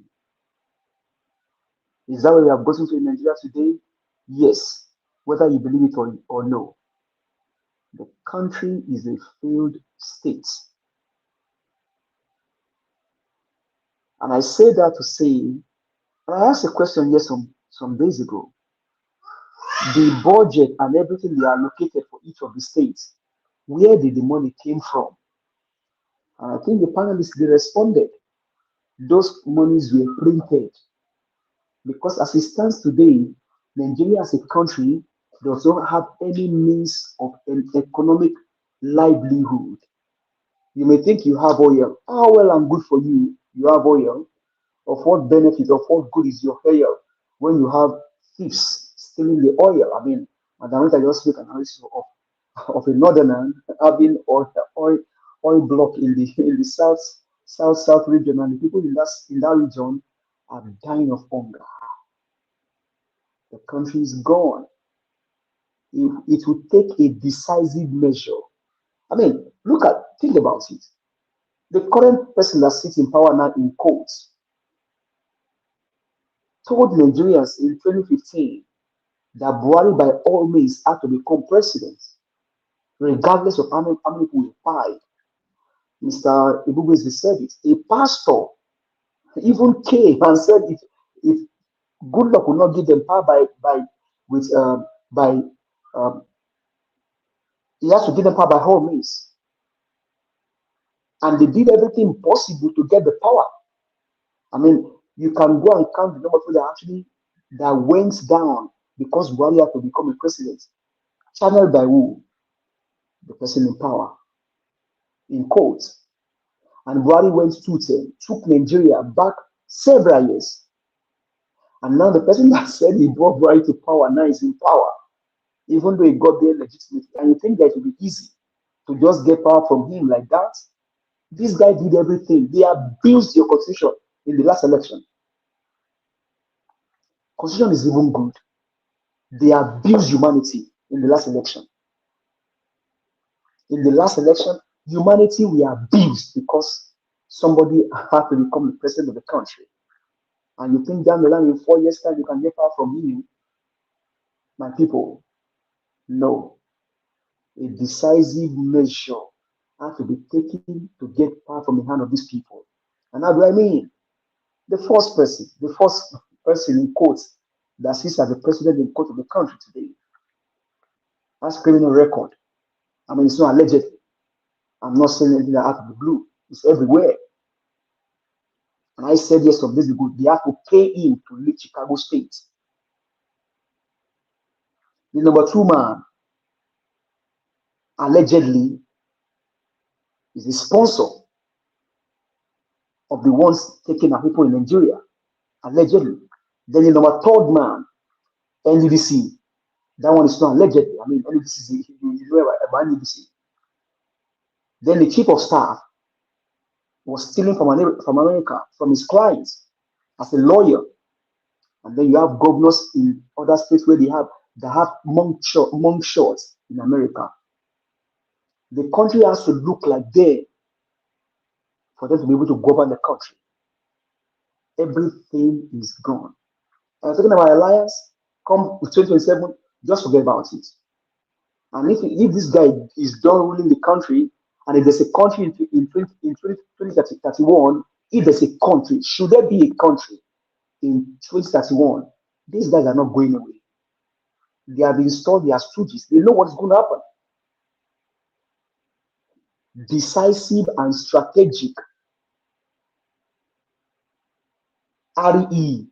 You can name the word, had to happen for this country to be delivered from the hands of these people. I used to say here that, take for example, a child born 20 years ago. I've not seen anything called good governance in Nigeria up until now. I just take it down to 20 years ago. And I can say, even say 40 years ago. A young man born 40 years ago, I've not seen anything called good governance in Nigeria. And you think these guys don't know what they are doing? They know what they are doing. They've only not feel the pulse of Nigerians. Nigerians are not tired. If they are tired, their country is theirs to grab. This country is gone. This is the worst ever in the history of humanity, particularly in the history of the most populous black race on the face of the earth. You have criminals. Is it surprising to you that in Kogi State, they now have the office of the ex-governor? Office of the ex-governor. I think this is illegal. My people, you and I have to sit down and decide how we take this thing from the hands of these people. They don't care. This country is gone beyond repair. With these current people that you see there today, even the ones in the house, this country is gone. This country is gone. 80 will be a child's play. And 80 is already happening in Nigeria. You can compare an average northerner to an 80-year. An average 80-year can be compared to somebody from the north. That is how it has gotten into. For me, there is no alliance that can save this country. Bring SDP, bring PDP, bring whatever you want to bring. This guy, I mean, INEC is in their pocket. They already, as it stands right now, they're already plugging people into INEC. APC carry members. APC carry members are already in INEC. So the last one, they say technical glitch. Don't worry.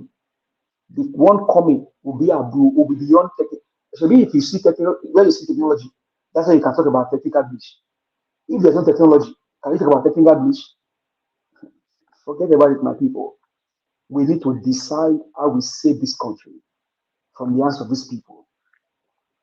The country, for me, I don't think I have hope on this country anymore. Other than decisive and strategic action needs to be taken against these people. They don't care if they defy humanity in the last election. Constitution is even small. If Jonathan said that his own ambition is not worth the blood of a Nigerian, these guys, their own ambition is even more better than the red oil of a Nigerian. And that's why over 80 people were fighting in the last election. They don't care. And the 19 years old boy voluntarily tied himself in 22 jaws. They still continue with the government. They don't care. The country has to look like them for them to be able to govern the country. My people, we need to decide how we save, if there's a country for us to save, if there's a nation for us to rescue, if there's still any by if there's still any by chance. But as I sit here, I don't think there's any. You see what is happening in Delta State? You think it's ordinary that the armies that they are buying people in Delta State? All right. It is not ordinary. Thank you very much. Mr. Peter, you have done your best. For me, you have. Am I sure if you're going to get into 2027? I'm not sure. Because these guys are bent on doing anything to remain in power. And they already have plan. Should we have a country in 2031? Thank you very much. I yield the mic. Thank you. Thank you, Give Us Amade. Thanks for your time with us today. As usual, yes, everybody on the panel have given their submission. Before we have our final submission for 4 minutes, I would like to quickly say this to align with what some of the parts from Give Us Amade submission. You know that 2027, this might not sound well for anybody. If Peter Obi run again 2027, he will not win. Yes, he's not going to win it. How? How? All these, let's have faith, let's pray, let's do this, let's believe. I'm not really part of it when it comes to this political thing in Nigeria. If Peter Obi run again, no matter how he visits every state in Nigeria, most Nigerians are hypocrites. Most Nigerian leaders are hypocrites. Most Nigerian elders are hypocrites. You see all these visitors just visiting around. In their mind, they're already setting themselves, okay, he's doing it for, because of 2027 ahead. If Peter will be run again in 2027, he's not going to win. Even though he wins, he's not going to be given. Have that in mind. How can you have the same INEC people, Mahmoud Yakubu and his people in office, and you expect Peter Obi to win? By prayer, by what? What are you praying for? Why are we deceiving ourselves? How can you have the same people in judiciary in 2027 and you expect Peter Obi to win? I don't understand the kind of faith that some of you have, though. Not in a country like Nigeria. Are you aware these people can do anything to hold that power? You see what happened. You saw everything yourself. What happened in 2023 presidential election? In the broad daylight, how everything takes shine for our eyes. We complain. Some people say, no, I not go agree, I not go agree. But look at everyone today. They humbled everybody. Even some of us will say, no, Tinubu is not my president. I will never accept him as my president. I will never. Now only your living room, now they talk so you don't accept him as a president. Your own domain, that's where you are saying he's not your president. Every rules, every laws, every decisions going on right now in our country, you must follow it, except you don't visit there. And if you don't visit there, whatever you want to do, if it's a phone call you want to make to the country, if you want to send money to the country, if you want to pay money into your bank account in Nigeria, if you want to do anything, it's still going to affect you. The decision is coming from him. So you always say, oh, it's not my president, it's not my... You don't have choice. Peter will be talking, say, okay, you're not going to address him, or whether you're not talking directly, but with the body language, I'm not going to address him as the president, I'm not addressing him, but he don't do himself don't tire. He don't address her now, say, Mr. President, you are wrong, Mr. President. You see? So what are we talking about? What are we talking about? So that's the same thing, the same shaggy way they go do now. Come in and go follow and I did that one. I felt to come. As long as the INEC chairman or all this INEC system or whatever, the electoral system is not reformed, the judiciary is not reformed, I won't campaign for Peter Obi. I'm sorry, a lot of you will be very angry at that time, though. May God keep every one of us alive at that time. A lot of you will be angry with me, and I don't worry, I get my mouth to reply now. I will remind you guys of my efforts. And I also let you know why I'm not doing it now. And I will also put it to your face why you are satanic and hypocrite. Why you are ungrateful to rule me out just because I decided not to do it this time. I will remind you of all of them. Don't worry. Don't worry. We know some of you are hypocrites. You are just there. You are waiting. Okay, let this guy your slide small.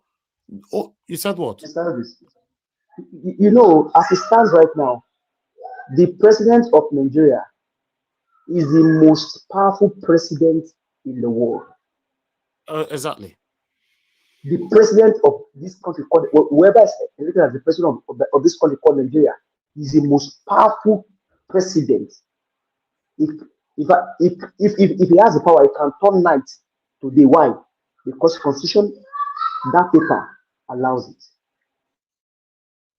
Anyway, to be honest, my people, for anything to happen in 2027, if you are not just going to give it away to Tinubu in a platter of gold, Peter Obi, in fact, what I should be hearing from Peter Obi now, say when it comes to Peter Obi, me not they like to talk more show because say some of you are supporting Peter Obi because you love Peter Obi.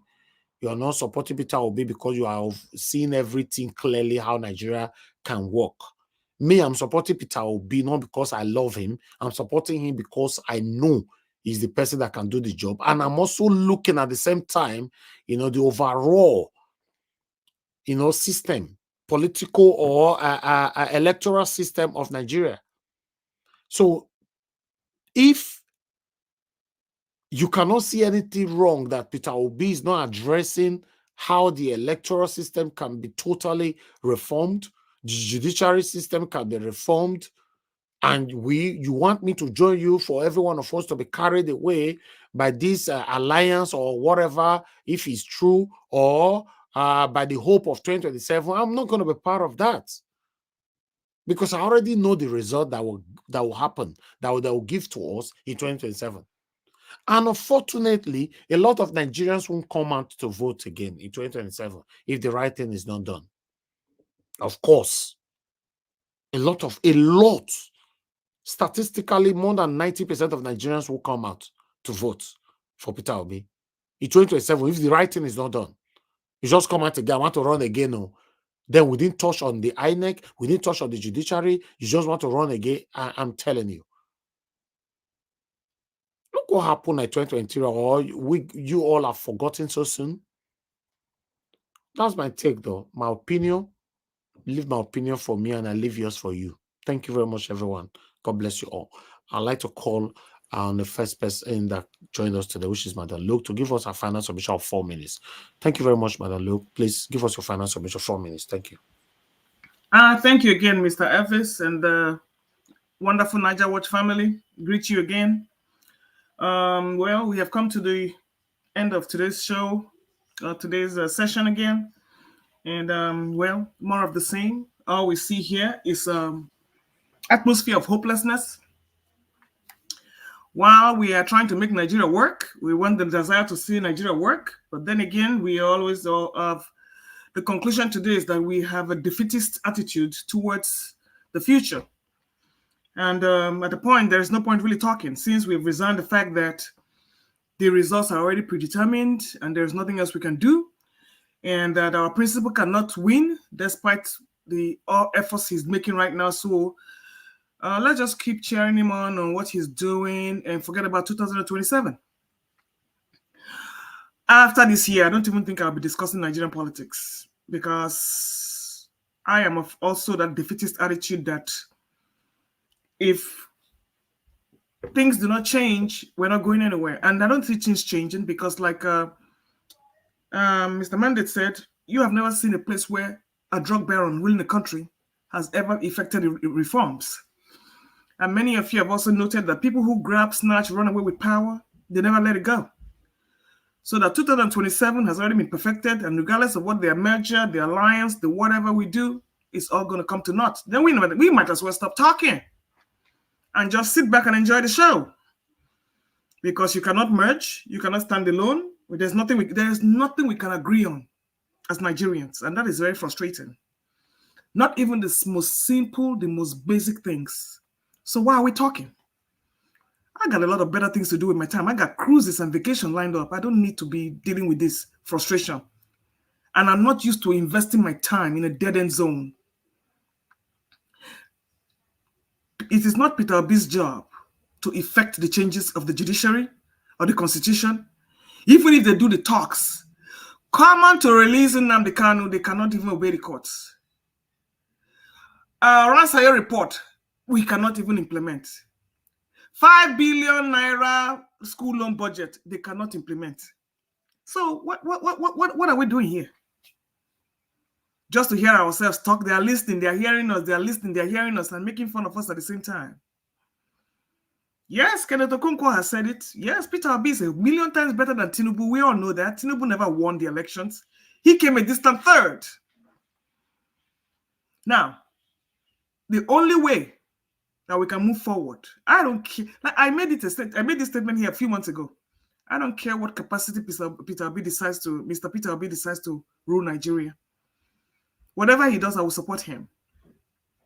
I cannot campaign for him, but he has my support. I'm not pledging any money. I'm not doing any. I didn't campaign for anybody the last time, and I didn't campaign for. I just sat down and enjoyed the show.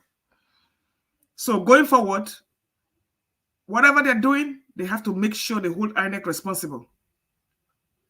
If you hold INEC responsible, you hold the judiciary responsible. Those people who are there, they are not honest, and they're people that the same way Tinubu got a hold of them, it's the same way Obi, Atiku, Kwakwanso, we have to find a way to hold them responsible without even changing any laws. They have their people on the ground to man their polling booths. You do the same. Make it more transparent so that way it's an ironclad matter that, you know what, there was no going back. If Kwakwanso, Atiku, Obi can hold their own end, Tinubu has no chance. Because that same brute force he used to intimidate people, Obi, Kwakwanso, and Tinubu and Atiku would have to use that same method. Let it be me and you at the polls, eye to eye, eyeball to eyeball. Like you said, many people have got their own armies. They're not even that the policemen cannot even get there. About time they did the same. Otherwise, we are heading into a place worse than Haiti. I was looking at that Haiti this thing today, and I was like just like shaking my head. But by the time Nigeria will go there, we get to that point, you will see the British military and the Americans, they will be sending troops to quell any insurrection and any protests because they have to maintain the status quo. So yes, I agree. It's a no-win situation. And after a while, I don't intend to discuss this because, like I said, it's too much headache. It's too much doom and gloom. And there's just no way out. So what are we talking? Talking for nothing. On a side note, shout out to Simon Ekpa. He has declared Tinubu and 8 others missing. Wanted. Give it to them, Woto. As they're giving it to you, sir, I support you. Them in any way. Thank you. Thank you. I'm sorry, Madam Luke, you can't support what Simon Ekpa is doing on this platform. Is breaking the rules of the platform. Good. Then I leave. I will leave. You cannot muzzle me. I support Simon Ekpa. Simon Ekpa did not do anything. He hasn't gone to court. He hasn't been convicted. So there's no reason why I cannot support him. Thank you. Madam Luke, the rules of the platform is the rules of the platform. There's nothing, nobody can be exempted from it. I'm sorry. With all due respect, the rules of the platform is the rules of the platform. We can't change that. And you also said something that we all are just talking. In that word is something I've kicked against so many times. We all are talking. I would have loved if you can tell us what CNN and BBC channels, television, Arise, all the mainstream media that you know what they are doing apart from their talking. I would have loved that. Even BBC in the UK that I live in, they talk, yes, although the politicians respect them, but the only thing they do is talk. They don't have any other more power. So I'd have loved you to tell us if you think that we're talking here. If you have headache by talking, everybody have the same headache. I want you to have that in mind. Not just you. Everybody have the same headache. So if there's something in your mind that you want Nigerians to do differently from talking, yes, you let them know. If it's something that is against the rules, like I said before, rules of the platform, you can't say it here. So the platform have rules. I don't know why it's a problem for people to understand the platform have rules. You know, I'm not the owner of YouTube. I'm only subletting a part from YouTube. Should I use another language to say it before people will get that or understand that or what that means? YouTube have rules. And that rules is given to us. You know, in a big note. You read it, you sign. That's what it is. You can't come here to force me to change the rules of YouTube. I'm not the owner of YouTube. So when we have rules, you respect the rules. That is it. And those people that want to do more than talking, I don't think it's hard to do. You just buy tickets and go to Nigeria. When you arrive at Munitala Mohammed Airport, start the whatever you want to do from there. Then people will respect you. That this madam, this woman, this man wanted to do more. At least finally, they have gone extra miles to do more. Everybody will respect that. If you want to force it through the rules of a platform to do more, it doesn't make no sense. It's a rule. I'm not subjecting you to what you talk. We don't come here to tell you how to talk. We don't come here to tell you what to say. You come here you must follow the rules. It's a must. Because YouTube told me that I must follow their rules. So you cannot come to the panel, whoever it is that I'm speaking to break the rules. We can't say we want a better Nigeria. You want to break a common rules. No. This platform and then is not for Simon Ekpa. We don't use this platform to promote Simon Ekpa or whatsoever that is against the government or that is causing chaos or causing any kind of unrest in the country. This platform is not part of it. It's also the rules. Except whoever that is breaking the rules deliberately, you want to automatically turn me to a bad person in your view, which I don't really care. I've said it so many times on this platform that I prefer to stand alone as long as I know I'm standing for the right thing. But if you want to leave just because you know that I'm standing for the right thing that is not aligning to what you believe or your own ideology or what you want to do, then the door is open. You can leave. It's up to you. I'm not interested. Whatsoever. You can't come here to change me to start speaking against the government how you want me to. I have so many people on this platform that speak about this government that is lenient.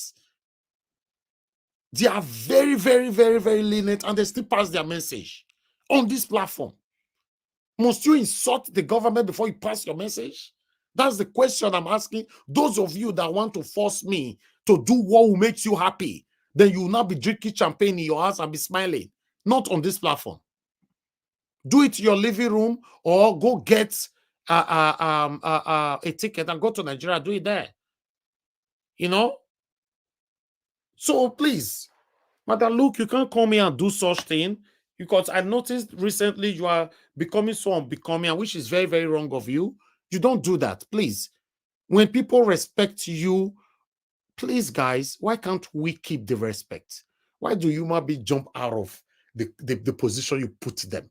That's one thing I notice about life. It's so wrong. Nigeria Watch Media has rules. And I will repeat, none of you that is joining this platform or listening to this platform can ever change the ideological view or stand of this platform to how you want it to be. If you want to do that, there's other platform that is doing that. For example, Samuel Ekpa have a platform, and you know how they talk there. He dropped a tweet the other day, and I went there.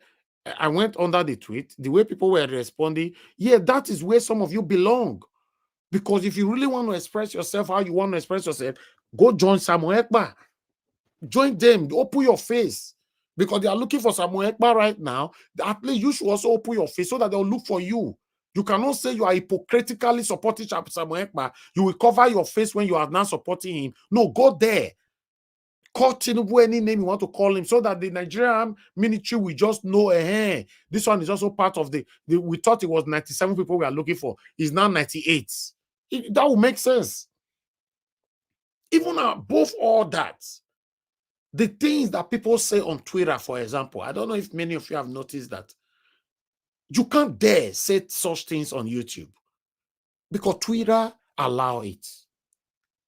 That is also their rules. That is their ways, or I don't know how to describe it. The things that Twitter is doing, YouTube don't allow it. Some things that YouTube allow Facebook don't even allow it. In fact, some things that YouTube allow, Instagram don't allow it. My Instagram account was closed down because of the things that we normally do here, but they don't allow it there. And I have to open another one. I open another one. Now they stop us from streaming live. Those of you on Instagram, you will notice that we have not streamed live for the past 1 month or 2 months there, because it's their rules. How do you want me to change their rules, for Christ's sake? We should work on our characters, please. Work on ourselves. Work on our manners. Appreciate people rather than talk down on people. It's not by shouting. It's not by, putting yourself in a position that now you talk past. Rules is rules. This is why you see most of us travel to Nigeria. We break rules right from the airport. We drink and drive, and we insult Tinubu and all the past government in Nigeria. And you drink and drive. You can't drink and drive in America. You see, people will travel from here to Nigeria. They will hold a bottle of Hennessy on the steering. They will beat lights. So it's crazy. It's really crazy. People should understand my stand here. Except you are just naturally those picky human beings that want to turn me to become a bad person. But I will not allow you. I will not allow you, because you can't push me out of my stand. One thing I will assure every one of you is that I will never tell people how to talk on this platform. It's not even my right, my duty to tell you how to speak on this platform. I can never. But please, I beg every one of you in the name of God, respect the rules of the platform. I know the people who talk for here that people want to listen to. But these same people, I don't want to mention names, they have never insulted any government before. Does it mean people don't listen to them? Does it mean they don't pass their messages? Must you insult?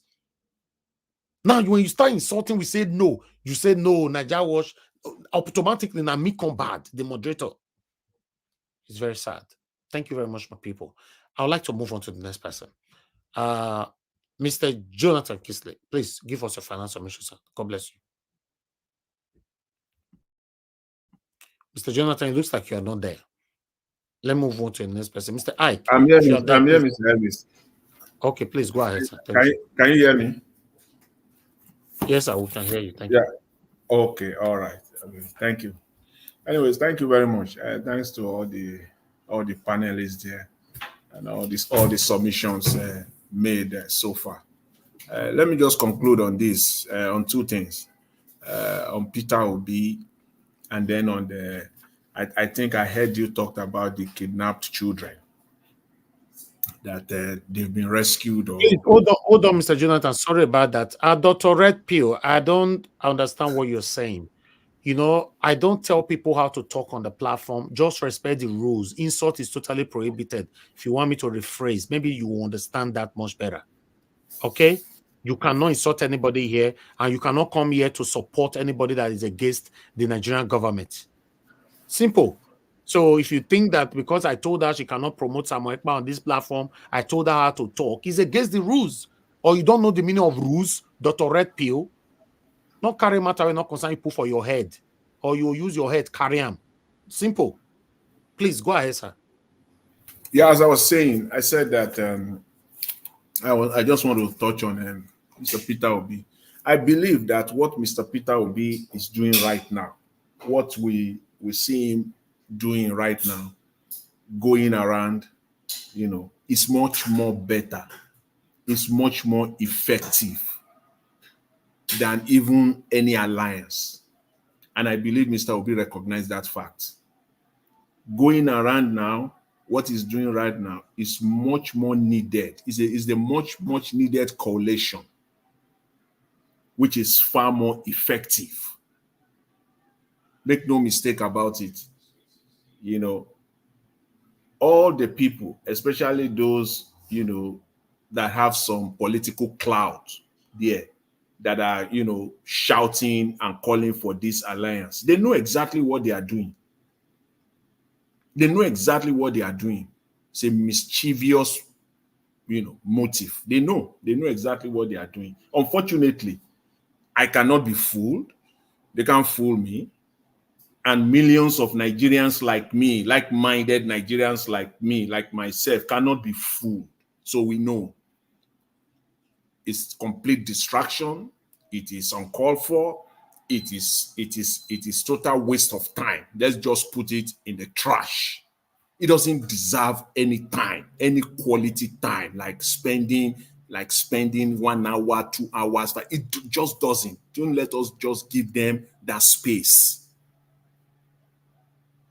So that's my take on that, because the key issue must be addressed. Mr. Tinubu is ready, is prepared to fight in 2027. Fight to finish. If you like, take it. If you like, don't take it.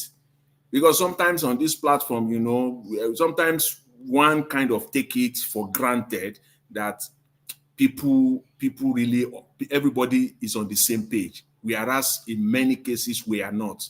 Sometimes it's a costly assumption. Sometimes we won't just assume that everybody understood. There are some basic things that people already know, even callers. There are some basic things, there are some basic political, ideas or understanding that you already know about Nigeria, that will form the basis of your submission, of your argument. But unfortunately, if that assumption can be costly, because a lot of people just don't know. Mr. Tinubu right now is ready for 2027 fight to finish. The police IG in the bag. He has the police in his pocket. The chief of army staff in his pocket is in the bag. All the army chiefs in the bag. He has them. So for people to now be parading alliances, you can say all that to people who doesn't understand politics, people who don't have a clue of, even they don't even forget about, they don't even know the politics of Nigeria. Because if we say politics, they might even misconstrue it as global politics. Local politics in Nigeria, they don't even have a clue. Some people only understand politics from 2019 to now. Ask them, the only thing they know is 2019 to now. At best, maybe 2015 to now. And everything they are saying, they are basing it on that. No, not at all. Nigerian politics is deeper than that. It's deeper than that. So I will just end here today, with this. Let me just quickly touch on it. These children that were released. That's why I say Nigeria is a country of lies. They just love lying, and it has become part of them. It is nature. Government lying. Every day is lying. 200, kidnapped students released. Okay, fine. They are released. Did you pay ransom or not? Can you please let Nigerians know? Did you pay ransom? They won't tell you. It's all cover up. Released. No pictures, no videos, no audios, even still pictures. That's what they do in any normal society. You will see the still pictures of where the army or the police were carrying the children away one by one. At least we give us, somebody will just come out. They've been released.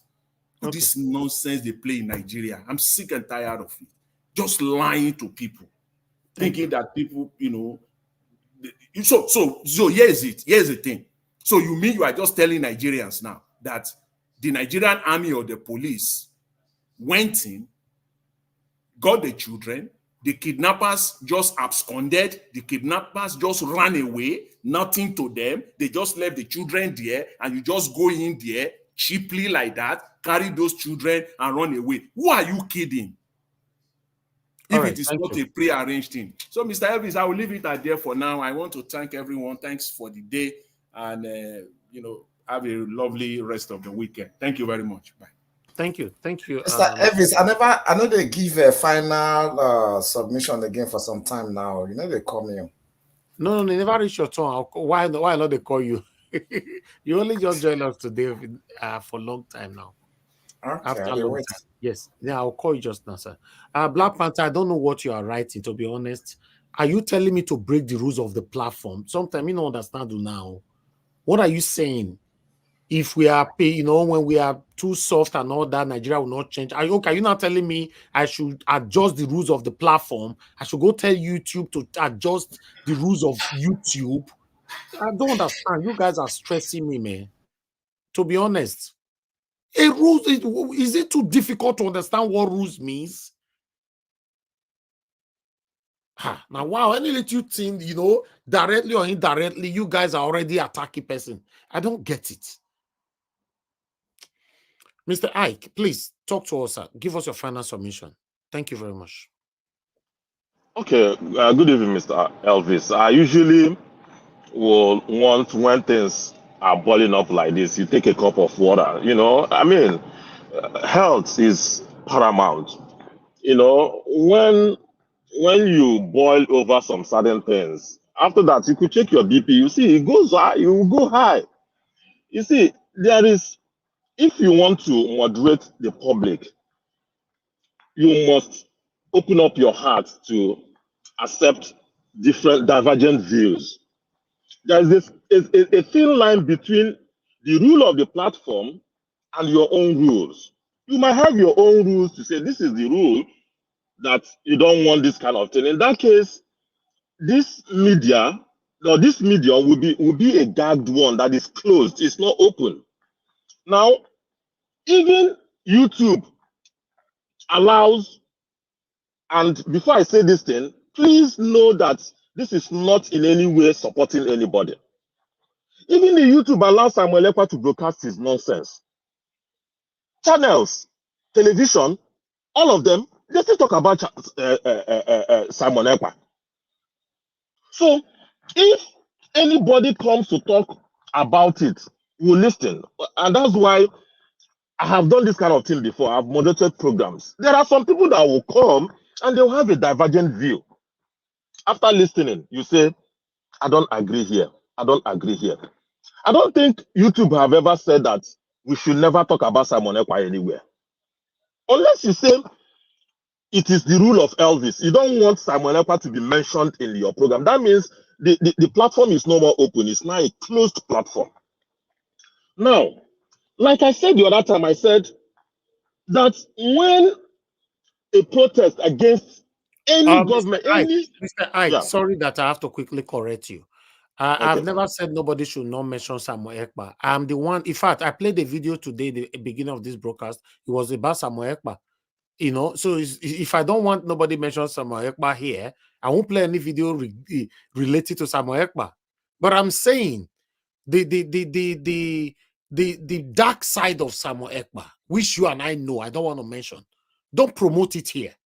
It's not about Samuel Ekpa. I played a video here today where people were angry. Why should Nigerian government declare Samuel Ekpa wanted? I played it here. So if I was against him 100%, I won't play that kind of video here because people were speaking for him.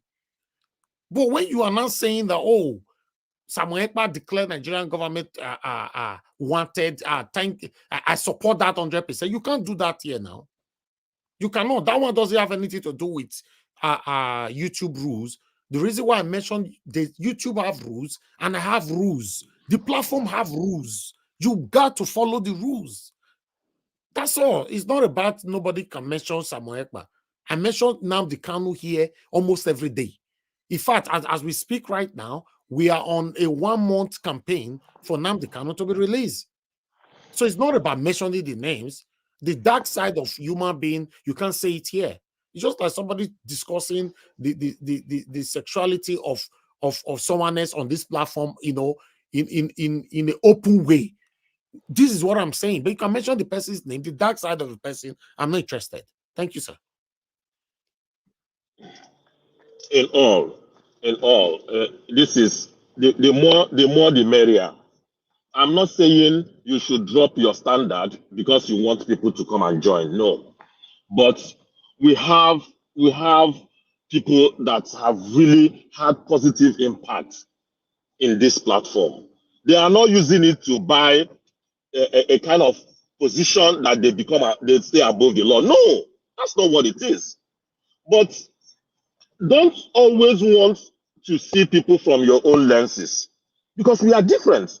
The things you will not say or the things you will not do does not mean another person from the other side will not do it. If he does it, we want to know the side where he is coming from or what he wants. When he finishes, we say, you see, this platform cannot promote some certain things, but there's a way you will still say it, and it will be very, very respectful, and the person wouldn't even find himself as an outcast. That's all I'm saying. It's just a way to promote this so that even for your own health and for the health of others, there are things that you can correct, and the person will even have remorse and say, "Oh, I was respectfully corrected."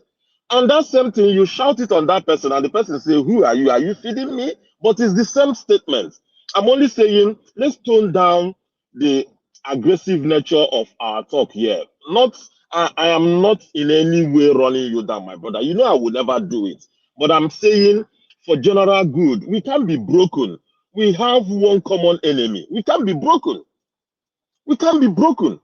We must stay united if we must fight this enemy. It's a monster. It's a monster. And the monster will be very happy when we start sounding in discordant voices. So everybody is important. Everybody is important. Let's hear the person out, and then we can take it one by one and say, this is where you have gone beyond the level we want you to go to. And the person will see it and say, okay, I'm sorry about it. You know, please, that's my appeal. Because the Nigeria that I'm seeing now is so bad that we can add further problems to ourselves. We are one family, and I want us to continue to be one family. All right. Thank you. Thank you, my brother. Thank you, Mr. Ike. Thank you. God bless you. I will respond to that later on. Let everybody just give their submission, then I'll give my final submission on that. Let me move on to the next person, which is Dr. Ken. Dr. Ken, we lost you. Okay, let me call on Mr. Chuks Obiboze. Please give us your final submission, sir. 4 minutes. Okay.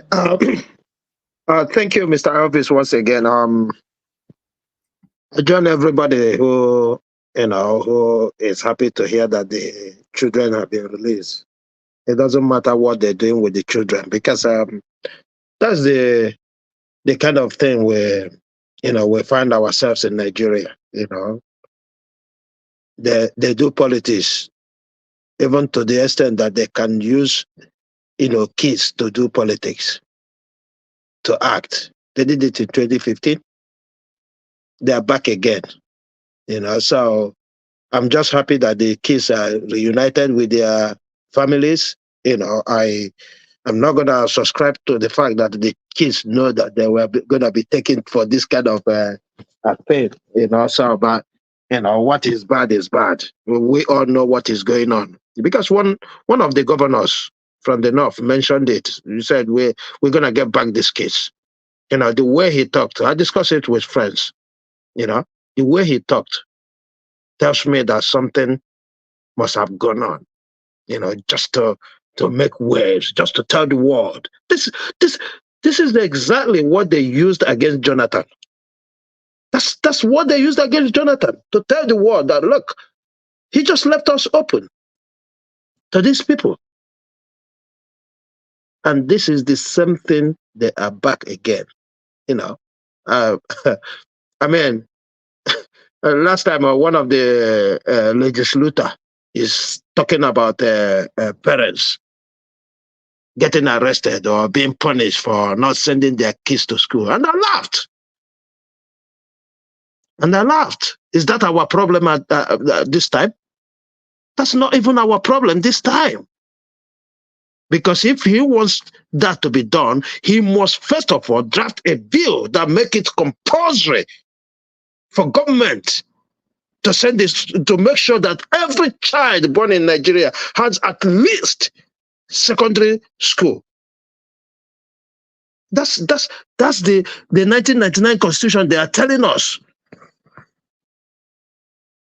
What does that mean? Does it mean that I need to pay school fee to send my child to school? Is that what that section of the Constitution means?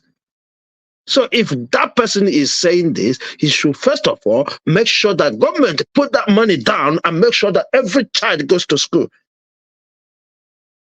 where I am today, and I don't pay dime to even university. So the university, they get a loan. So it's up to you as a parent to help your child, make sure he's not in debt. That's the only thing that is your responsibility there. But the government make sure that every child born where I am living today goes to school. If that child's age of attending school and they don't see him or her, they write you a letter. The next thing they come for you to give them an explanation where that child is, because that child must have been, captured in the system. That's the people who have the right to send parents who refuse to send their school to jail or to wherever they want. And somebody got up and said that kind of a thing. This is the country we're living in. So to come to conclusion, Mr. Peter Obi, His Excellency, I'm begging on you, please leave anything about merger. We all have, not we all, many of us on this platform knows that you're not gonna win the next election without all these things, all this shenanigan that happened the last time being corrected. Because you won the election the last time. You won the election the last time. So don't think that any effort you are putting right now is to go and win an election. No. It's to change the roads towards that winning. That's the only thing that matters to I as a person today.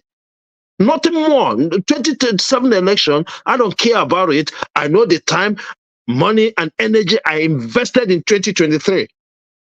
So if anybody is calling on me again to stand here, to support you, to do anything, and not even just you. Let's say a bigger fish just broke out from nowhere. I will not even, support that person because it tells me that it's an effort in futility. Thank you, Mr. Elvis, and everyone on the platform. Mr. Chuks Obibweze, God bless you, sir. Thank you very much. Let me come to Madarita. Madarita, please talk to us. 4 minutes. Thank you. Yeah, Mr. Elvis, thank you very much. I'm not going to say much. I think everybody pretty much have said everything that needed to be said. I just want to address something. My coming here every other day, listening, in the background sometimes.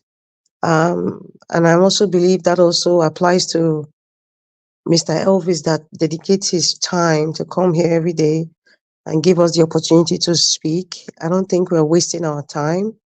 I, for one, personally, I am not wasting my time. Let me speak for myself. I don't waste my time. I don't think I'm wasting my time coming here every day because I know that when I'm speaking, I'm teaching somebody. I know when I'm speaking, I am inspiring somebody. I know when I'm speaking, somebody will have the zeal to also speak up, to also learn how to research, to also learn how to speak. This is a class, take it or leave it. I know some of you who have been here a while. I've noticed over the years, some of you have now learned how to speak to people. Some of you have now learned how to be tolerant. Some of you have now learned that when a group of intelligent people speak, even when there are arguments, it doesn't mean that they hate each other. It doesn't mean that they don't like themselves, or it doesn't mean that they're trying to be emotional. Nobody takes anything back to their bed. Everything ends here. It's only people who are not intelligent, who are not really assertive to understand what is really going on, take it personally. I, for one, I don't take it personally. You can call me names or whatever. We have our argument here. I am trying to learn. That's why I'm arguing. I'm trying to see things from your own perspective. The same way you are trying to see things from my own perspective. And the main topic is Nigeria. Nigeria is a project. And everyone needs to speak out. I, for one, I am not wasting my time. And the reason why I'm even making this statement is because of what Madam Luke said. I respect her a lot. She's a very intelligent woman, but sometimes she come across as very aggressive and very rude sometimes. And I felt disrespected when she said that, we're wasting our time here. I felt personally that she was speaking to me. Well, I know she was saying it in a general way, but I know everybody who was listening, even those from home who were just listening, they also felt some sort of disrespect. Like, what are you doing here? You're wasting your time. Madam, look, if you're listening, I don't think you should have put it in those words, because I'm responding because I felt disrespected. But I believe that I'm not taking it to my bed. I'm just saying it because this is an open space and I speak my mind. If I sound disrespectful, I'm apologizing ahead of time. But I'm just trying to say that sometimes we learn. Nobody's perfect. But I come here every day. I'm not wasting my time. Even if I might sound hopeless, I'm a very strong person. I am one not to just give up easily. Even if I'm talking about the snags in the Nigerian government and the way the system is, I'm trying to tell people that this is what we are faced with, because some people don't really know what we are faced with.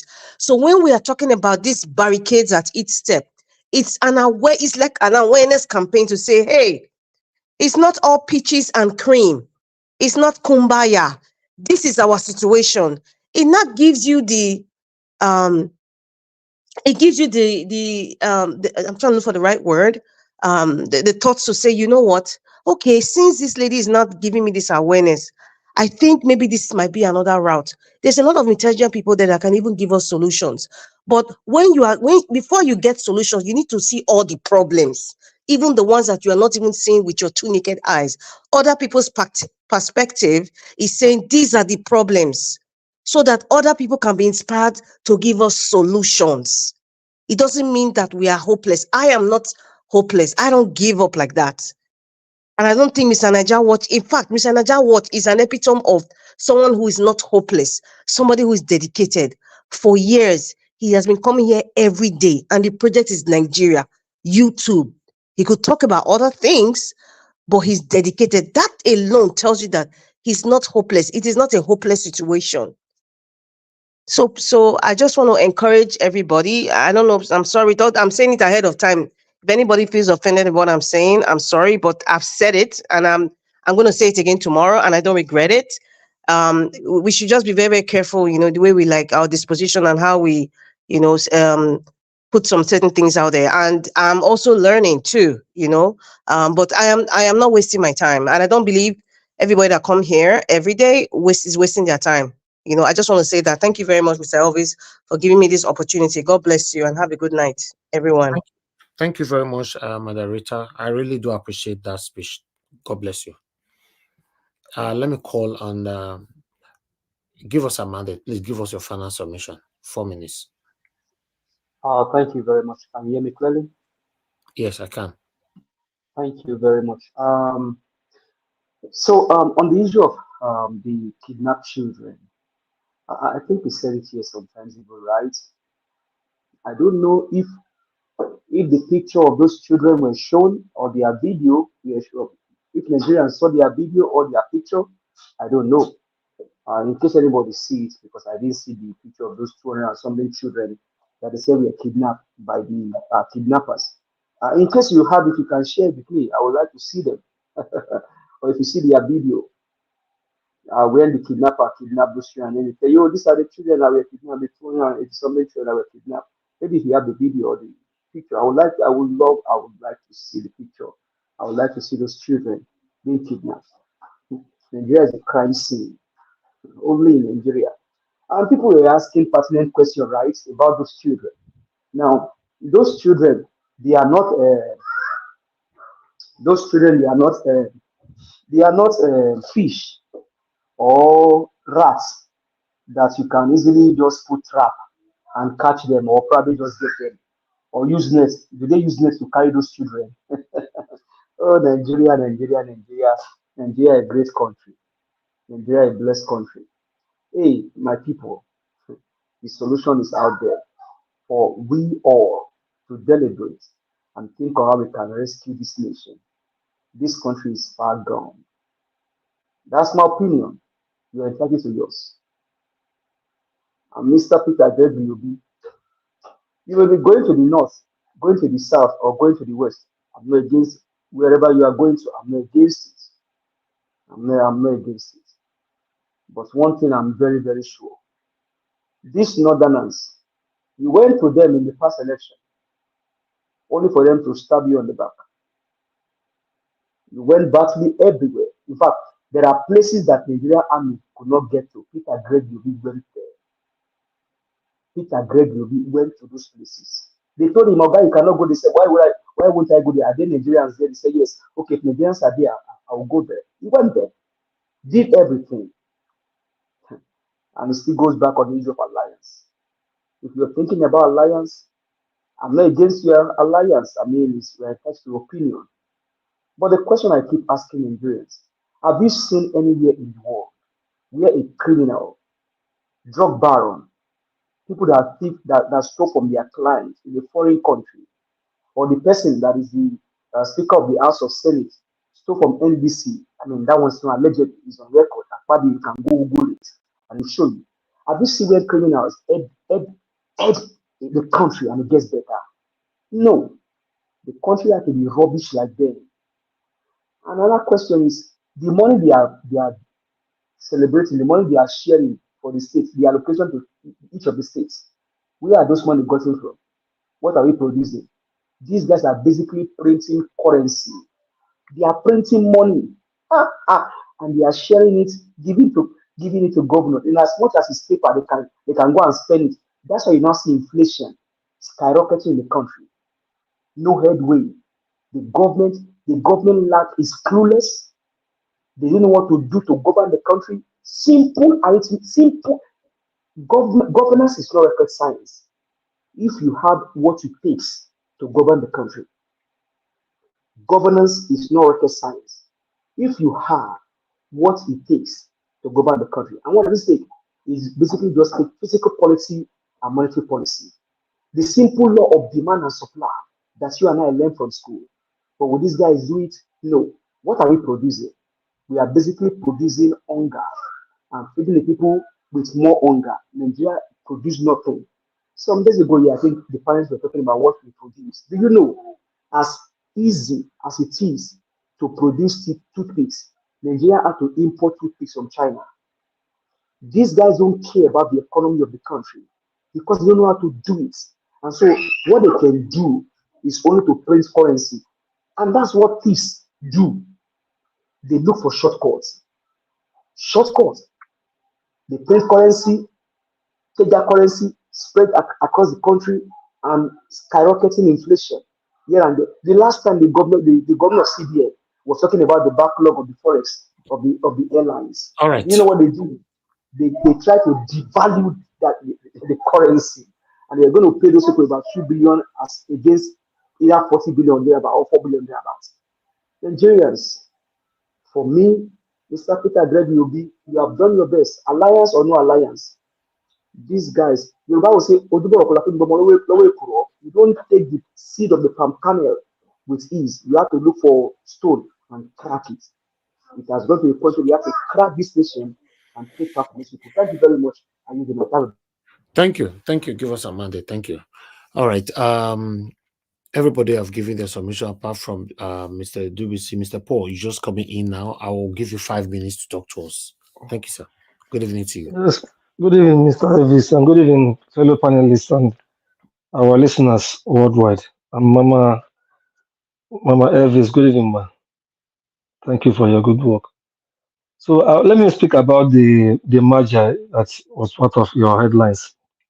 I am looking at it. These are politicians. Many of them have a lot of skeletons in their cupboard, and they start early to set traps for some of their opponents.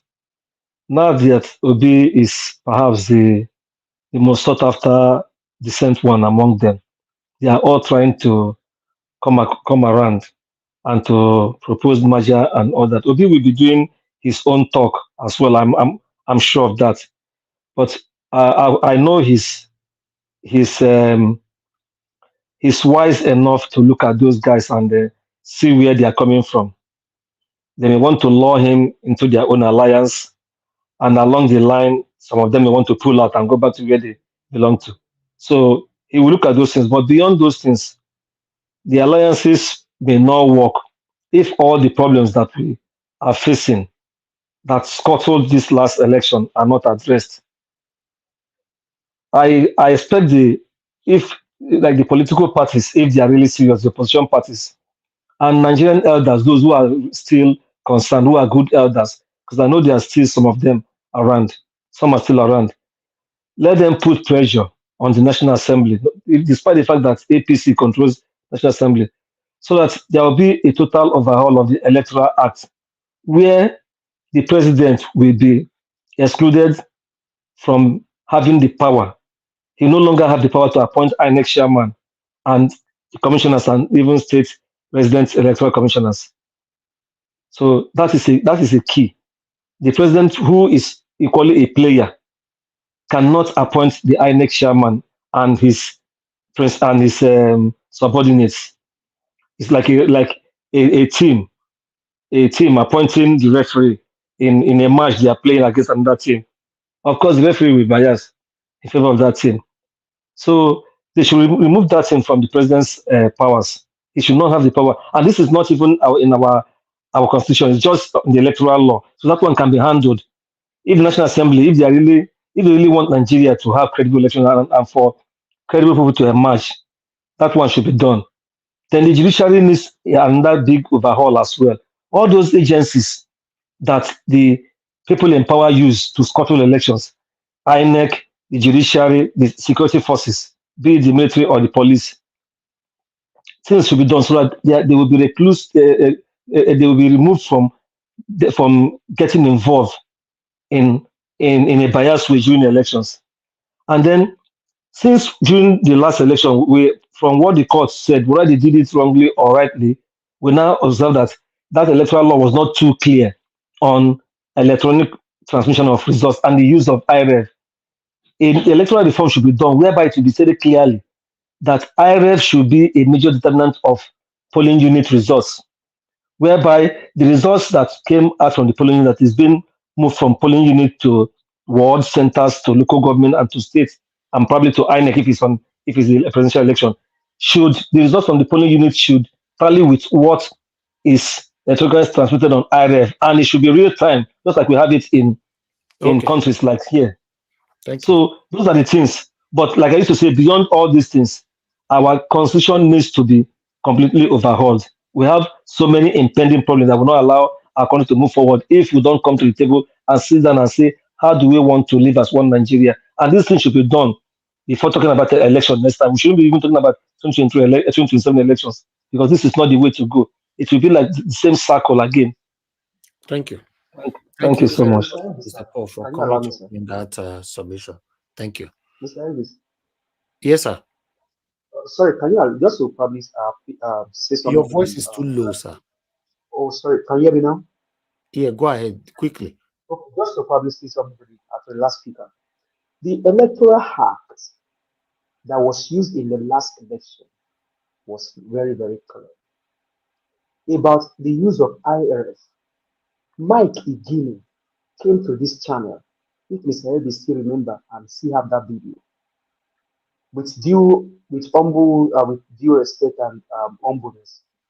It was our cry on this channel that brought Mike Igini. The sister had us in UK and said that there's a channel calling your name, or you have to go and speak to them. What happened in the last election? Mr. Elvis, you remember, Mike Igini came and told us that RF is a game changer. In fact, he said that RF is a game changer. Nothing. RF did not fail. Did not fail. Nothing changes. Mike Igini said it. So, my brother, sir, see, Nigeria is a crime scene. We have to decide. Give us our mandate. Give us America. Now object to you. Oh, hold on. Quickly, please. Let me finish. So we need to. These guys, they know what to do. We need to stamp our feet on the floor and say no. This is how we go. Thank you. Thank you. Black Panther, it's good to have you on the show. Good evening to you, sir. Please talk to us. You have 5 sir, minutes. Thank you. Thank you, Naija Watch, for accepting me in. And I thank every one of us. Some of us might be speaking contrary, and some of us should do one thing. I always plead here. When somebody comes here to speak, let us go and handle the law itself and browse through the law. But before I go ahead, I will thank our mama, our mommy diaspora. God bless you, man. Look, the time for merger is over. I repeat, the time for merger is over. What we need to do now for us to change the narrative. Look, if you understand what they are doing, they are making use of the power of the press. And they are gagging us into it. How? They allow things, they bring information that will make us divert our attention to speak towards one thing. We all know that this government is not going to work. Let's agree on that. It's not going to work, and it will never work. What we need to do now, people think that if we speak, we don't fight pressure on them. How did the Nigerian people change the narrative to take out Babangida? It was through this speaking that brought out the people to do it, that brought out the activists to speak on that matter. We can change the narrative. One, like I said on my comment, Mr. Naija did not understand what I'm saying. We should stop giving up. We should stop speaking to the people that we cannot participate, we cannot give up. Now I ask, what about those people that have been doing it before we came?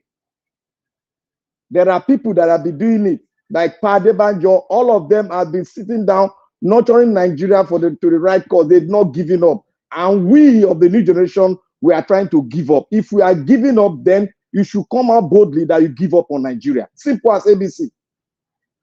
There's no nation that can be taken back with ease.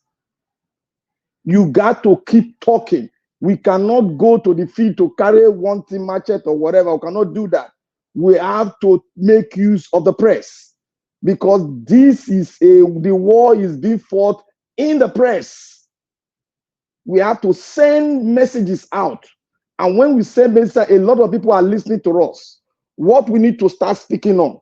You see the INEC law. Most of us have not sat down to read it, but we are banging on people that have spoken it. That is a misconception on our side. We should go and bring the law on paper, white and black, study it and know the defect. The defect in that INEC law, if you don't know, the IREC is not the issue. The issue is that the INEC law put the power in the hand of the chairman to determine if he has a factor with the IREC, he can decide to go the other way by going manual. That is what the law says. Let us invite. Wait. Don't tell me no. Go and bring it. Don't tell me no. I have read it. Go and bring your own. I have read it. The INEC chairman has an option going this other way. It's not mandatory. Must use the computer itself. It is not mandatory. If it is mandatory, they would have shut it down. They wouldn't have shut it down. If they wouldn't have go that way of shutting it down. Because if the law says stick to IREF, they cannot shut it down because they don't have any other way to do it. That election will be cancelled. If there's no way, if there's no window to go, that election will be cancelled. But if there's a window for the INEC chairman, he will jump and stop the computer and jump to the manual side and do the election. Yes, that was the window they came out. Black Panther, you see, yes, that is correct. It's in the electoral law, right? But you don't change the rule in the middle of the game. The rule is subject to the chairman. It's not subject to anything. Wait, Black Panther, wait. Please, you see, before the election, INEC have decided with their guidelines. They released their guidelines. This is what we are going to do. All right. In fact, Mahmoud Yakub even went to TV stations. So they can't change it. Yes, I agree with you that the law says that INEC has the power. Okay, hold on. Anything they say. All right. Let me tell you, Jonathan. Your 5 minutes. You remain 1 minute. Let me say this. if we continue to argue this thing, some of us will come here and give up. Oh, I'm telling you people, what we need to do now is to bring out the INEC law. We have two options. Let us digest and give a good opinion on the INEC law, and we should go and bring a GJ Constitutional Act and talk on it. Those are the two ways we can use and sell this message out so that even Peter Obi can listen to us, because we don't have any other option now. Okay. We cannot stop the election, neither can we say people should not go out to vote. Okay, thank you, Oga Black Panther. Thank you very much. I to be honest, I agree with you in terms of bringing out the INEC law. Yeah, I don't mind. As you all know, on this platform, we are working together. Nobody should rely on me. If you have anything that you want us to talk about, suggest it like you normally do. Then we bring it here. We all will digest it. Let me call on Oga Chris. Oga, you're hearing noise. I don't know where the noise is coming from. Yes, sir. Quickly now. Somebody want to talk. Okay, no, let him talk. Okay, thank you. Oga Chris, thank you very much, sir, for joining us. Good evening to you. Please talk to us. 5 minutes. Good evening, Mr. Nanjawosh. I'm sorry, how many minutes do I have? 5 minutes is fine there. I don't know, okay. Depending on what you want to say. Talk to us. Okay, thank you very much, sir. Good evening, everybody on the panel, everybody on the comment section, and everybody listening to us from every corner of the globe. My name is Chris, and I'm speaking from Dublin. I just want to add my voice to the debate that has been going on, but there's no way I'll start that without acknowledging Mommy Diaspora. Mommy, thank you for everything you do, and every other person supporting the chat in the comment section. Mr. Nanjawosh, first of all, I want to kind of add a verbal support to what you are doing on this platform. I listened to your speech and then the event that led to that. The only thing I just have to say is that your kind of job is not a very easy job. So because of that, I'm lending my support to you, and for you to know that, yeah, we that have been following you for a long time, we understand the kind of person and the policies that you promote on your platform. And having said that, I think it's also important. The very first speaker that spoke, I lost his name immediately after you finished your speech. The elderly man, I think he made a lot of sense that I believe you should also listen to. I think that was Mr. Ike. I think. Yeah. So yeah, he made a lot of sense because he tried to strike a balance, which I also completely agree with. Yeah, like he said, yeah, everybody cannot be on the platform, but the more the merrier, and the people come with a lot of different perspective, different experience, and it is good to share this experience to the people. That's actually what I'm taking to this platform. I'll give an example. For example, I can barely agree with Naija on any issue, but I always want him to be here because he enriches the platform. So that is just my own. So you understand the concept where I'm speaking from. This is for you to support all you do. But be that as it may, if you listen to what that elderly man said, I think he made a lot of sense, because some people just passing messages. We all can be fighting for the same thing, but our approaches might be different, So it's very important we look at all these. But having said that, I think I salute your sagacity, because it's not really easy to carry everybody along like this. It's difficult. And Madam, look, if you are listening, personally, I appreciate the energy you bring to the panel and your perspectives as well.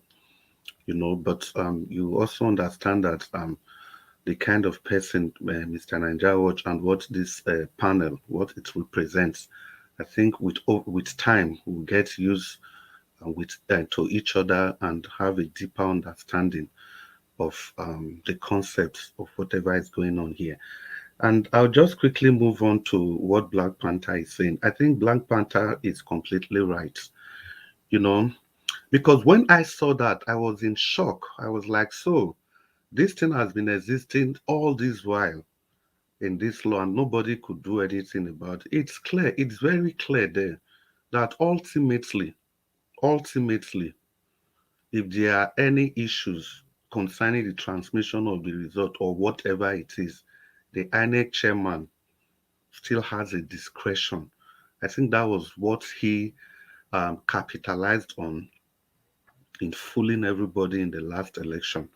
But be that as it may, we could have also done something because there is also a caveat there. That was the caveat Dino Melaye was trying to toe. That if you feel that there's anything, you can actually stop the announcement of the results, and whatever the problem is corrected before you can continue the announcement. So that was why the INEC chairman quickly had to do the announcement while everybody were all sleeping, because they knew that if they will allow that to go more than that, other people may join their voices with Dino Melaye, and that will stop them from declaring Tinubu as the winner.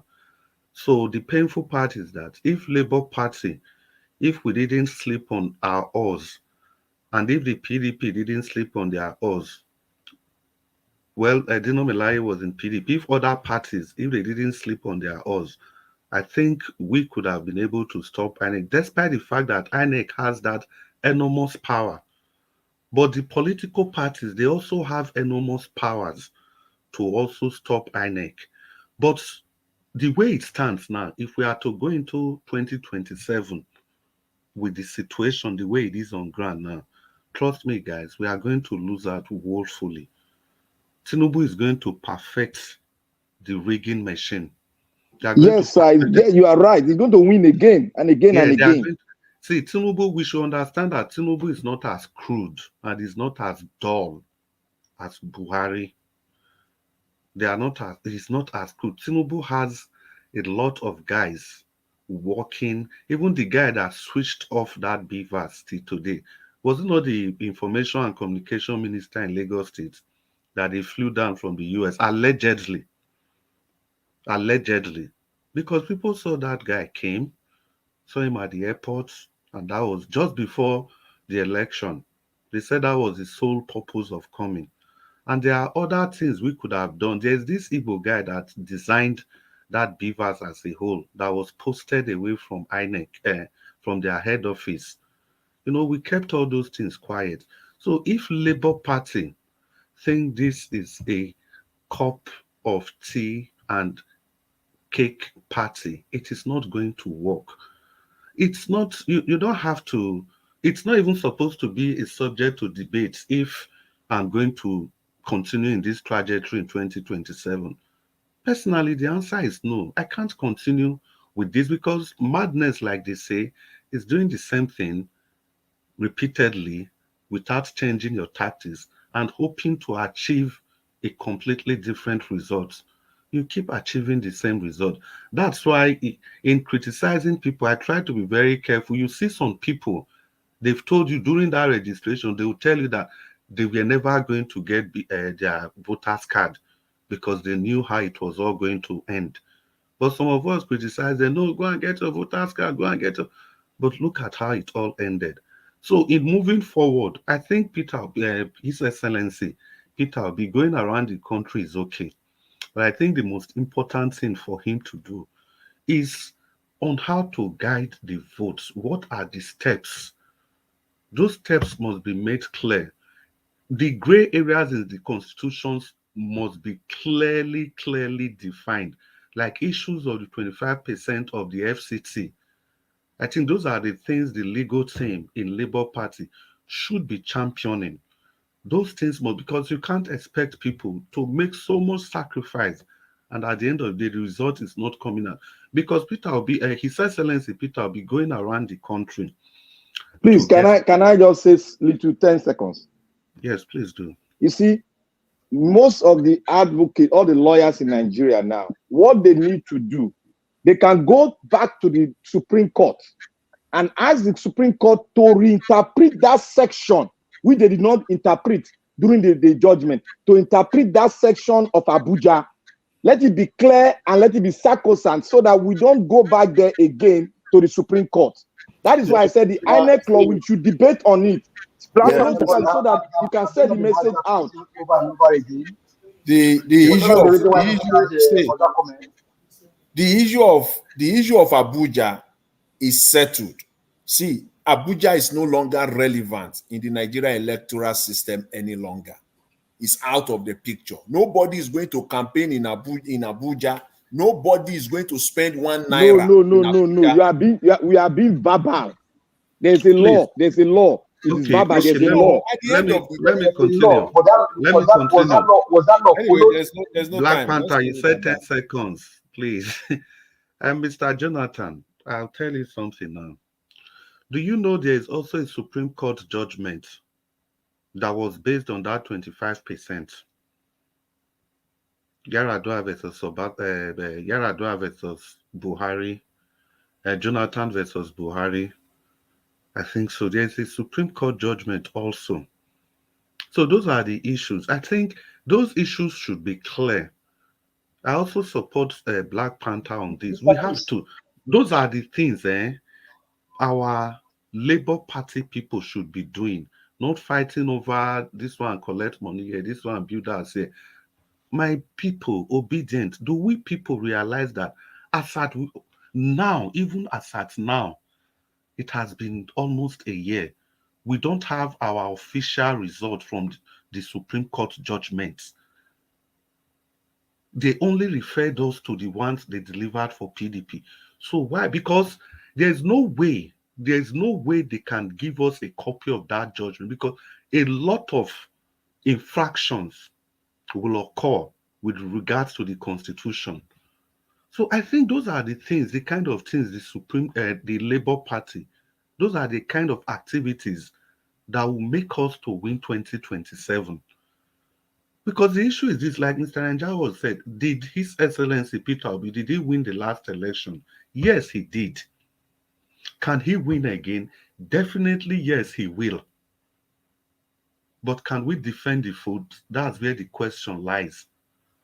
And again, we really need to be more radical. That is why I know a lot of, yes, I have criticized Showore several times on this panel, but I still believe somehow we will need somebody like that, or at least, if not Showore, we will need people of that nature, people that are vocal. The Nigerian politics is not bread and butter. It is not bread and butter. Just like what's the name of that musician, Ashake? He said, "Ogogoro not be vodka." That is what Nigerian politics is. It's not a child's play. And if you look at every person that has become the president, it is become the president of the Federal Republic of Nigeria. It is by radical approach. Nobody waited for the power to be delivered on their lap. It was only Jonathan that tried it. And the rest, as we know, is history. And he lost woefully, even though he was the sitting president. He was rigged out of the system. So the least you can do for yourself, if a sitting president can be rigged out by external manipulation, so how do you expect a sitting president that is as crude and crooked like Tinubu to sit down and wait for him to be rigged out of power? Tinubu is never going to do that. Never. So if we expect 2027 is going to be easier than 2023, it's just a joke. We are living in La La Land. So in conclusion is this, Mr. Anjao, sorry, I know I've gone past the 5 minutes. The conclusion is this: going around Nigeria is okay, but issues around the Supreme Court judgment, we need to get our judgment. We have to make everything clear. Let it be written in clear words what that 25% means, what every other thing means, the things that made us to lose, even giving people the results. It shouldn't be through the court any longer. The people, the Labour Party people in National Assembly, they should be pushing for that. That immediately, as long as you have declared an election result, it means you have the documents with you. So nobody needs to start applying 3 months, 6 months. If you declare a result, you have the papers with you. Then you hand the papers over immediately. So those are the kind of things that Labour Party should safeguard for now, and not just going around the country, which is also good on its own. There will be time for campaign, because eventually those guys, especially the guys in the north, they don't really care. They don't really care. Sorry, they operate the Talakawa system. It's only one strong man that will come and tell them the direction they will go. I remember in 2014, Jonathan is busy. I was in Kotango. Jonathan is busy. They are doing politics in Abuja. The people that shouted PDP in Abuja, they come to Zamfara. That was in a border town between Zamfara and Niger State. They shout PDP in the day, and they come and be doing Buhari at night with the local people there. So we have to understand the way the Nigerian politics is.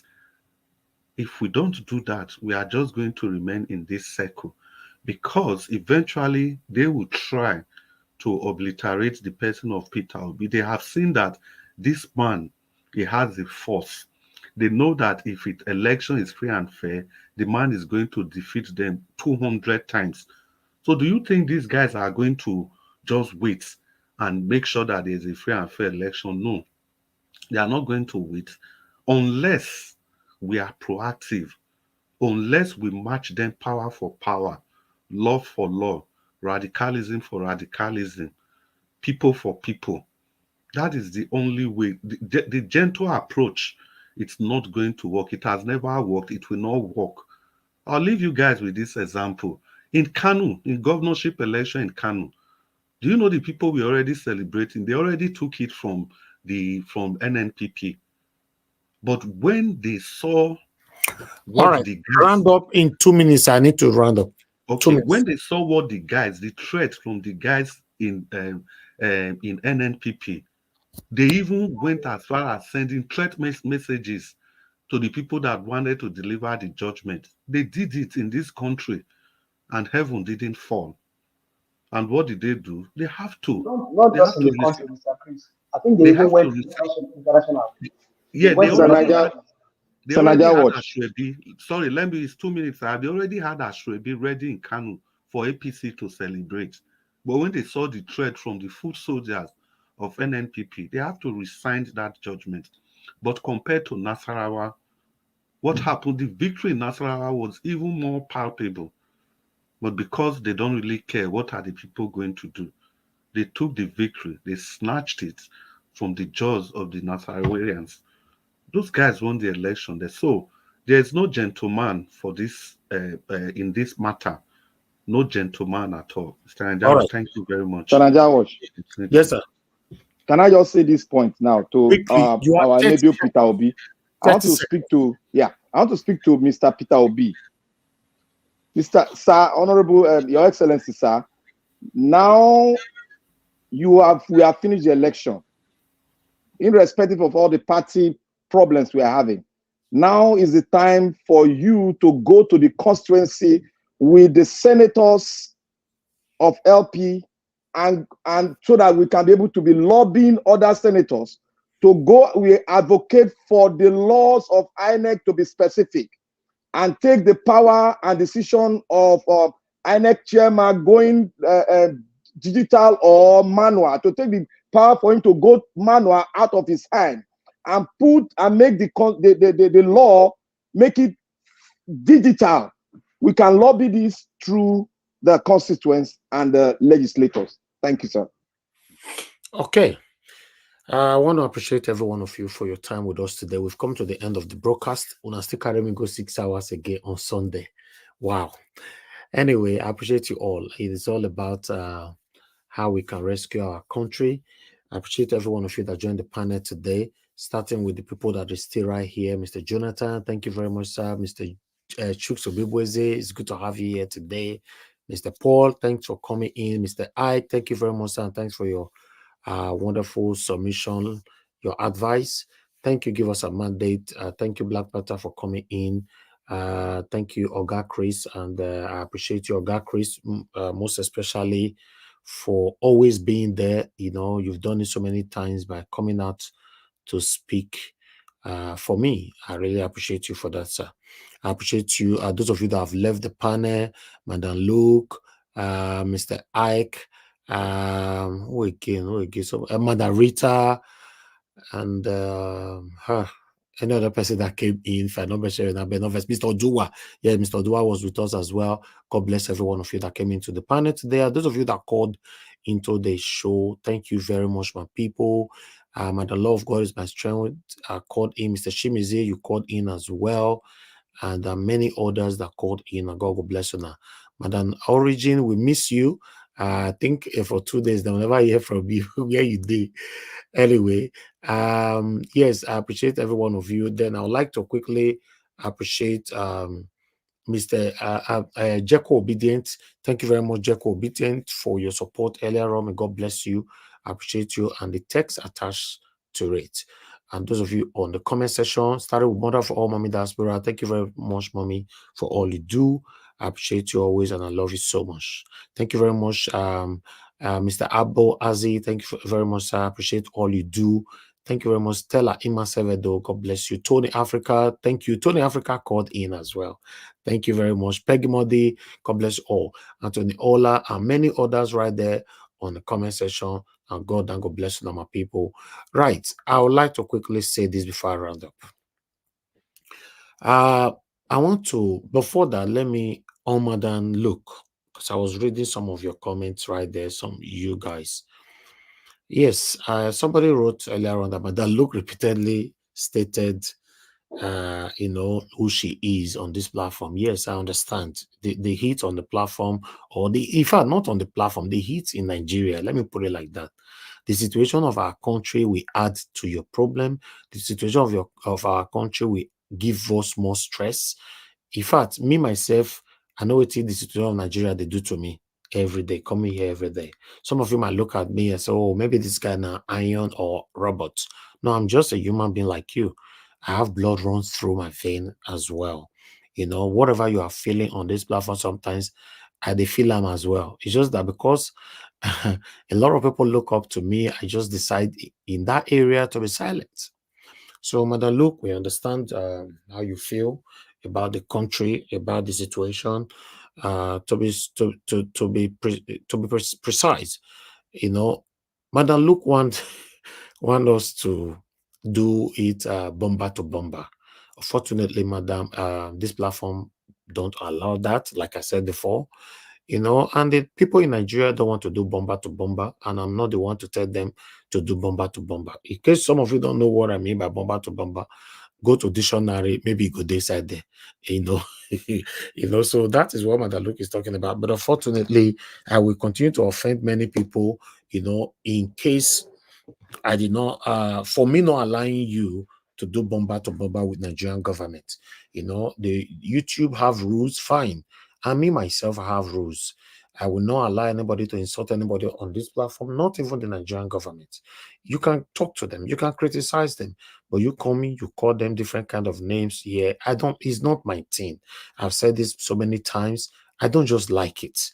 Many of us, they shout for you. Someone like my brother, Black Panther, they shout when they talk. Me, they shout when they talk as well. And many of us here, like Mr. Alex as well, they shout. But one thing that you must understand is that no matter since you have been following me for so long, I don't believe you don't hear me say, no matter how they shout, no matter how angry I am, I'll start insulting these people. The best or the highest I can use against them is satanic, which is allowed. It's allowed. You can use it anywhere. It is a normal thing.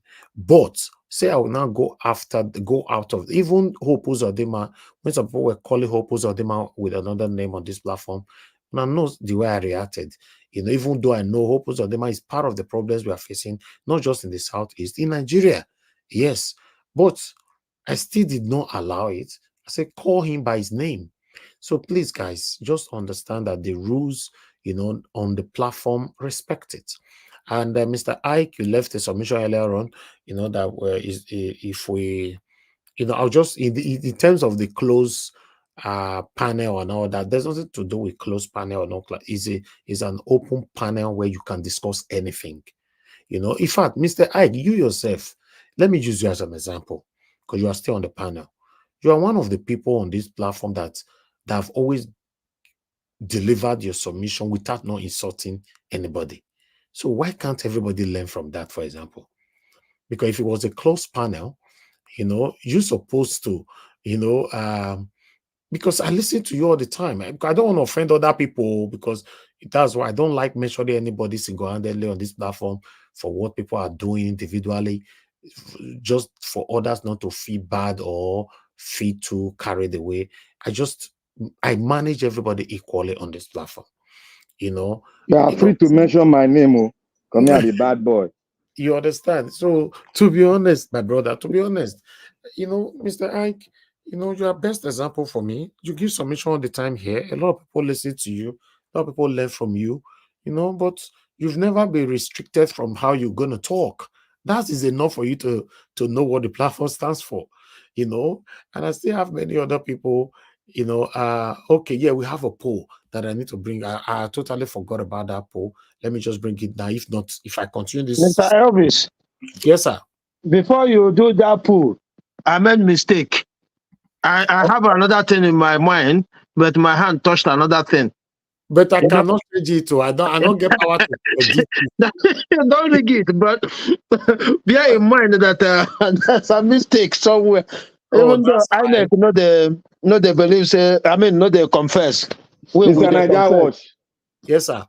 You know why we all they face the stress? Yeah. It's because we always follow the narrative every time from the government. We know they set our own pace so that then we follow, because a lot of them are listening to us. We need to prefer two options where everybody out there will choose which way to go. Okay. When we debate on it, people will choose.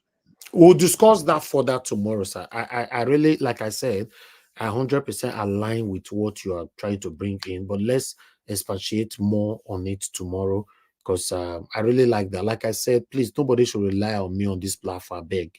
I just have the key to own the platform. Turn it on doesn't mean that you rely on me. If you have anything that you want us to discuss here, we should talk about, bring it in. As long as we are not insulting anybody, that's all. I don't know if it's too much for me to ask for. Like I was talking about Mr. I just now. Mr. I give submission on this platform every day. Nobody have corrected him how to talk. He knows his limits, even without not showing him the rules of the platform. So this is what I want some of you to do. You understand? Someone like Oga CM, if now I talk to I know I mentioned names just now, many people here, they know their limit and they still pass their message in a very direct manner. So I want to also, talk to some of you that find it difficult, to follow the rules. I understand how it is sometimes. What the Nigerian government is doing to us is enough for anybody to leave their lane, and just say, you want to say it how it is. But remember, I cannot change what I stand for just because I want to please you. Please. I cannot change that. Maybe that's the reason why politicians could not buy me to today. Yes, I've been on this, someone like Oga Chris, I've been on this platform now for almost 5 years, if I'm not mistaken. He's on the panel right now, so he knows me very well. And I like how he comes in all the time to reference to my person and what I stand for. So if they want to buy me, they will not buy me since. If I don't have what I stand for, please, nobody should try to push me out of what I stand for. I stand for good governance, but I still have limit what I can say to the government. I can't just come here to say, oh, the government, all of them are mumu, all of them. No, please. When I speak, I listen to myself. I'm not telling you how to speak, but you can still learn. Don't learn from me if you don't want to. Learn from others that still pass that same message on this platform without not insulting. Yeah, that's what I'm saying. Then when we come to Samuel Ekpa, in case you're not aware, Samuel Ekpa is not fighting for what we are fighting for in this platform. On that, I respect him. Like one of my brothers that normally call it on this platform. Before he starts speaking, you say, I'm a Biafran. And I give him even more time to speak. I don't like hypocrites. What you stand for, let people know. Samuel Ekpa is not fighting for Nigeria to be better. Samuel Ekpa is fighting for Biafra. So it's a different thing we are fighting for here. You see, I don't want to step on his own. And you can't step on my own. So when we even during the time of 2023 presidential election, Samuel Ekpa was not campaigning for Peter Obi. In fact, he was calling Peter Obi criminal. In fact, he tweeted 2 days ago, less than 48 hours ago, still calling Peter Obi criminal. For you to know that I follow everything on social media, just less than 48 hours ago, if you doubt me, I can bring it on. He called Peter Obi criminal. So that means what every one of us on this platform, let's say, I can't say every one of us, 98% of us on this, because some people are hypocrites, 98% of us on this platform, what we are fighting for, is not what Samuel Ekpa is fighting for. So let him be. I'm not supporting what he's fighting for, and he's not supporting what I'm fighting for. You see, that's what I'm saying. And I believe someone like you, if you leave this platform, maybe Samuel Ekpa day life, you go join them. You go tell them, say Peter Obi must become a president, for example. Samuel Ekpa might throw you out of the platform. And that is what the same thing I'm saying. He go tell you, say, no, don't come here to promote Peter Obi on my platform here. You see? Now you guys are getting what I'm saying. Samuel Ekpa have what he's fighting for, and I have what I'm fighting for. And what is it I'm fighting for? Is a better Nigeria. And I believe the person that would have been able to give me that better Nigeria was Peter Obi. And he was denied, even though you and I know he won the election. Right? Now, we are contemplating and already talking prospectively towards 2027. It's something that we must look critically. If we want to jump on it just like that, when this INEC of a thing and all that, like my brother give us a mandate stated earlier on, they are still there. It's going to be difficult. It's going to be another long journey for every one of us. A lot of us will be disappointed again. You cannot win that 2027 with these same people right there. So coming back to Mother Luke, I have so much respect for you. You know that, and I have so much respect to everybody that joining this panel. I will never knowingly disrespect you. I will never. And I don't want people to disrespect me as well. It's one thing I don't like. We had people before that joined the panel. They left for a reason I don't know. But some of them came back again. You see? So I want you to know that if the heat is too much, you can take a break. There's nothing wrong with that. Listen to us. Whenever you think that we are doing something that is not right, come in, give your advice. Or on the comment section, or just listen. Because everybody is different. Everybody is different. What to say now? Now just got to turn on this camera every day. People now for that verse to away the computer, everything. Yes, I understand. The situation of Nigeria can make anybody find themselves in that situation. But please, let's learn to manage each other's. If you are looking for the bomber to bomber, it's a good thing for your side, but you can't display it here. That's what I'm saying. It's just a rules. It's the rules of the platform. Please, I don't want to offend anybody. Just respect it. You cannot declare bomber to bomber on my platform. You cannot call on bomber to bomber on my platform. In fact, even to call on people to go on protest, I refused it. With what my intellectuals are discussing and submitting on this platform, if you are listening still, you don't know what to do, then rest. When they grow up, they go. My mother used to tell me, say, a little word is what you pass to a child that has sense. I don't know how to interpret it, but I know how to say it properly in Benin. But when it gets to your mind, it turns to a lot of words. So, we talk here. If you want us to bring it to your doorstep directly, it's up to you. If you are hungry in Nigeria, you're supposed to know what to do. Nigeria road and everywhere, streets supposed to be occupied by now. If you're waiting for Mr. Nigeria to do it directly, I won't do that. So please, everybody, understand with me. I don't want to offend nobody. I don't have anything against nobody. I don't go to bed thinking of anybody that offended me on my platform. No way. I'm not that kind of person. I protect everybody here. If somebody disrespect Madam Luke, I protect her. Somebody disrespect Black Panther, I protect him. Somebody disrespect Mr. Ike, give us somebody. That's my job here. I cannot protect one and leave one. I've never done that before. That's not me. I'm not a biased person. I carry everybody equally. That equality is very, very essential. Now, God bless you, now, my people. Thank you very much for all you do. I'd like to once again wish my brothers happy birthday, Mr. Alex. Thank you very much. Happy birthday to you. I wish you all the best life can give. Our brother Efe, happy birthday to you. I already wished you on the panel earlier on. I wish you the best life can give, long life and good health, every one of you. Thank you so much. These are our brothers. Please, guys, if you know them directly, wish them happy birthday for me, Mr. Efe, Mr. Alex. Thank you, everybody. I appreciate you all. The poll I'd like to put on the screen. We put out a poll earlier on asking the same thing we discussed today. Do you agree? It is only an alliance can defeat Tinubu in 2027. Yes, I strongly agree. 39%. I disagree. Obi can run alone and win 61%. So a lot of people believe that Peter Obi don't need to align with anybody or join alliance with anybody, and he will still win the election. Obviously, he will win. Me, I know that. But will they allow him to rule?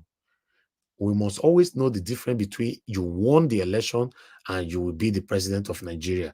So it's a two thing, but let's discuss it, holistically tomorrow on this platform. I'll bring out the poll again tomorrow on tomorrow's broadcast. I want to talk about it, and what my brother Black Panther raised as well is very, very important for us. We need to expatiate on it as well tomorrow and take it from there. Let me appreciate every one of you right there. Thank you for your time with us. Thank you, everybody. Peggy Modi, Ushena, Otioba, thank you. Now God will bless you. Marcus, Konsaya, will miss you on the panel. Thank you very much. Hallelujah, and many others. And God bless you, my people. Allow me to end the show, and I'll join you guys again tomorrow by 6 p.m. Please press on the like button before you leave. Help us to share. And for those of you coming across this channel for the first time, the channel is standing for good governance.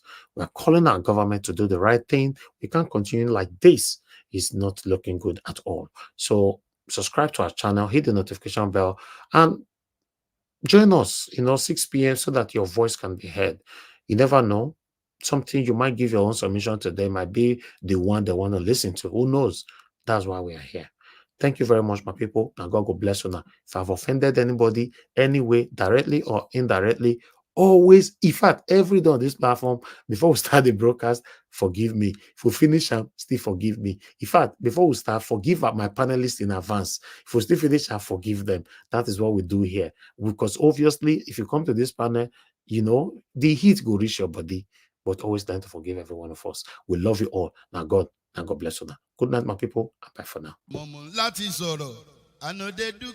Good night, all. If I offend you, forgive me.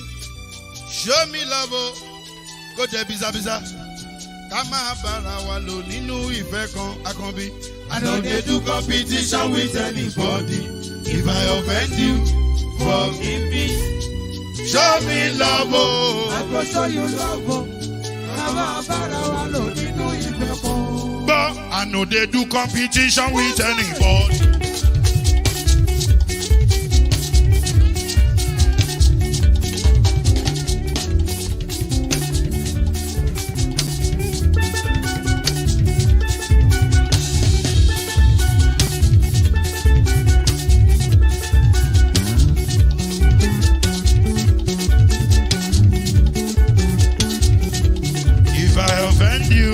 Forgive me, show me love, I go show you love.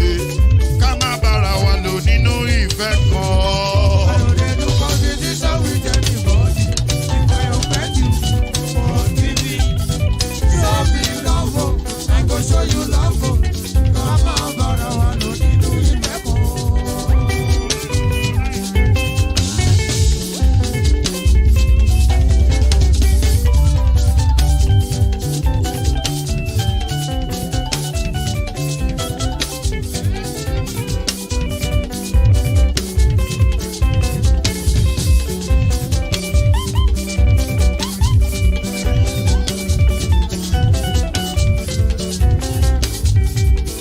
No, they do competition with anybody.